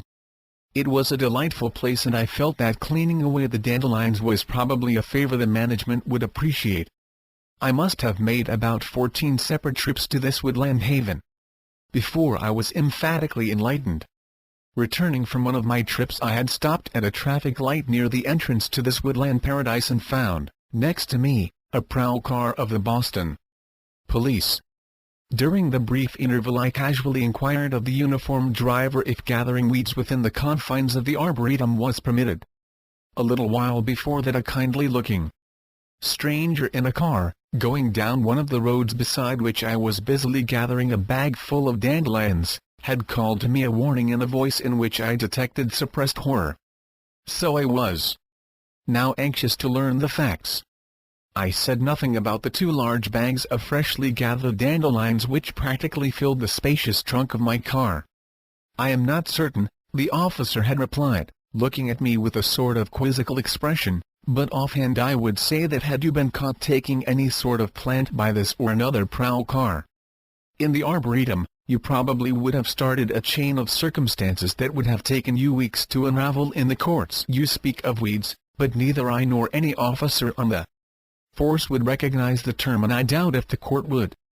Anyone disturbing anything in there is liable to fine and imprisonment, and they would be sure of being caught. Only last month 2 boys were nabbed taking a few blossoms, not the usual kind, but from a tree that was more like a nuisance than a thing of beauty. I was in the station house when they were dragged in, both crying. He turned back to his companion, and again the traffic flowed freely as I stepped on my gas pedal. I admit I was puzzled. Dandelions were considered a nuisance on most lawns and were ruthlessly uprooted from the gardens of the folks I knew. But here was a place where man-made law converted them into something sacred. And the more I reflected on the situation, the more alarmed I actually grew.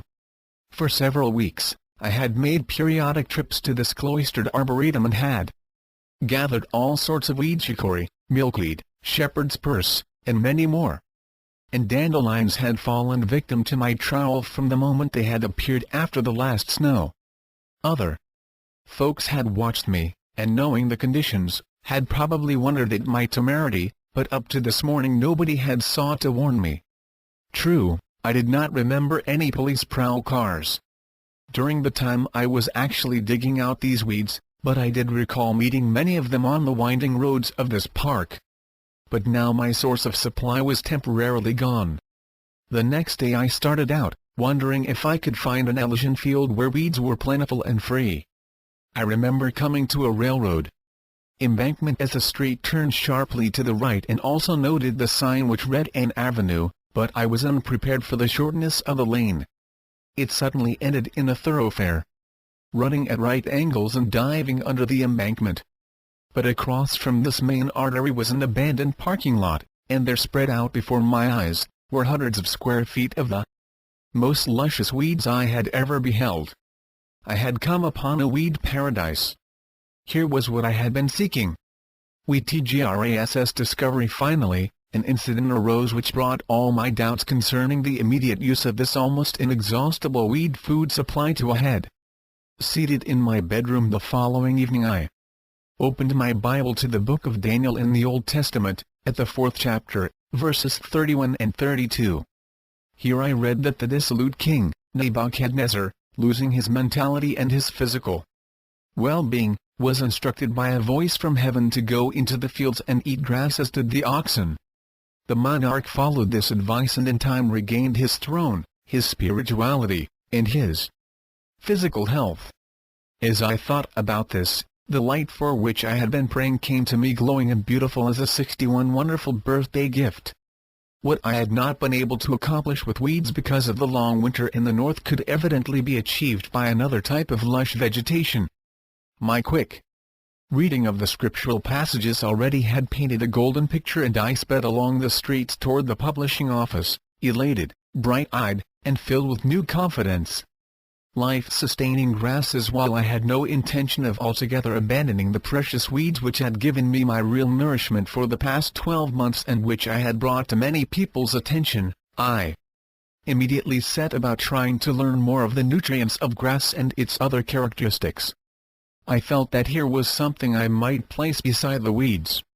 A telephone inquiry to the horticultural hall in Boston brought me the reassuring news that there were no poisonous grasses. In many respects, this broadening of my vision was most fortunate. I knew that Dr. G.H. Earp Thomas of High Bridge, New Jersey, was probably the leading grass expert of the world. He had spent a half-century in his research for the ideal grass combination for livestock, and I had an authority whose judgment would not be questioned. So I made arrangements at once for a 2-day leave from my office to visit the doctor at his laboratory. In the meantime, I suggested to our puzzled students to wait until the situation regarding the various weeds was cleared up satisfactorily and, temporarily, to use harmless but nourishing grass in their drinks. Everything considered, I welcomed the respite which a trip to High Bridge made possible. It was my first face-to-face chat with Dr. Earp Thomas in several years. I found him hearty, enthusiastic, and eager to be of service. He expressed satisfaction that I had momentarily, at least, turned my attention away from weeds and herbs and into his preserves of grasses. As I had experienced many times in this life, nothing is given on a silver platter.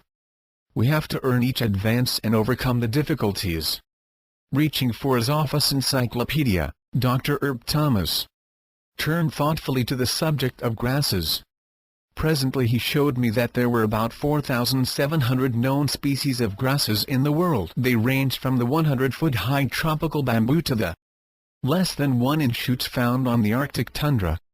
"I am intrigued by your enthusiasm, Ann," he said cautiously, "but it seems to me that you have picked out for yourself a rather difficult task. Like vegetables in the gardens, some grasses must be more nutritious than others. I cannot see how the carefully cultivated, soft lawn grass of our civilization could contain anything like the nutritional elements of the hardy grass of the Australian deserts, where it has to fight every moment of its tortured life for water. And we know the famous bluegrass of Kentucky, grown on the rich, calcium-based soil, is especially effective in helping to develop the sturdiest of race horses. Well, Ann, during my 50-odd years as a soil analyst in New Zealand, Canada, and the United States, my first test of a grass is to put some in my mouth and chew it to taste the flavor. Remember, grass is the only vegetation on the face of the earth that will healthfully support an animal from birth to a prime old age. I am surprised that more attention has not been given to this kind of vegetation as a food for human beings. There is an attorney in Kansas who, with his wife and 3 small children, lived for over 3 years exclusively on grass. I do not know what kind he used, but I will dig his name out of my files and you may write direct. Then that woman Walker from England, who plans to walk from Los Angeles to New York, advertised to the world that her primary sustenance would be ordinary grass. The newspapers looked upon the story as sensational publicity seeking and then forgot all about it. Please keep me informed as to every step of your progress, because I am vitally interested. You have entered my field of endeavor and I want to aid you with my half-century of experience. To my delight, I received hundreds of varieties of seeds from every country in which the Health Guardian had breeders. When I sorted out the piles of grass seed that had come in the mail, I found pampa seed from Argentina, buffalo grass seed from Nebraska, bamboo seed from Japan, rice from China, etc. 62 When the publisher visited me to view the results of the grass seed sowing experiment which I had undertaken, I had the 7 most promising specimens transplanted into little flower pots on the table ready for his inspection. In many of the little squared-off sections of the seed bed, the slower-growing grasses had not even peeped above the surface of the soil. Lifting each small flower pot, in turn, the publisher looked at it and remarked, "Which one is this? It is twice as tall and thick as the others, and has unusual vitality." "Wheat," I replied. "Wheat," he said. "I should have guessed it. That grain fills the storehouses of the civilized world. It is the sole agricultural product that has come down to us from the tombs of the early Egyptians." After finding this quick-growing, vital grass to be one of the richest in vitamins, minerals, and amino acids, I chose to work with it alone. And so wheatgrass, the green sprouts of ordinary wheat, in which nature collects the life-giving rays of the sun, the nourishment of the air and the minerals from the water and the soil, at that time became a part of the plan. It brought into my hands a simple, homemade food beverage which subsequent events suggested was capable of helping Mother Nature to mend shattered health and to extend the span of life. In the early summer of 1962 I took another trip to New Jersey, and I had a frank and enlightening talk with Dr. Thomas. He welcomed me enthusiastically and listened to the details of my grass seed sowing experiment. When I had concluded, he settled back in his chair with a smile. "Your persistence brings you deserved success," he said, and with a twinkle in his eye, he added, "But I could have foretold the result of your endeavors when you were here on your previous visit. Wheat is the king of all grain foods." He paused and a kind of regretful look came into his eyes as he gazed through the window. "It is unfortunate that the formerly good staff of life has been permitted to degenerate. I shall point an accusing finger at no one, but merely state that at the present time, in the soft loaf of ordinary bread displayed enticingly in its brilliant cellophane wrapping, are foreign ingredients to cause it to stay, soft longer, thus giving the illusion of freshness, substances to discourage other organisms from eating it, etc. Bread is not the only food which has lost some of its nutritive value. Much chopped meat has artificial color, flavor, decay deterrents, etc. We have no way of knowing what the long-range effect of such chemicals is on individual human beings, with their enormous range of needs and tolerances. No wonder this country, which supposedly raises the finest and most abundant food in the world, should be far from the most healthful. Infant mortality rates are one indicator of the health of a nation. There are a dozen or more countries with lower rates than ours. Over 20 years have passed since my conversation with Dr. Thomas, and while these years have seen numerous improvements in maternal health care and increased awareness of the importance of healthful nutrition, as recently as 1982 there were still several countries which had a smaller number of infant deaths per 1,000 live births than did the United States. He paused and turned to me with enthusiasm. "Ann," he said, taking my hand, "in my opinion you have a great opportunity. You have been guided to the richest nutritional liquid known to man in the chlorophyll-rich juice of wheatgrass. This substance, found in the blades of newly sprouting wheat, taken freshly gathered and fed into the human digestive system each day, will add nutritive substances vital to health that have been removed or lost from many of the foods now obtainable, foods that are often not merely days, but weeks or months old.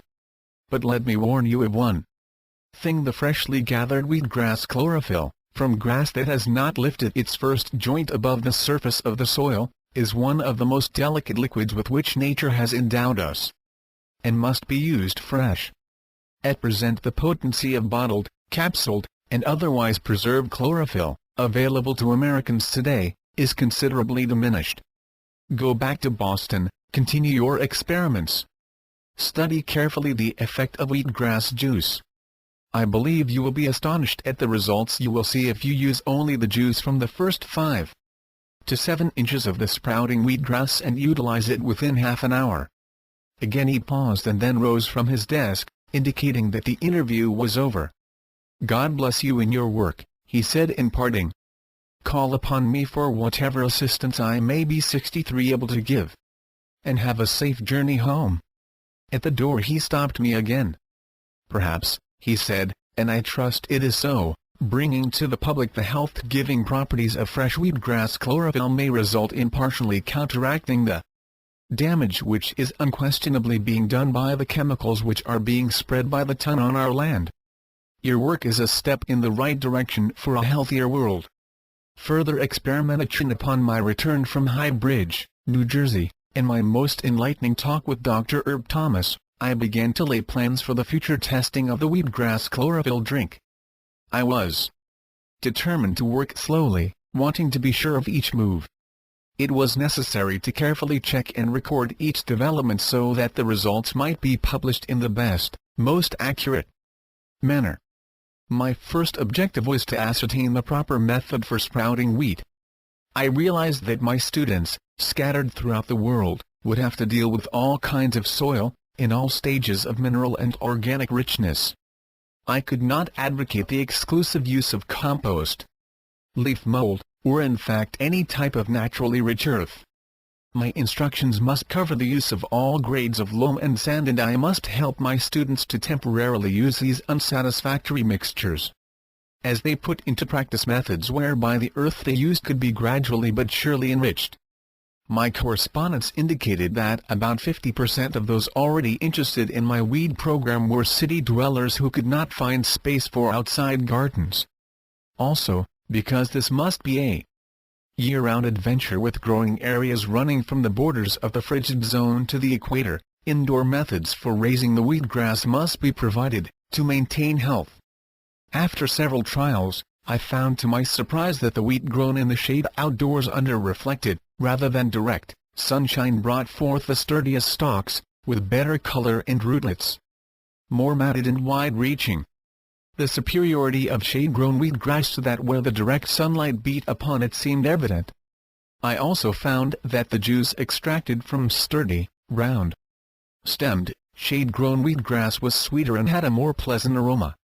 The wheatgrass root. After growing the wheatgrass indoors and preparing the juice for some 3 or 4 months, I felt sufficiently equipped with the information needed to begin thinking of testing its effectiveness.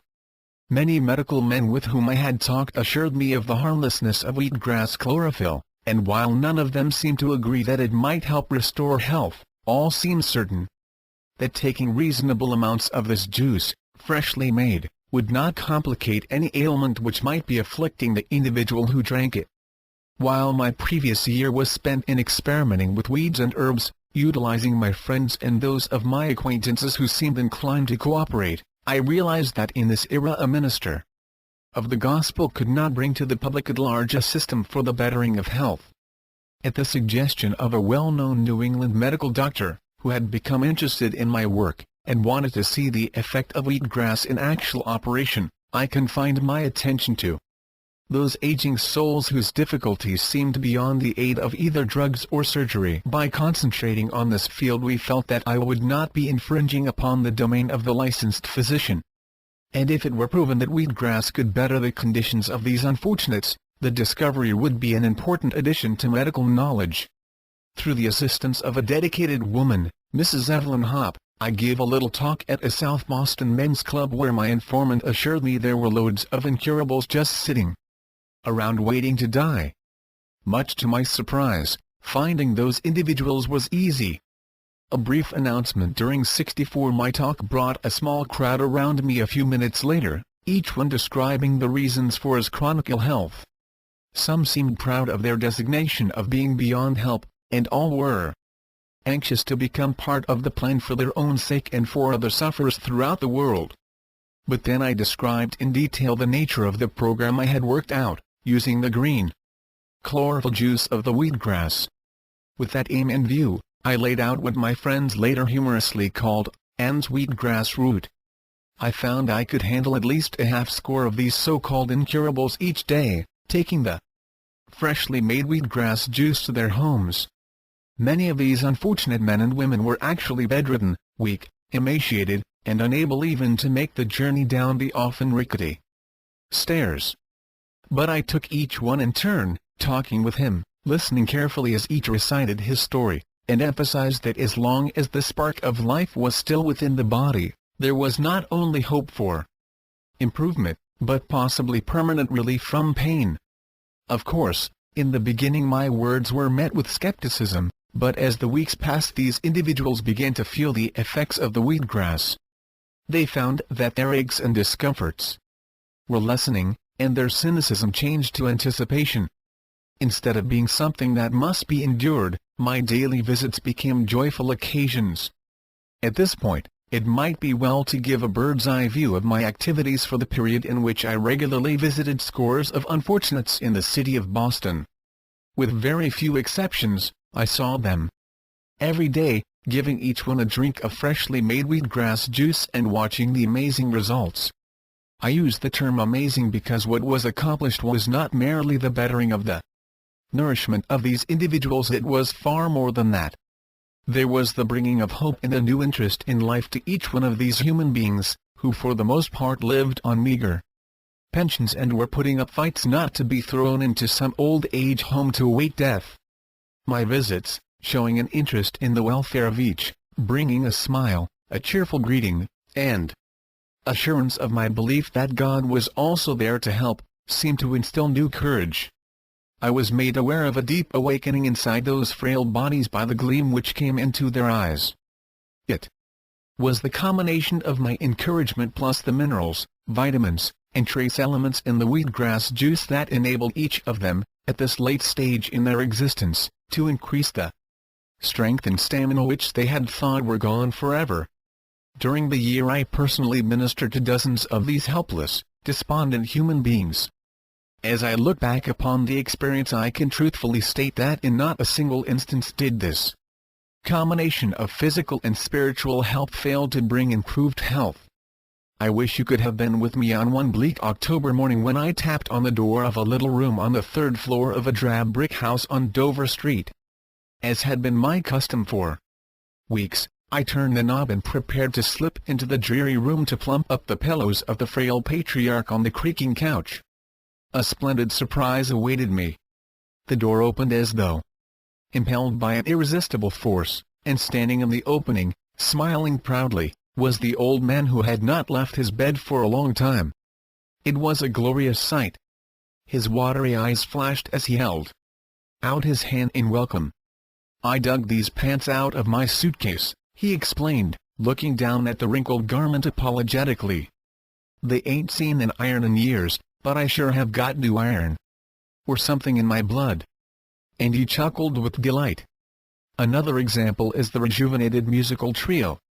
Nearly 7 years had elapsed since 3 highly trained musicians, each ravaged by pain and handicapped by various diseases, dropped out of a large professional group and disappeared. Apparently their careers were over and their lifespans nearly ended. Like autumn leaves they were scattered, and all traces of each other seemed to be lost. But an amazing thing happened. At this time the wheatgrass root included a multiple sclerosis victim. This little woman had existed miserably in bed for months. She viewed each passing day as a mere step closer to the inevitable, when I began furnishing her regularly with the wheatgrass juice. Within a month this sufferer was out of bed, taking short walks, and, for the first time in years, visited a beauty parlor. "My prayers have been answered," was her choking comment, as new hope rose within her. At the time of this wonderful improvement, there was in another part of Boston a stooped, elderly 65 man in the throes of what is medically known as emphysema. Often gasping for breath, writhing miserably under tons of weight which seemed heaped upon his chest, he felt the dismal climax to be a mere matter of months. Here again, the wondrous combination of the nutrients of the wheatgrass juice and a new outlook seemed to work a miracle. The unfortunate man straightened his body for the first time in many years and began to walk unassisted. As he glowingly expressed it, "A new force seems to be welling up inside of me. It is wonderful." Soon, he was beginning to figure out how he could once more become productive, a condition which a few months earlier seemed to have vanished forever.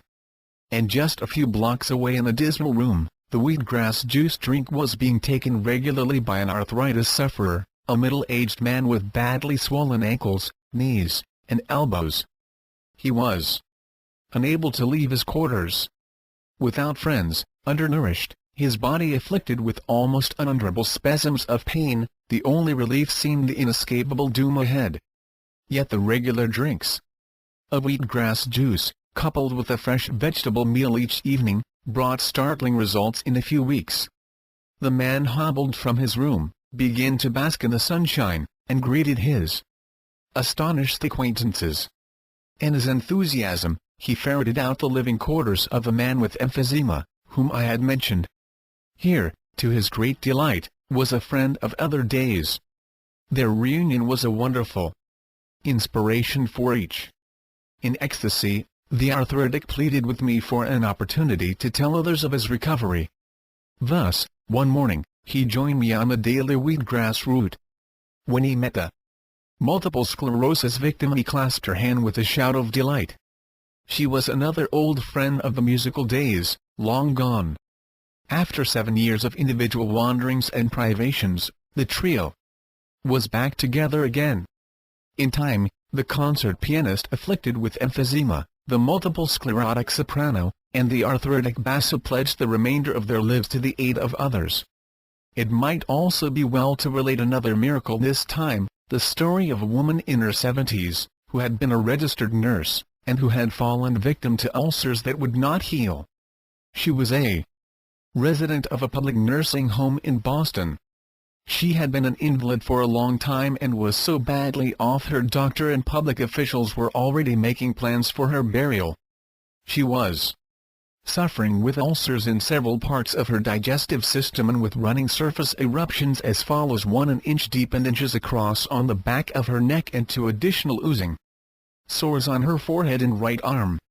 These had not healed in years. Convinced that what she had prayed for was near, she asked a friend to bring her a minister. In that capacity I was called.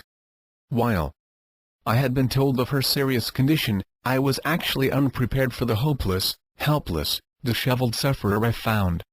For weeks the poor creature had literally lived in a straitjacket, seated in a chair, her arms tied to its arms so she could not scratch her terribly itchy sores. Immovable, her life had been truly a living death. I acted quickly. That afternoon I visited the city welfare officials and received their consent to move her to a place where I could visit her regularly and see to her comfort. An ambulance made the change the following morning. Through her adoption of the simple diet and taking the wheatgrass juice regularly, the itching was alleviated. This made possible the freeing of her arms. Her improvement, which soon became more evident, was both physical and mental. During the first week on the wheatgrass regimen she was able to sit upright and smile, the first smile in many months, according to an astonished and delighted friend. Her mental discouragement vanished. She looked ahead hopefully. Within a month the running sores on her forehead and arm healed. The angry one, an inch deep on her neck, was slowly scabbing over. These experiences made my work that winter more than worthwhile. They enabled me to carry on this wheatgrass route in the mornings and still have the energy to work in the afternoons and evenings in the publishing office. Of the dozens of individuals with whom I worked during those 12 busy months, most had not worked steadily for several years.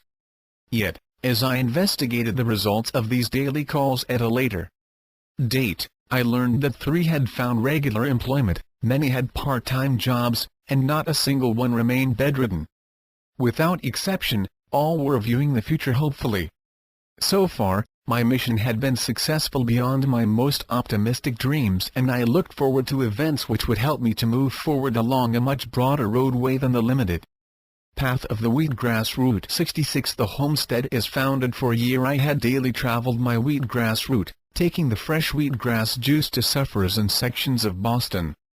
I now began to wonder just how I might broaden my endeavors, as I was encouraged by the results of testing this food beverage on the elderly incurables.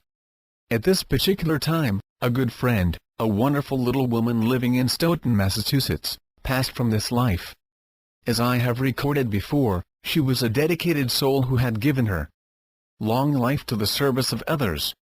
Selflessly, she had deprived her own frail body of proper care so that she might use her scant funds for the many individuals who looked to her for help. She had been a student of nutrition, and had visualized her property as being the center of an organic gardening community where fruits and vegetables of a worthy nature might be produced for the benefit of others. She had no close heirs, and several years before her passing, she had arranged to leave the ground to 2 friends who had assured her they would come out to her home and start an organic garden soon. But time had gone on and no effort had been made by these men to carry out their bargain. In the meantime, she had counseled me on my various projects and had helped me tremendously, as she had been interested in, and done research on, nutrition for close to half a century. But unfortunately she lived solely to help others, and her own body had been neglected. Although her closest friends never suspected the truth when increasing weakness kept her in bed for 5 days, she had to admit the presence of a deep-seated cancer which had buried itself in her lungs. It was only then that I understood what had happened to the great boxes of wheatgrass she had been growing through the months. The juice had been given by her to ailing neighbors, while none had entered her own disintegrating body. Yes, even to the last, she had thought of others and had ignored the fox under her own tunic that was eating her life away. She realized what we did not: that her sands of life were nearly spent. During the time friends were carrying on the discussion of practical help for her in some nursing home, where she would have the care she needed, she made out a will, leaving the property to the work I was doing, knowing I would gladly continue what she so proudly looked back upon. That same afternoon she was taken to a neighboring city where a well-staffed nursing home awaited her. She smiled hopefully at parting, but 3 nights later, in the little room where every aid was at her disposal, she held some fresh-cut flowers to her heart and closed her eyes in sleep, never again to awaken to this life. Her warm presence and good suggestions were sadly missed. I knew how hard it was to find an understanding soul such as she had proved to be. Because of her wonderful understanding, this century-old farmhouse with a barn and nearly 2 acres of arable land was to supply the need which had been upwards in my mind for many months. Climbing countless flights of stairs to freshen up the dingy rooms of my flock, I realized keenly that their broken bodies needed sunlight and unpolluted air as well as pure, simple, fresh food. Instead of the stale, processed mixtures they obtained at so many drugstore lunch counters and restaurants. In some instances, I had for weeks at a time supplied a good evening meal in addition to a daily drink of wheatgrass juice to a sufferer who was incapable of getting enough nourishment, thus giving his or her ailing body sufficient strength to pull itself into the sunshine occasionally. Later, I found that a raw vegetable salad, including buckwheat lettuce, sunflower greens, carrots, and sprouts, with a dressing made of seeds or nuts, was particularly effective. Now that I possessed a habitation close to Boston, where I could take the worst of these chronically ill people and supervise their diet and surroundings personally, I felt that a wonderful opportunity for good had been made possible by the thoughtfulness of the dedicated woman who had passed on so suddenly. But an inspection of the house itself proved disheartening. The last tenant had surreptitiously disappeared in the night, after stripping the place of all good furniture, taking all the linens, and emptying the cabinets of table and kitchenware. The value of these articles may have seemed inconsequential to some, but the problem of replacing them to make the house habitable for several people was a huge problem for me. 67 As I prayed over the situation for guidance, my needs were met in abundance. Good friends and acquaintances flocked to the homestead, as the house came to be known, working miracles and often spending more than their resources could spare. Soon the building was refitted from cellar to roof. Florence, from Cambridge, painted the kitchen and helped dispose of the piles of rubbish which impeded the refurnishing work. Paul, the police lieutenant of South Boston, made a truck available for bringing to Stoughton the second-hand usable furniture which seemed to appear from all over the surrounding countryside. Evelyn, of Brookline, repapered the dingy walls, brought the soft carpeting and spent lavishly of her meager funds to supply the much-needed linen. Andrew, of Vermont, rebuilt the grape arbor and helped landscape the neglected grounds. Tony and his wife Caroline brought over house plants and berry bushes for the garden. Samuel, of Pennsylvania, sent his mother's cherished sewing machine to aid in the rehabilitation of some of the furnishings.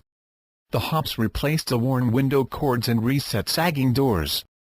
Walter and his good wife, from Washington, erected benches and built wheat-growing boxes. And there were many, many more who also were of great help. It was indeed a busy 6 weeks of toil, with new things to be done and old things to mend. Through co-operation of the most heartwarming character, each blessed soul gave a little brightness.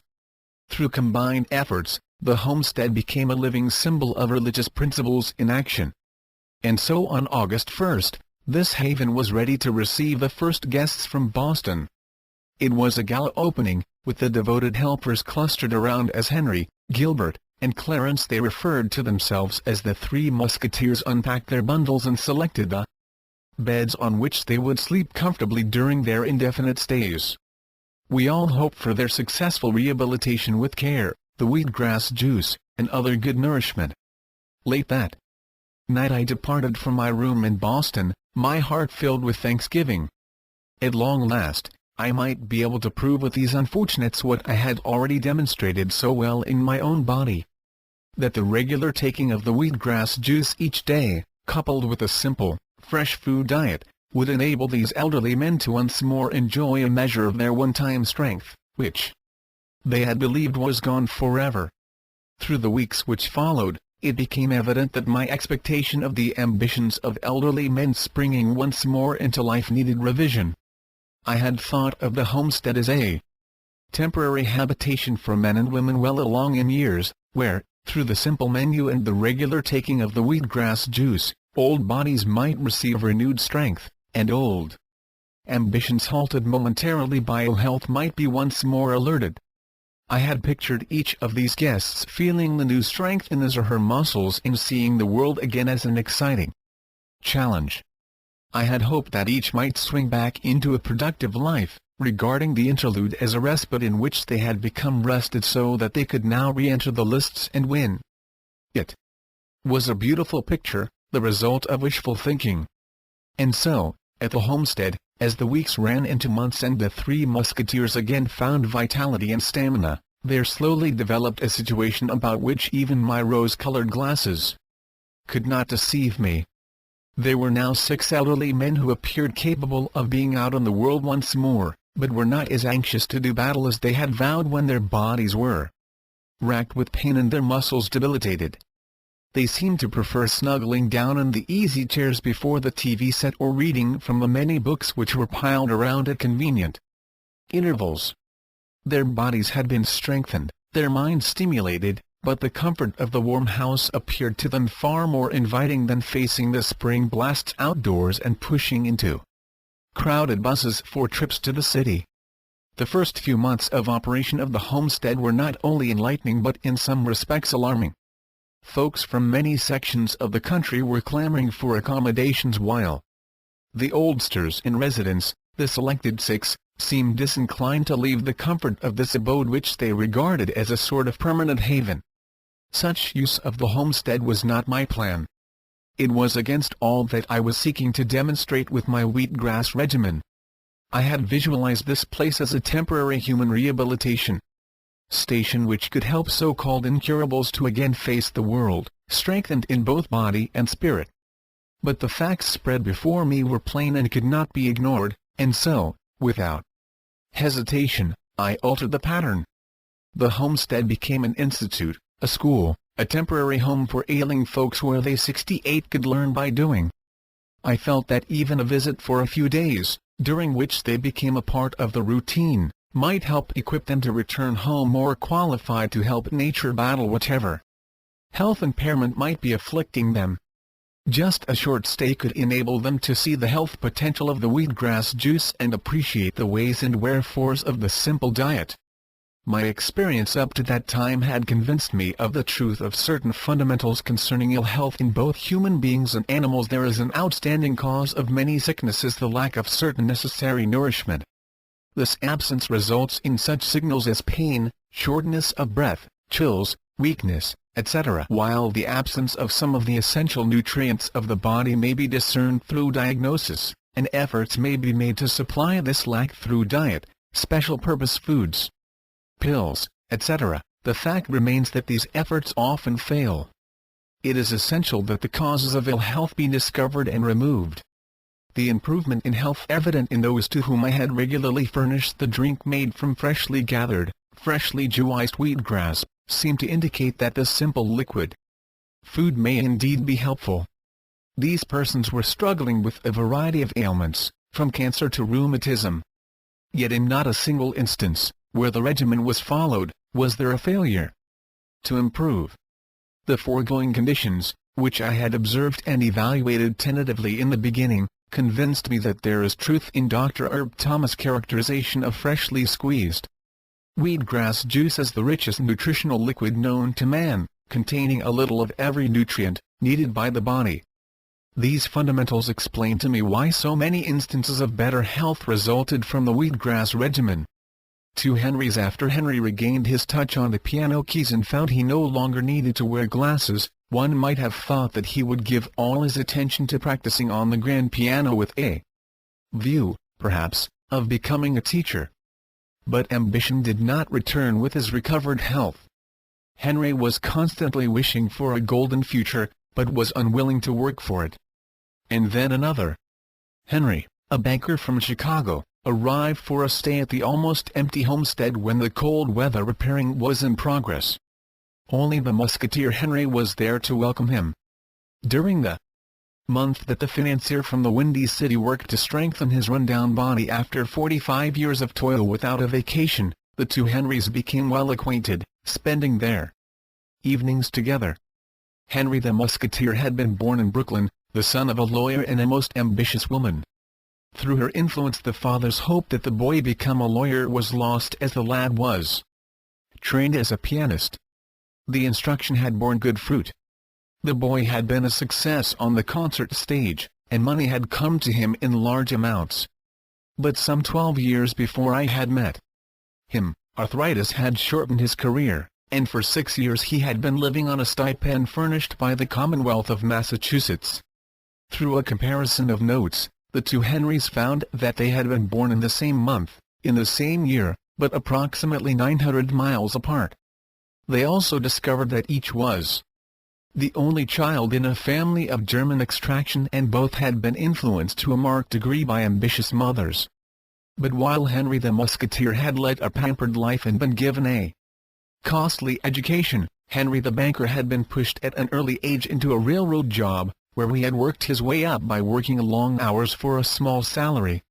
When the two Henrys met at the homestead, Henry the Musketeer was poverty-stricken, while Henry the banker was worth millions. This meeting proved the ruination of Henry the Musketeer. He realized he was actually a has-been, a penniless ward of the state, while his twin was everything he was not. In that brief space of time, all the remnants of his courage, determination, and ambition faded into nothingness. He tossed his wheatgrass juice into the sink and went on a long water fast, also taking copious doses of milk of magnesia each 69 day. The result was inevitable. He was taken to the hospital by a local physician, and later transferred to a neighboring rest home. I visited him later and found a hopeless wreck, bedridden and extremely weak in contrast to the other Henry, who went back to work with renewed strength. You cannot cheat Mother Nature. There are no shortcuts to health. Each of us must do those things which must be done. 1 billion bushels. When I read the letter from Sister Gabriella, I was jubilant. It appeared to be the opportunity for which I had been praying. Sister Gabriella lived in the jungles of East Africa. One of the sheets, telling of my work with the elderly and ill in and around Boston, had traveled miles from the railroad and found its way into the thickets and brambles of Uganda, and into the hands of this saintly woman. She had voluntarily cut herself off from civilization to head a camp for 150 blighted children, ranging from 16-year-olds to babies hardly able to crawl. They were all victims of leprosy. The good sister had written immediately, asking for samples of the wheatgrass seed so that she might try it on her youngsters. They received monthly injections of drugs from the traveling doctors, which seemed to arrest, but not cure, the scourge. Sister Gabriella had watched the treatment of her little charges, had noted the leprosy eating away their feet and hands, and had wondered if the disease might be a blood ailment, somewhat like cancer, and might be treated by means of diet rather than drugs. Her thought paralleled mine, and I saw in helping her the possibility of aiding tens of thousands of lepers. From what wheatgrass had accomplished with all types of diseases, I was hopeful that leprosy might also respond. I figured about 40 tons of wheat would be required to give 150 children, plus the adult lepers who requested it, 3 drinks of fresh wheatgrass each day for a year. I did not believe a full year would be required to show what this juice and diet could accomplish in their diseased bodies, but I wanted to make a thorough test which would leave no room for doubt. Admittedly, I was elected because I knew that the United States government, in order to keep the price of wheat from falling, had been buying surplus grain. At the time this letter from Sister Gabriella arrived, there were close to 1 billion bushels of this precious grain in storage in warehouses from the Atlantic to the Pacific. The Commodity Credit Corporation, the government agency which controlled this stored wheat, willingly set shiploads of it free to countries where starvation threatened. Since all of this was public knowledge, I felt that obtaining 40 tons to be sent directly to Sister Gabriella in East Africa was a good possibility.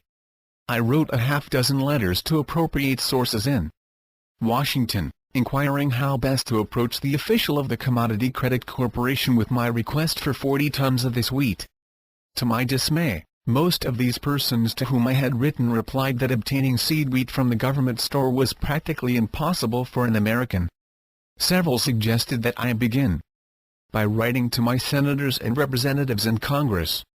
To ensure a positive response, I wrote to each one of the 535 members of Congress, explaining why Sister Gabriella wanted this wheat and how I would be willing to go to East Africa, supervise the growing of the wheatgrass, oversee the preparing of the wheatgrass juice, and distribute the drinks to the stricken children each day.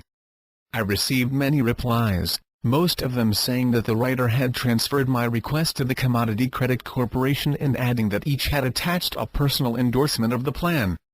Shortly thereafter, copies of the stenotyped letter each had received from the Commodity Credit Corporation came into my hands. This communication was lengthy, carefully worded, and embodied the following thoughts. 70 It was regrettable, but owing to the rules under which the wheat was purchased, none would be available for Sister Gabriella, as the seed wheat and the wheat not suitable for planting had all been put into common bins. But I did not sit around and wait for the impossible to happen.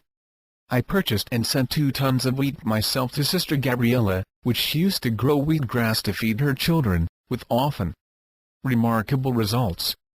According to her letters, shortly after using the wheatgrass juice, in many cases the pain was alleviated, and the condition of their hands, feet, and skin improved steadily. Unfortunately, I could not find the funds to continue sending the wheat to Sister Gabriella. Being the loving person she was, she blessed me for having helped her to the best of my ability, and assured me she would seek out other channels for new supplies of wheat. The Bishop of Syria, the Catholic Bishop of Syria, Michael Nalif, heard in faraway Asia of the improvements in health resulting from living by the simple menu and taking wheatgrass juice. He made a trip to the homestead to participate in our routine of learning by doing. The bishop had cabled us of his coming, expressing hope that a stay of at least 2 months at the homestead would rejuvenate his failing body. When I met him, he appeared very weak. He was helped into my car with the aid of 2 other passengers, and his greeting was so low I could hardly distinguish his words.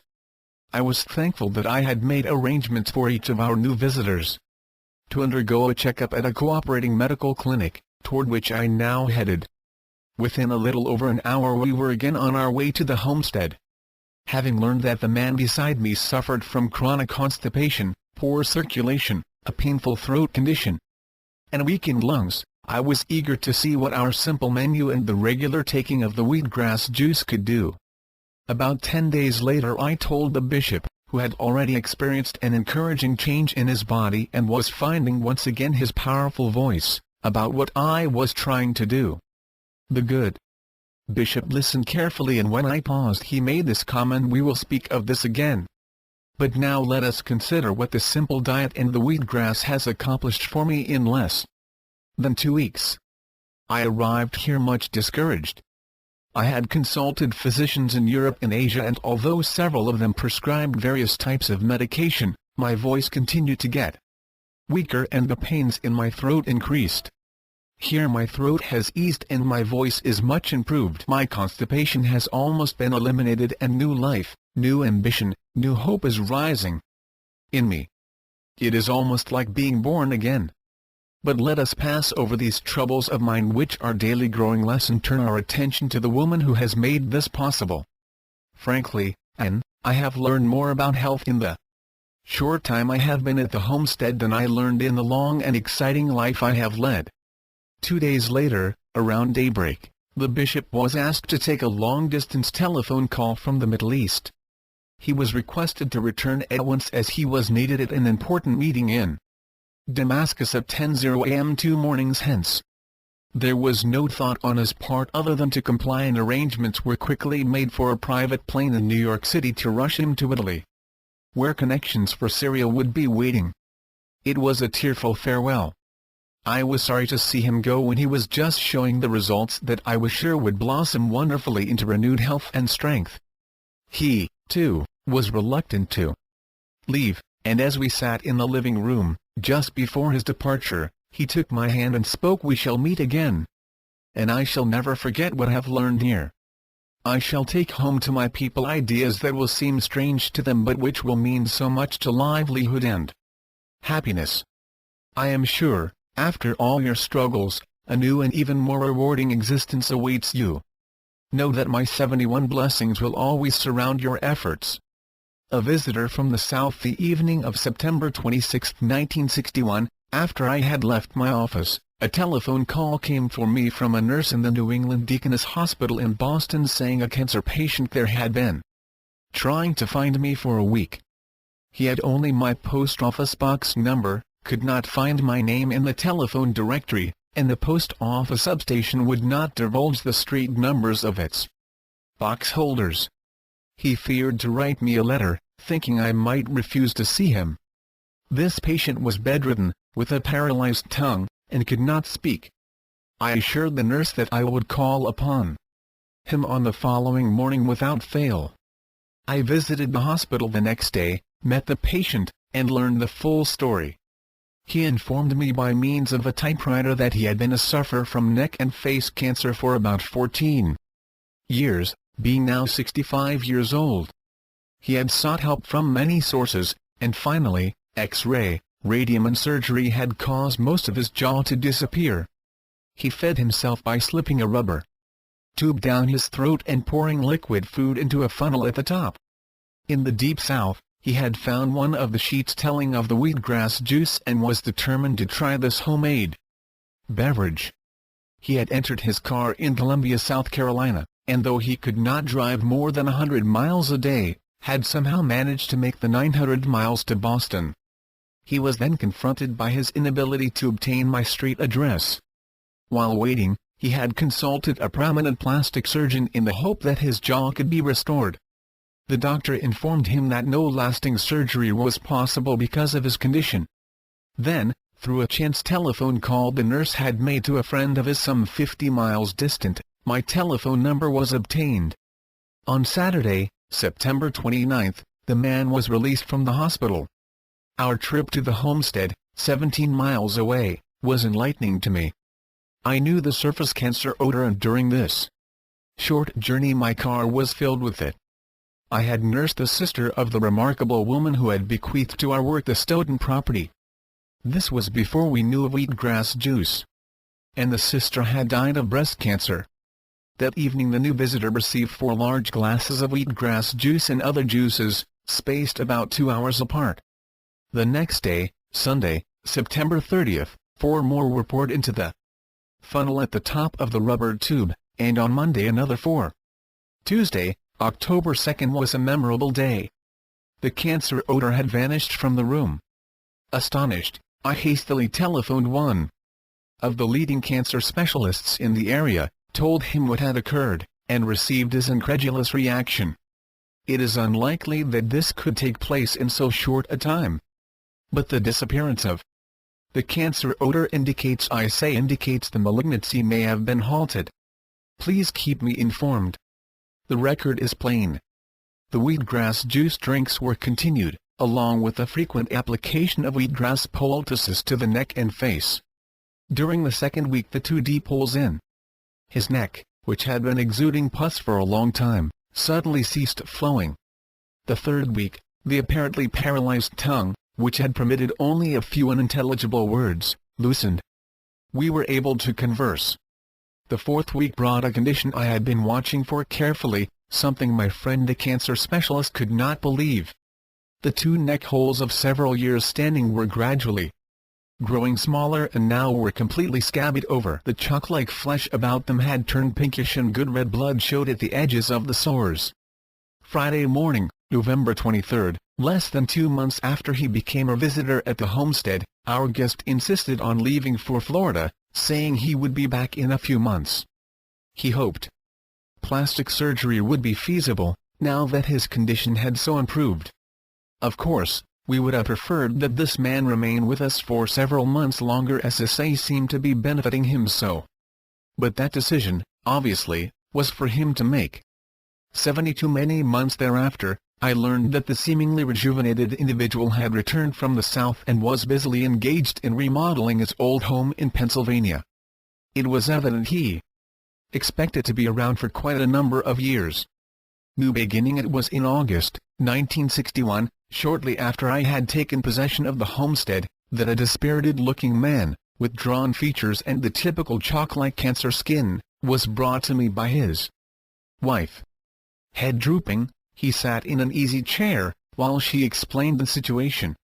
She said that back in 1957 doctors in the Beth Israel Hospital in Boston had told them that he had leukemia. They explained he might live for a year or so through rest and very careful medical treatment.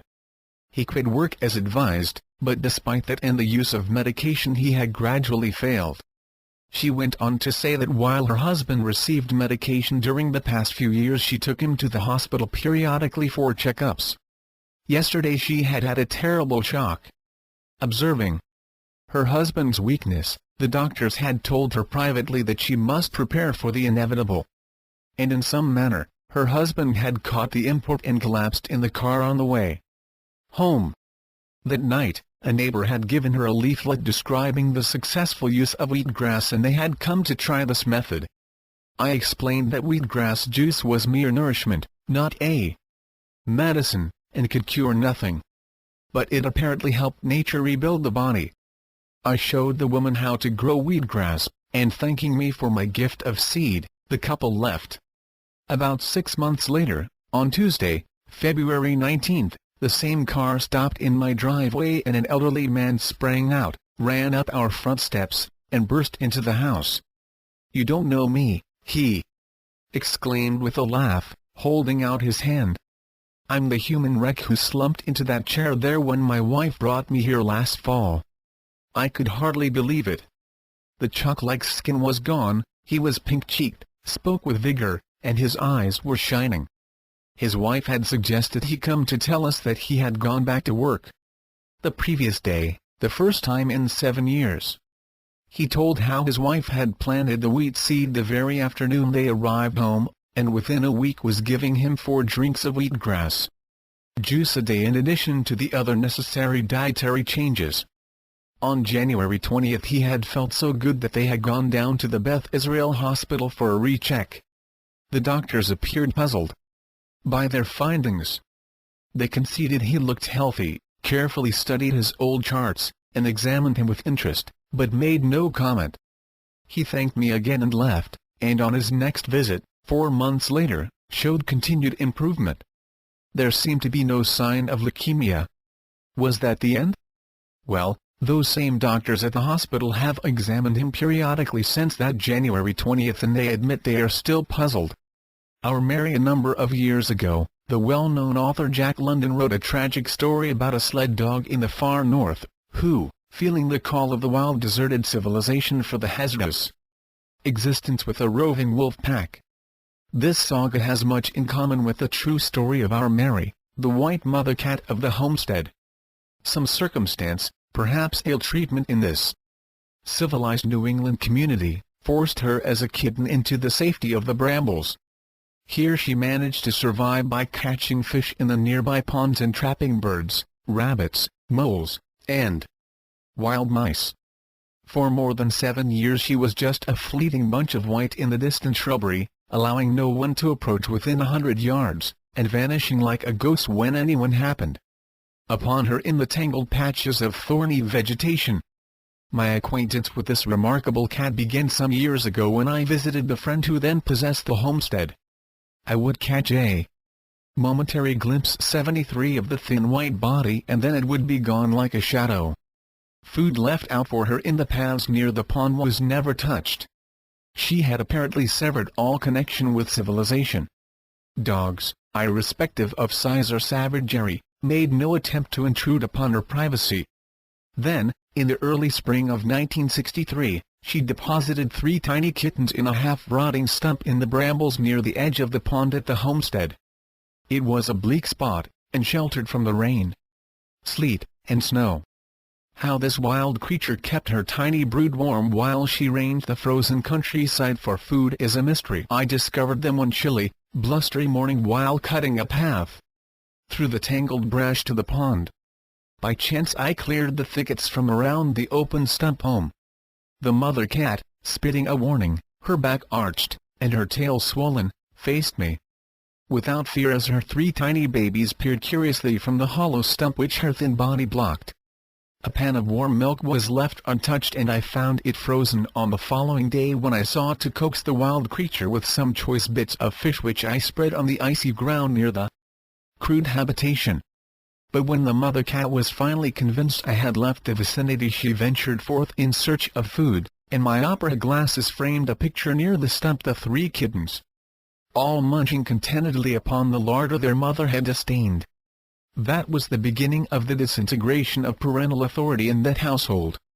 No matter how hard or how often the mother boxed the ears of her venturesome offspring, the longing for further adventures was in their souls, and they began wandering out to the path leading to the homestead whenever the mother would slip away on a hunting excursion. One morning, when I opened the back door, there were the 3 kittens seated serenely on the mat awaiting my appearance. But in a flash our Mary appeared in a frenzy of hostility, fur on end, teeth bared, and hissing loudly until I closed the door and she herded her rebellious offspring down the path to the stump. But the next morning, the 3 were again waiting on the mat, and the pan of milk was lapped eagerly before the concerned mother herded them away. It was Emmy, a therapist visiting from New York, who finally broke through the aloofness and fear of this mother cat. The soft voice of this gentle woman seemed to bring forth a forgotten trust in the heart of this lonely, outraged creature, and after some time she was eating civilized food along with her brood. Our Mary, having deprived itself of practically all nourishment in her efforts to feed her hungry little ones, was in poor health when Emmy had intervened. The nutrients in the wheatgrass, mixed with the fish and the pure drinking water, brought forth changes. The whitish film over the cat's eyes began to slowly disappear. This circle on her forehead, between the eyes, which mange had robbed of hair, began to fur over, while the thin body filled out. But the real red-letter day of the reclamation of this wild creature was when, of her own accord, she climbed into the lap of the smiling Emmy and snuggled up under her arm. It was shortly after her human friend left for home that our Mary had a dangerous encounter. Nobody heard the battle, but the next morning when the door was opened, our Mary, her white fur covered with drying blood, lay on the mat almost unable to move. Some large animal had apparently tangled with her. The left hind leg seemed out of place. It was hanging limply and the formerly sleek fur was slashed and rough.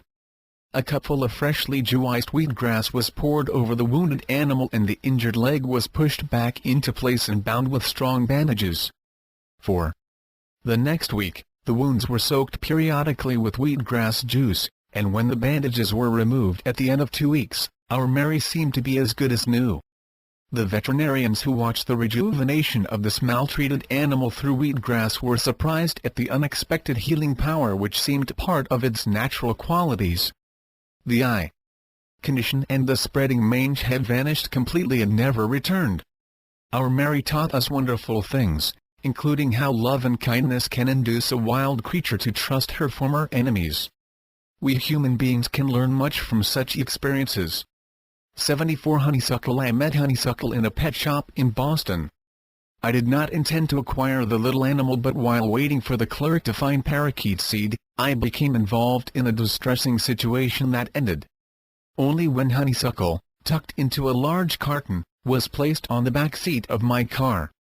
This tiny creature was a kinkajou, the size of a half-grown cat, but it had demonstrated that it possessed the strength of a giant as it resisted the efforts of the proprietor and refused to return to the cage from which it had escaped.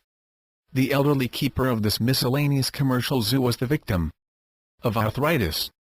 He carried a heavy cane with which he began to beat the defiant little badger in a savage manner.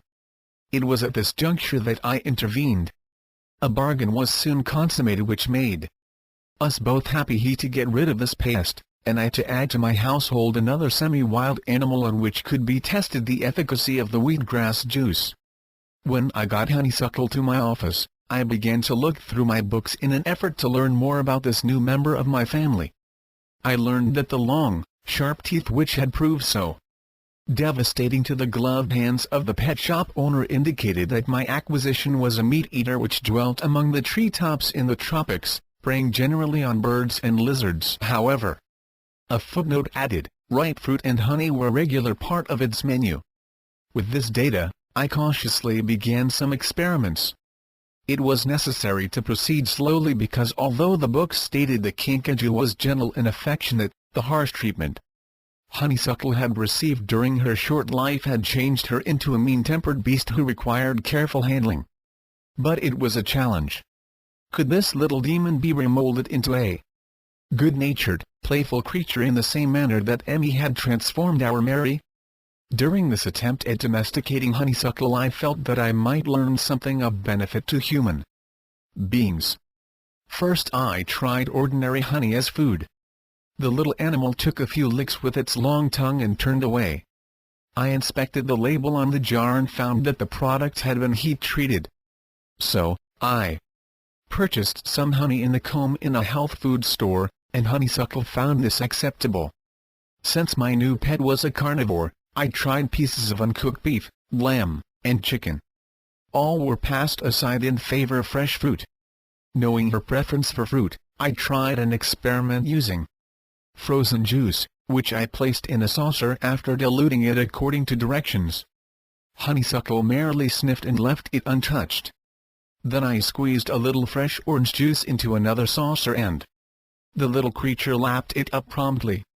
This native of Mexico, Central America, and northern South America was an enchanting addition to our household. She resembled a raccoon, with strong, wiry legs and miniature hands and long, heavy claw-like fingernails. When hungry she sat on her haunches, lifted the food in her fingers, peeled the skins from the fruit and fed daintily. Full-grown, she was about the size of an ordinary cat, but with a longer and prehensile tail, which when anchored about something firm was difficult to dislodge. Our visitor from the tropics gave ample warning before biting. Her loud and long hiss resembled that of an angry goose. Though my white cat Peter was naturally curious about this new addition to the family, he was not inclined to venture close to her. After experiments with the feeding of honeysuckle along the line suggested by the officials of the local zoo, I began to add wisps of wheatgrass to her drinking water and to massage the bare spot on her forehead with freshly ground pulp. The result was gratifying. Before long the mood of the animal changed for the better and the area above the pointed nose began to fill in and blend with the surrounding yellowish-brown fur. The process of domestication was slow, but eventually memories of cruel treatment were no longer present. Honeysuckle ate food from my plate and often traveled with me, her arms curled around my neck. What I learned from the little creature has been worth 1,000 times the trouble she may have caused. In common with practically all animals, honeysuckle ate only fresh, raw food. Her refusal to eat meat puzzled me. Was it because the meat I could obtain was not as fresh as the birds and lizards caught alive and consumed immediately? Is it possible that something besides flavor, color, texture, and fragrance, something indispensable to health, is lost when foods are picked green, 75 stored for a long time, frozen, canned, etc.? Do wild animals, or those who are tamed later in life, know instinctively what is suitable food? Obstinate guest. In the winter of 1962 a short note arrived from a good friend in New York City, to the effect that his personal physician had suggested a short stay in the hospital to analyze the complaint, for which he had consulted his doctors, a stoppage of his bowels. He had requested a consultation with 2 other doctors before agreeing to enter the hospital. The note explained, "I am going there this afternoon where I expect to stay as few days as possible and where I'll prove to be a rather obstinate guest." When I arrived at the office Monday morning, I found the telephone bell ringing. My good New York friend was on the wire, telling me he had returned from the hospital late the previous night, and had been calling me regularly, every 15 minutes, since 5 in the morning. His explanation was short. An X-ray of the bowel had revealed a growth the size of an apple pressing against the colon. The doctors had recommended an operation. He refused and asked for his clothing. They warned him of the danger if this condition continued for 5 or 6 more days, in addition to the several days already past. He told them he would give the first 4 of those 5 days to a test of the wheatgrass juice and that they would hear from him on the 5th day if the test failed. He asked for fresh wheatgrass that very afternoon, even if it were necessary to bribe a porter on a New York-bound train. He got the first wheatgrass late that afternoon, and 3 days later I received a note that things had moved smoothly and the danger was seemingly over. His doctors were both relieved and puzzled. For nearly a month, 3 drinks of the wheatgrass juice went into my friend's digestive system. Then I received a telephone call from him to the effect that he had promised his doctor that he would have another X-ray of the growth if he were still alive at the end of 4 weeks. I made arrangements at once for an examination and X-rays at the medical clinic in Cambridge, where we occasionally refer our visitors at the homestead. The following morning, my friend and his wife arrived. 3 days later the report of the clinic stated that there was a small growth on the side of the colon, about the size of a small hazelnut. An immediate operation was not advised under the circumstances. That was many months ago and there is no indication of a return of the blockage of the bowel, so all thoughts of an operation were abandoned.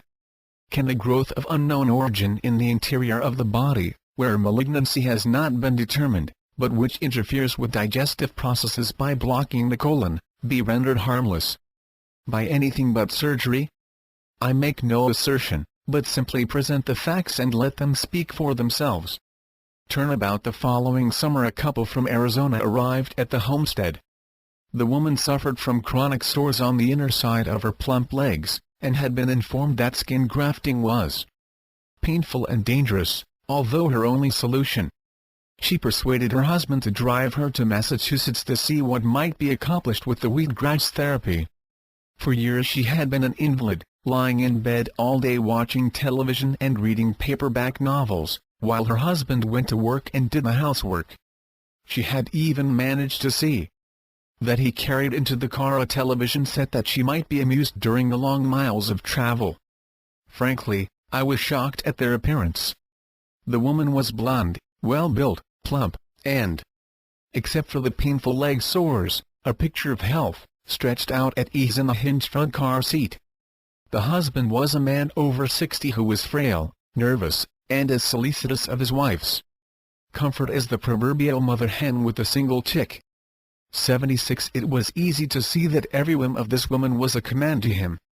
When he finally got her settled in a room on the 2nd floor and came downstairs for a bite to eat, she called to him over the banister to come up here so that he could sit beside her while she watched her favorite television program.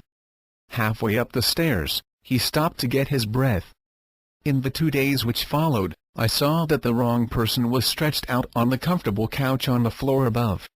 That evening I had a good friend, a medical doctor, come in. Without disclosing his identity, I let him examine the husband in a routine manner.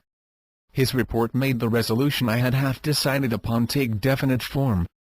So next morning, when the husband was trudging a mile to the village for some strawberries that she is crazy about, I mounted the stairs and told the lady some facts about her husband, including that there was a possibility that he might leave her at almost any time. The results were electrical. When the panting husband got back with the strawberries he was met downstairs at the door by his fully dressed wife, her hair combed in a smile of welcome on her face.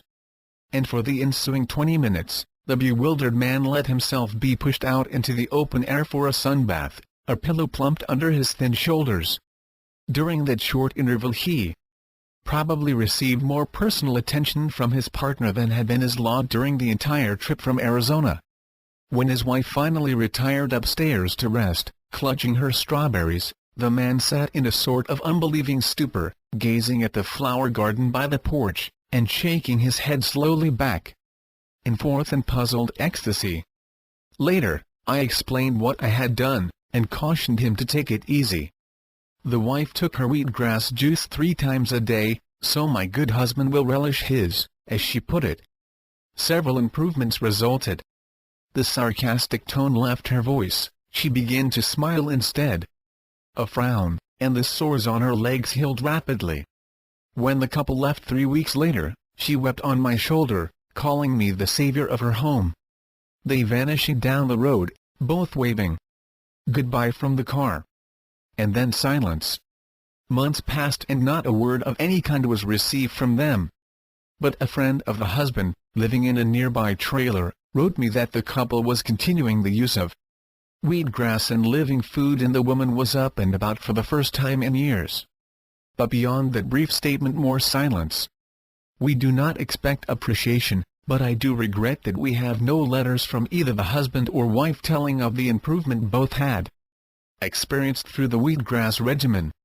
Other couples might be helped to understand that many times, the partner who is seemingly an invalid is, in fact, the healthier of the two, and the uncomplaining one who is seeking to carry on may actually be very close to collapse. An impossible woman. A social worker described this unfortunate woman as impossible. She will not help herself, and while something ought to be done for her, whoever attempts it will find it a thankless job. With that introduction I made my way into the shabby house and up the stairs, where I knocked on the door of this invalid. Although the hour was past noon, and I had completed the regular daily chore of bringing fresh wheatgrass juice to a dozen individuals, the weak voice which greeted me formed the words, "Go away, I am in bed. Come back later." I replied that lack of time would prevent me, that I had been sent to help her, and if she did not choose to talk now, the opportunity would not come again. Evidently this aroused her curiosity, for I heard her shambling across the room. She unbolted and opened the door. The haggard face of a prematurely old woman of about 35, with uncombed hair, greeted me. Without an invitation, I found a chair while she slowly climbed into bed, moaning. It was then I noted a tired-looking collie dog tied to a table leg, and I could not help wondering how this little animal existed in such surroundings.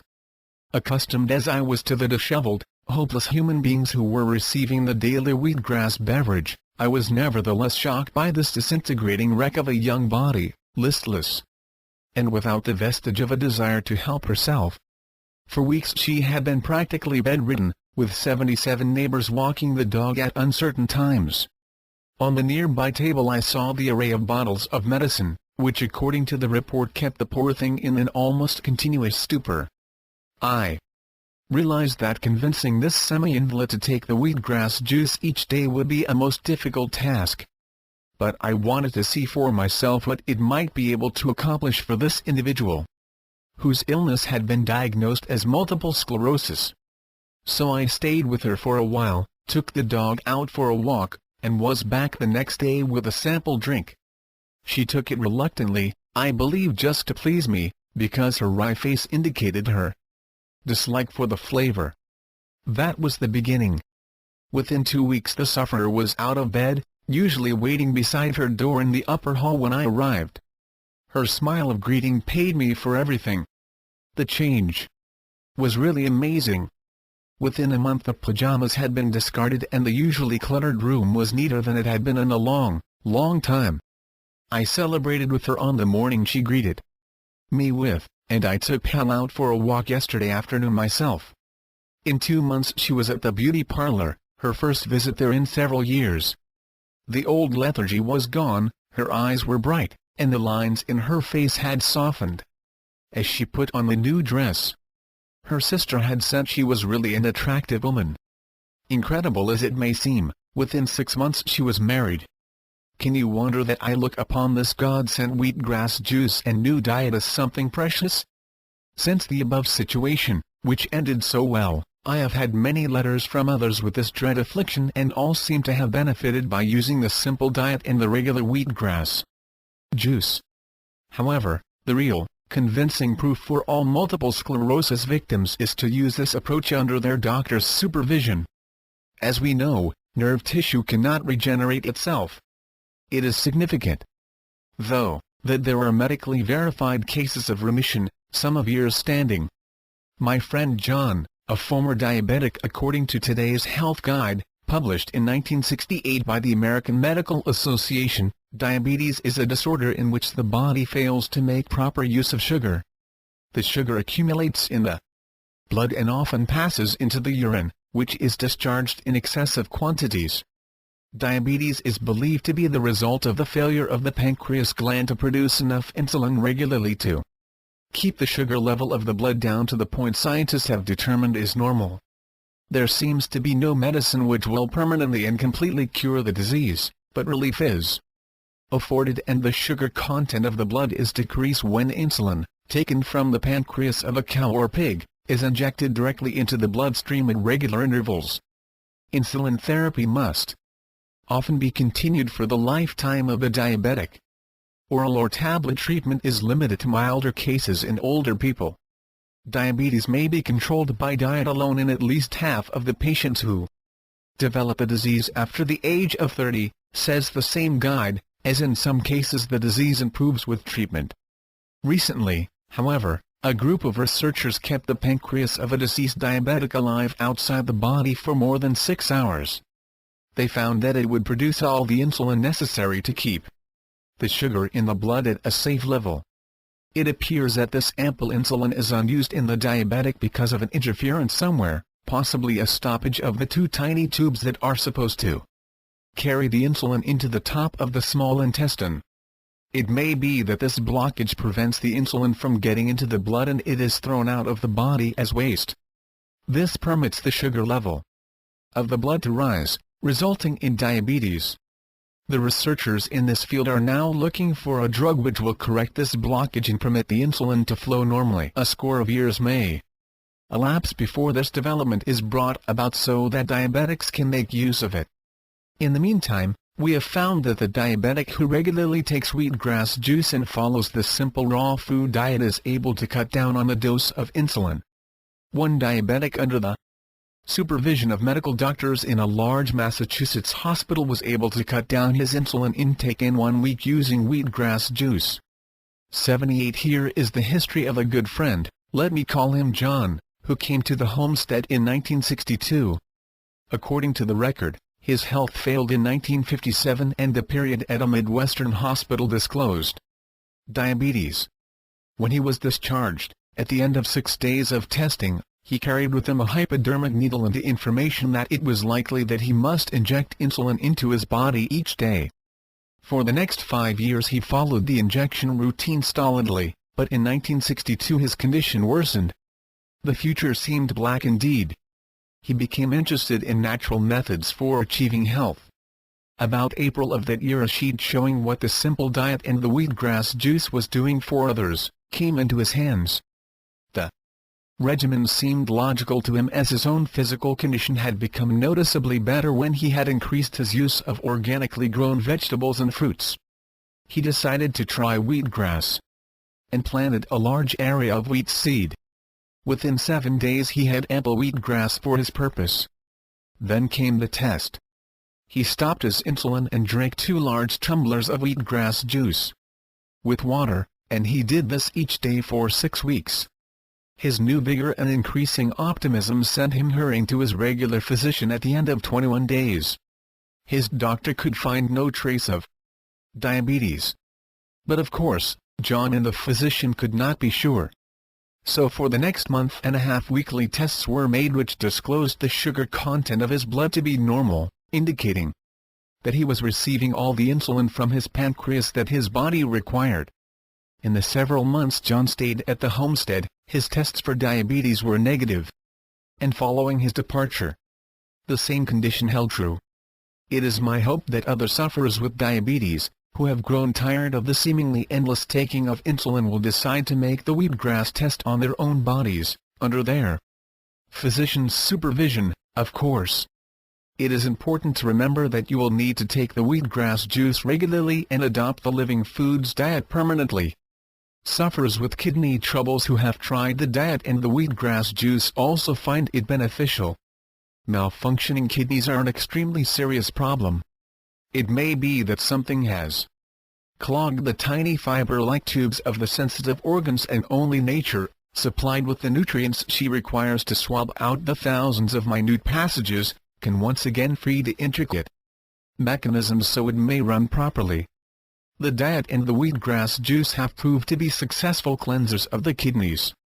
Our indispensable doctors, my grandmother, who exerted such a positive influence over me in my early years, taught me that every reasonable prayer would be answered. As I grew older, I seemed to find her advice correct. Yet when I came to this country and began to study for the ministry, I discovered that many problems could not be solved entirely through prayer. It took me years of pain and misery before I was convinced that this was so.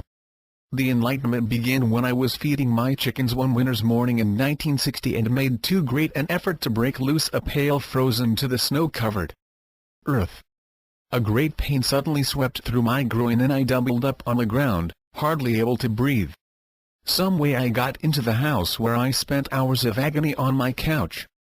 From that moment I was more or less an invalid. I did not dare tell my household of my trouble, as illness of any kind was unheard of among us. It was not until a year later that the difficulty was diagnosed as a hernia. I knew God could heal this affliction and I began to pray faithfully for such relief. I learned also that such healings had been brought about without hospital and surgical care but were accomplished by something my work would not permit, spending months in bed. Of course, I was not discouraged at the outlook because my grandmother had assured me that spiritual healing was available always to the dedicated, and I felt my faith was sufficient. One of the reasons I joined the religious school in the Midwest, where I studied during the autumn, was to bring about this healing within my body. Following the instructions of my teachers, I would sit for hours, unmoving, praying for the help I knew God could give. The months slipped into years and my condition seemed to be getting worse, rather than better. 79 Finally, I could hardly move about, could not straighten my body and was in constant agony. Then one morning I had a great awakening, when I suddenly realized that I was using my own conviction as to how this problem should be met, instead of asking God what I should do. It came as a sort of inspiration, a brilliant flash that suddenly lighted up my entire being. I returned to my room, closed the door and prayed, not for healing, not for anything but wisdom, to be shown what I should do. In this instance the answer was forthcoming in short minutes. Almost in a dream I saw myself slip back into those days of my childhood, stretched underneath that old oak tree by the spring as my herd of goats and sheep, under the watchful eye of my lead dog, Star, munched the deep green grass by the willows. Once more I saw the mother squirrel, Mrs. Chatter, her injured leg encased in clay, dragging herself from the tall reeds by the stream.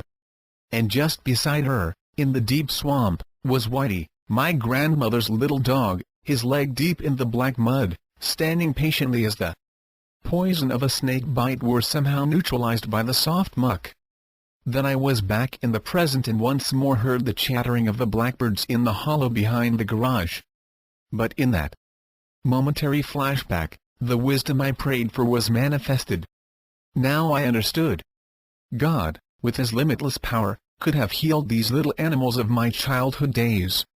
But through the God-guided instinct of each, the need for health became overpowering and thus the healing aid of the clay and the mud was sought, making it possible for God to bless the final results with renewed health. I realized why my prayers were unanswered. Through the exercise of my free will I had allowed my prejudices against the use of outside aid to blind me to the realities of everyday life and had pushed aside the advice of friends who were only seeking my welfare. At long last I began to comprehend fully that since I could not confine my body to bed for several months, I must seek the outside help available and become once again fit to work at full capacity.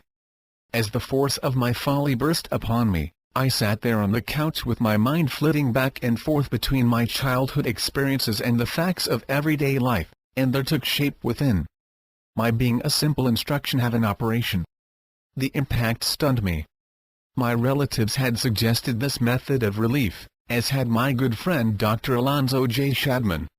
But I had been so sure that physical help wasn't necessary, that spiritual help was so certain, that I had not listened to their entreaties. But now I was face to face with reality, made my way downstairs, called Dr. Shadman on the telephone and asked him to recommend a surgeon. "That is sensible, Ann," he said. "If you could remain in bed for months the hernia might heal itself. I have heard of such cases. But you are too active. It simply could not work out. I shall call you back when I have made arrangements." 2 hours later they had been made and the next morning I was in the operating room. The physician who was preparing me for the operation gave me spinal anesthesia. I did not feel the knife, but when out from under the effect of the drug. After the operation, I found myself in considerable pain. The orders were for me to have food, after some time. But I felt from the experiences I had, had with my grandmother in helping the sick that no food should be taken. I had seen her treat many wounds. In every instance, the sufferer, no matter how thin, would be given nothing but warm water and juices. The attending physician came in to request that I follow the routine of the hospital, but I preferred to have no injections and take no sedatives despite the pains which kept me in bed for 6 days. The result was gratifying. The nurses were surprised at the quick healing of the cut, where no sign of the operation was visible without a close inspection. At the end of 7 days, I left the hospital happy at no longer having to endure the pain of an untreated hernia. But the experience was valuable to me. It demonstrated that while faith healing might be a most essential part of one's religious belief, there were instances where medical help must be sought.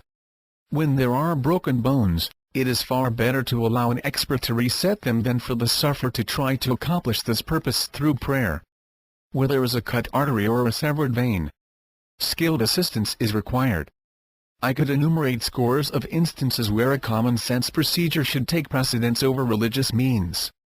The skill of a well-trained doctor can often make the difference between life and death, between a sound body and a crippled one, between comfort and discomfort. The elimination of a DTH trap. I would be remiss, indeed, if I did not put into the record that I believe this country, this fabulous land, as the folks in our European village used to call it, is the most livable spot on earth.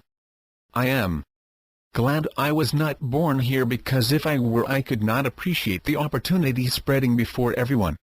It requires knowing from hard experience what other countries are like before you can see what this nation under God actually means to every man, woman, and child. Every man, woman, and child should be healthy. That is why I am a citizen. That is why I vote. That is why I expect to remain here as long as possible on his business, helping anyone who is interested to learn how to aid Mother Nature in her repair work by supplying their temples with the most suitable type of nourishment. Of course, even here everything is not perfect. Neither was the Garden of Eden. But in the land of the free, improvement is always possible with His help, always at the fingertips of the majority of its inhabitants who have only to go to the polls. In no other country is that fact as true as it is here. If we are willing to work for what we want, we can get it, and the small voice is often heard, despite the shouts of those who try to silence it. I faced a difficult political situation recently. It centered about a death trap close to my office here in Boston. A stone abutment, bordering the opening where the trolley cars emerged from underground, constituted the menace. Through an unfortunate widening of the street at this point, any motorist unfamiliar with the locality who attempted to pass the car ahead under conditions that ordinarily would have been safe, was suddenly confronted with a dead end. 4 persons had died at that spot in as many years. At ordinary speed, in the semi-darkness, they had crashed into the stone wall. Merchants of the neighborhood had tried vainly to induce the authorities to put a blinking yellow light on that abutment. Their efforts had met the usual political promises, coupled with the customary notation that the matter was under consideration. But the weeks of delay rolled into months, and the months settled down into years. It was the last victim that roused me to action. He had died in early April, crushed under his automobile engine. When I viewed the spot the next day, a hollow in the pavement was still filled with the blood which had dripped from his shattered body. I left the scene with the determination to do something to rectify this monstrous situation. I felt that it was my responsibility. Letters were sent to public officials, but brought only the usual promises. Finally, having gathered a sheaf full of such assurances of immediate action, I wrote a summary of them to the mayor and told him I would be forced to publish the whole disgraceful correspondence unless these assurances were immediately implemented. That did it. A letter came from the traffic commissioner, stating that a blinker would be installed on the spot without delay, and that a contract had already been signed with the local Edison company guaranteeing its maintenance. And so, shortly thereafter, the negotiations had consumed over 4 months. The beacon, blinking its yellow warning, appeared on that dangerous abutment. I feel that this light, as it winks safety with every flash, vividly demonstrates what the conscientious efforts of any one single individual, without appreciable backing, may accomplish despite the predictions of some. Every person must take such actions. Wheatgrass therapy spans the world. The people around us have an enormous influence in the shaping of our lives and our world. For me, the most compelling personality I ever met was my grandmother. A person with extraordinary energy and with complete devotion to the code of decency and humanity, she did more to influence my later years than all the hardships, happiness, hopes, and wonders which unfolded as time went on. It was the morning after my horrible experience in the quicksands of the swamp that she led me out into the sunshine, and we sat beside the well curb. For some moments she was silent, clasping me tightly in her arms. Then she spoke along these lines. 81. When I heard the alarmed barks of Star coming from the swamp, Annetta, I knew something terrible was wrong. But, actually, I felt no real concern about your safety. From the moment I rescued you from your father, I have had a God-inspired certainty that you were destined to be a means whereby humanity would be bettered, physically and spiritually. You have seen distressing times in our house and have witnessed the passing of good folks and bad. Through it all you have been a great help to me, as you will be a help to others in the future. But I want you to know in your deepest being that you are destined for an important part in God's plan. We all have our allotted tasks. How yours will come about I do not know. But it will come, never fear, and you must prepare for that moment and be ready to take your place as a part of His wondrous pattern. I will never forget that little talk. It is engraved upon my soul. With the discovery of the health-promoting wheatgrass therapy, I realized that my kindly, loving grandmother had indeed seen into the future, and that the possibility of aiding suffering humanity everywhere was a demonstrated fact. Once more I repeat, she was a great healer, one of the greatest, I am sure, who ever lived. Fortunately, I have been able to present the elements of the wheatgrass therapy so that publishers of various periodicals throughout the country have grasped much of the significance of what I have sought to accomplish, and during the many years since the discovery of the benefits of wheatgrass, comprehensive articles on living food and sprouts have appeared regularly in foreign countries. The information has been given to those who need it by many journals. One result is I have received thousands of letters. A comment from a sincere man in London might bear repeating here. He wrote me a lengthy letter, and among other things he had this to say: why should the revelation which led you to this miraculous wheatgrass have been given to you? What have you done to deserve the sincere trust of the Almighty that you would handle the information wisely and selflessly? I am as interested in health as you. My whole life has been devoted to aiding others less fortunate than myself. Why should you have been favored rather than me? I think, in this connection, of the moving poem by John Milton, on his blindness, the last line of which reads, "They also serve who only stand and wait."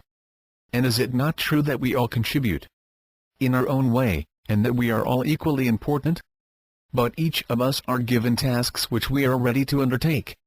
The most gratifying fact of all, to me, is that in England, Australia, New Zealand, France, South Africa, Syria, India, West Germany, Spain, Singapore, Austria, Pakistan, and many places in South America, the wheatgrass has been tested in a most practical way by the ailing, and in every instance of which I have knowledge those tests have brought most satisfactory results. 82.5 The nucleus is formed. Margaret Drumheller's visit. It was the summer of 1962, and the organic gardens at the homestead, which grew larger and more bountiful each year, were in full bloom. The fertile black soil, enriched by the use of compost, yielded the most nutritious and tasty vegetables, fruits, and edible weeds. Needless to say, I was kept busy during those long warm days at the homestead. There were my usual letters and articles to write, as well as gardening, shopping, and caring for the small but growing number of guests staying with me. One very humid afternoon during the dog days of July, I received a phone call from my friend Beverly, who was then living in New York. She was to be in Boston in a couple of days and wanted to visit the homestead with a friend of hers from Boston named Margaret. I invited them to lunch, and eagerly awaited their visit. When Beverly and Margaret arrived that afternoon, I was somewhat out of sorts, having undertaken the Herculean task of cleaning the house and weeding most of the garden before preparing lunch for 12 people. After a few deep breaths, I walked to the driveway to greet them. Margaret was a good-looking woman of medium height and build, with a rather distinctive air about her. Her dress and posture gave an impression of culture and refinement. Indeed, she was well read in many fields, including philosophy, religion, literature, and current events, and had traveled extensively for many years of her life. Our conversation that day during lunch renewed me. Like the first green grass of spring. Margaret had 1,000 questions about my work which I did my best to answer. And I in turn inquired about her adventures and philosophy of life.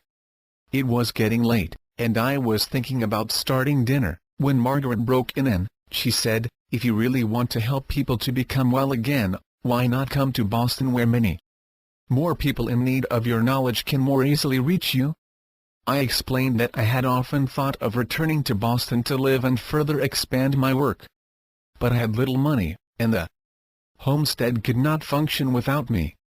"Too bad," Margaret said. "I own a on Exeter Street in Boston's Back Bay, and I have extra space for rent." "Why not take it?" she said. "You can pay the rent with the money you make from teaching and helping others." It seemed once again as if fate had intervened in my life.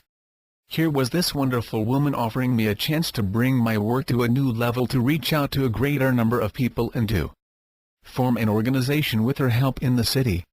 Margaret would not take no for an answer, and so I agreed to visit her in the city to look at the rooms and discuss possible arrangements with her. At that time, a new home in Boston, though the next few days were as demanding as always, I could think of little else except my next visit with Margaret. I had busily thought through all of the wonderful possibilities moving my work to the city would offer. It would allow me to meet many more of the people I had corresponded with over the years through the Natural Health Guardian magazine. Most of all, it would place me closer to the various government and private institutions with which I had hoped to contact and work. This was truly an exciting week. Margaret's building was an impressive 5-story brick structure located at the corner of Exeter Street and Commonwealth Avenue. It overlooked the tree-lined park which runs into the Boston Public Gardens, a beautiful spot indeed. When Margaret greeted me at the front door, I could hardly conceal my excitement. She invited me 83 inches and took me on a short tour of the building. The first floor was split into 3 large rooms which were occupied by a travel agency. The walls, staircase, and molding were adorned with hand-carved hardwood designs and figures. The high ceilings and attention to detail reflected an earlier era of prosperity and charm. The second, third, and fourth floors were a combination of separate rooms and apartments. Margaret brought me to see the 2 large rooms on the second floor which were to be my new home and office in Boston. It was with suppressed excitement that I viewed these spacious quarters. Now, truly, I could help to heal and minister to the large number of sufferers, whose ill health deprived them of all the joys of life, by taking them into my care and seeing that they benefited from the simple living foods diet and wheatgrass juice therapy. It wasn't without a struggle, though, that Margaret prevailed upon me to take these rooms. They were perfect, but I had no funds with which to pay rent, and I didn't really expect to have a tremendous cash flow while I sought to establish a new base. I later learned that this caring and intelligent woman had an abiding personal interest in my endeavor. She hoped to share in the excitement and learning that accompanied my new venture. A short time later I moved in. Beds were placed in both rooms. In one of the rooms I cared for my new city guests, mostly seriously ill and older people. The other room became my bedroom, living room, and office. Later I occupied a third room, which I also set up to house guests. In this way I began the building of what was to become the Hippocrates Health Institute. The Hippocrates Health Institute, in contrast to the past few years, which had been ones of strengthening my body and solidifying my ideas on diet, health, and spiritual development, the next several years were to be devoted to establishing the Institute. a lawyer was contacted, and applications were filled out requesting non-profit, educational, and charitable legal status for the organization. In time, I came to occupy several rooms in Margaret's building and was able to pay her a fair rent in exchange. In addition, Margaret volunteered to become my bookkeeper, making deposits for me, and otherwise handling the finances. Then one day she brought me devastating news. For financial and personal reasons, she was forced to sell the building. She had a buyer in mind, and if I were to continue to build on my promising beginnings on Exeter Street, I had but a few days to come up with money. I did not have to buy the building. I convinced Margaret to accompany me to the bank where her original mortgage was drawn. Initially I got nowhere with the loan officer, who told me it was highly irregular for them to lend money of the quantity I needed without a sizable down payment on my part. It was Margaret who once again saved the day. Somehow she convinced the bank to refinance the building in my name, with a scant $200 deposit. With a building and legal status for the organization, the Hippocrates Health Institute was born, despite my limited cash flow and the as yet somewhat marginal support for my work. Perhaps more than anything else, my faith in the importance of my work, and the confidence of knowing that whatever I needed to continue would be provided, gave me the strength to endure those hard times. My early years had been filled with struggle and toil, yet I now worked longer and harder than ever before. At times I felt exhausted, but I was never discouraged for long, because every day I saw in the bright eyes and smiling faces of my guests who had arrived in weak and despairing condition, the importance of my task. I could not let these people down. By sheer determination I was able to make ends meet. Little did I know that a new era for my work was soon to blossom forth. With the help of various publications I was involved in, including books and pamphlets, and by word of mouth, people began hearing about and visiting the Institute. To my great surprise, many of them were young and quite idealistic. They had plenty of energy and proved to be of tremendous help in accomplishing the everyday chores of growing and preparing the wheatgrass, sprouts, and greens for the guests, cleaning the house, answering the phones, typing, and helping those guests who were weakened by the ravages of disease. The principles of health. I would like to end this book with a few words about my philosophy. Health is what one makes of it. It requires a mature attitude and self-discipline to rebuild failing health. Beyond these requirements, a simple and energetic diet, exercise, and a healthy outlook are vital. Ideally, all of us would see the common sense in these ideas and work to prevent any imbalances before they occur. By and large, however, the kind of prevention being practiced today is of a secondary nature. That is, I have had a heart attack, please keep me from having another, or I have cancer, please keep it from spreading. The best prevention, either primary or secondary, is the strengthening and sensitizing of the body. In this sensitizing process, the individual gains an increased awareness of his body, and its reactions to his lifestyle. The body is continually providing us with all sorts of important messages that are the key to survival, either in the form of energy and vitality, the result of good health practices, or pain and illness, the result of disharmony. The idea behind the Hippocrates program is to establish harmony and vitality in the body through changes in the individual's day-to-day lifestyle, particularly with respect to diet. For if a way of living does not keep the body balanced and healthy, it is not in harmony with the goals and purposes of our lives. Simple and cooked foods such as fresh vegetables, greens, fruits, sprouted seeds, grains, beans, and nuts, along with pure liquids such as fresh vegetable juices, fruit juices, and green drinks made from a variety of sprouts, greens, and vegetables, are nutritious yet light on digestion. In my years of working with this simple diet, I have observed that after following such a diet for a number of weeks, many people notice the disappearance of nagging problems they had lived with for months or years. Blocked sinuses open up, sleep is deeper and more restful, aches and pains are relieved, excess weight is quickly shed, the eyes become brighter, and facial stress disappears.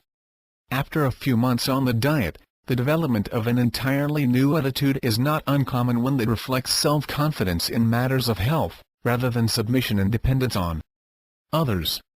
In fact, if my years of training and experience in working with thousands of people have proven one thing, it is that we can learn to control our level of health and the course of our lives if we choose. The building up of this degree of self-reliance may take some time, but it is well worth the effort and the wait. I have explored my ideas on diet and health more fully in the Hippocrates Diet and Health program, published by Avery Publishing Group. In this fast-paced world, it is too frequently the case that people accept what society, family members, and the authorities whom nobody ever seems to question, believe regarding how to live their lives. And yet, the happiest people I know have been those who have accepted the primary responsibility for their own spiritual and physical well-being, those who have inner strength, courage, determination, common sense, and faith in the process of creating more balanced and satisfying lives for themselves. The end. For more information, go to www.annwigmore.com or www.annwigmore.org.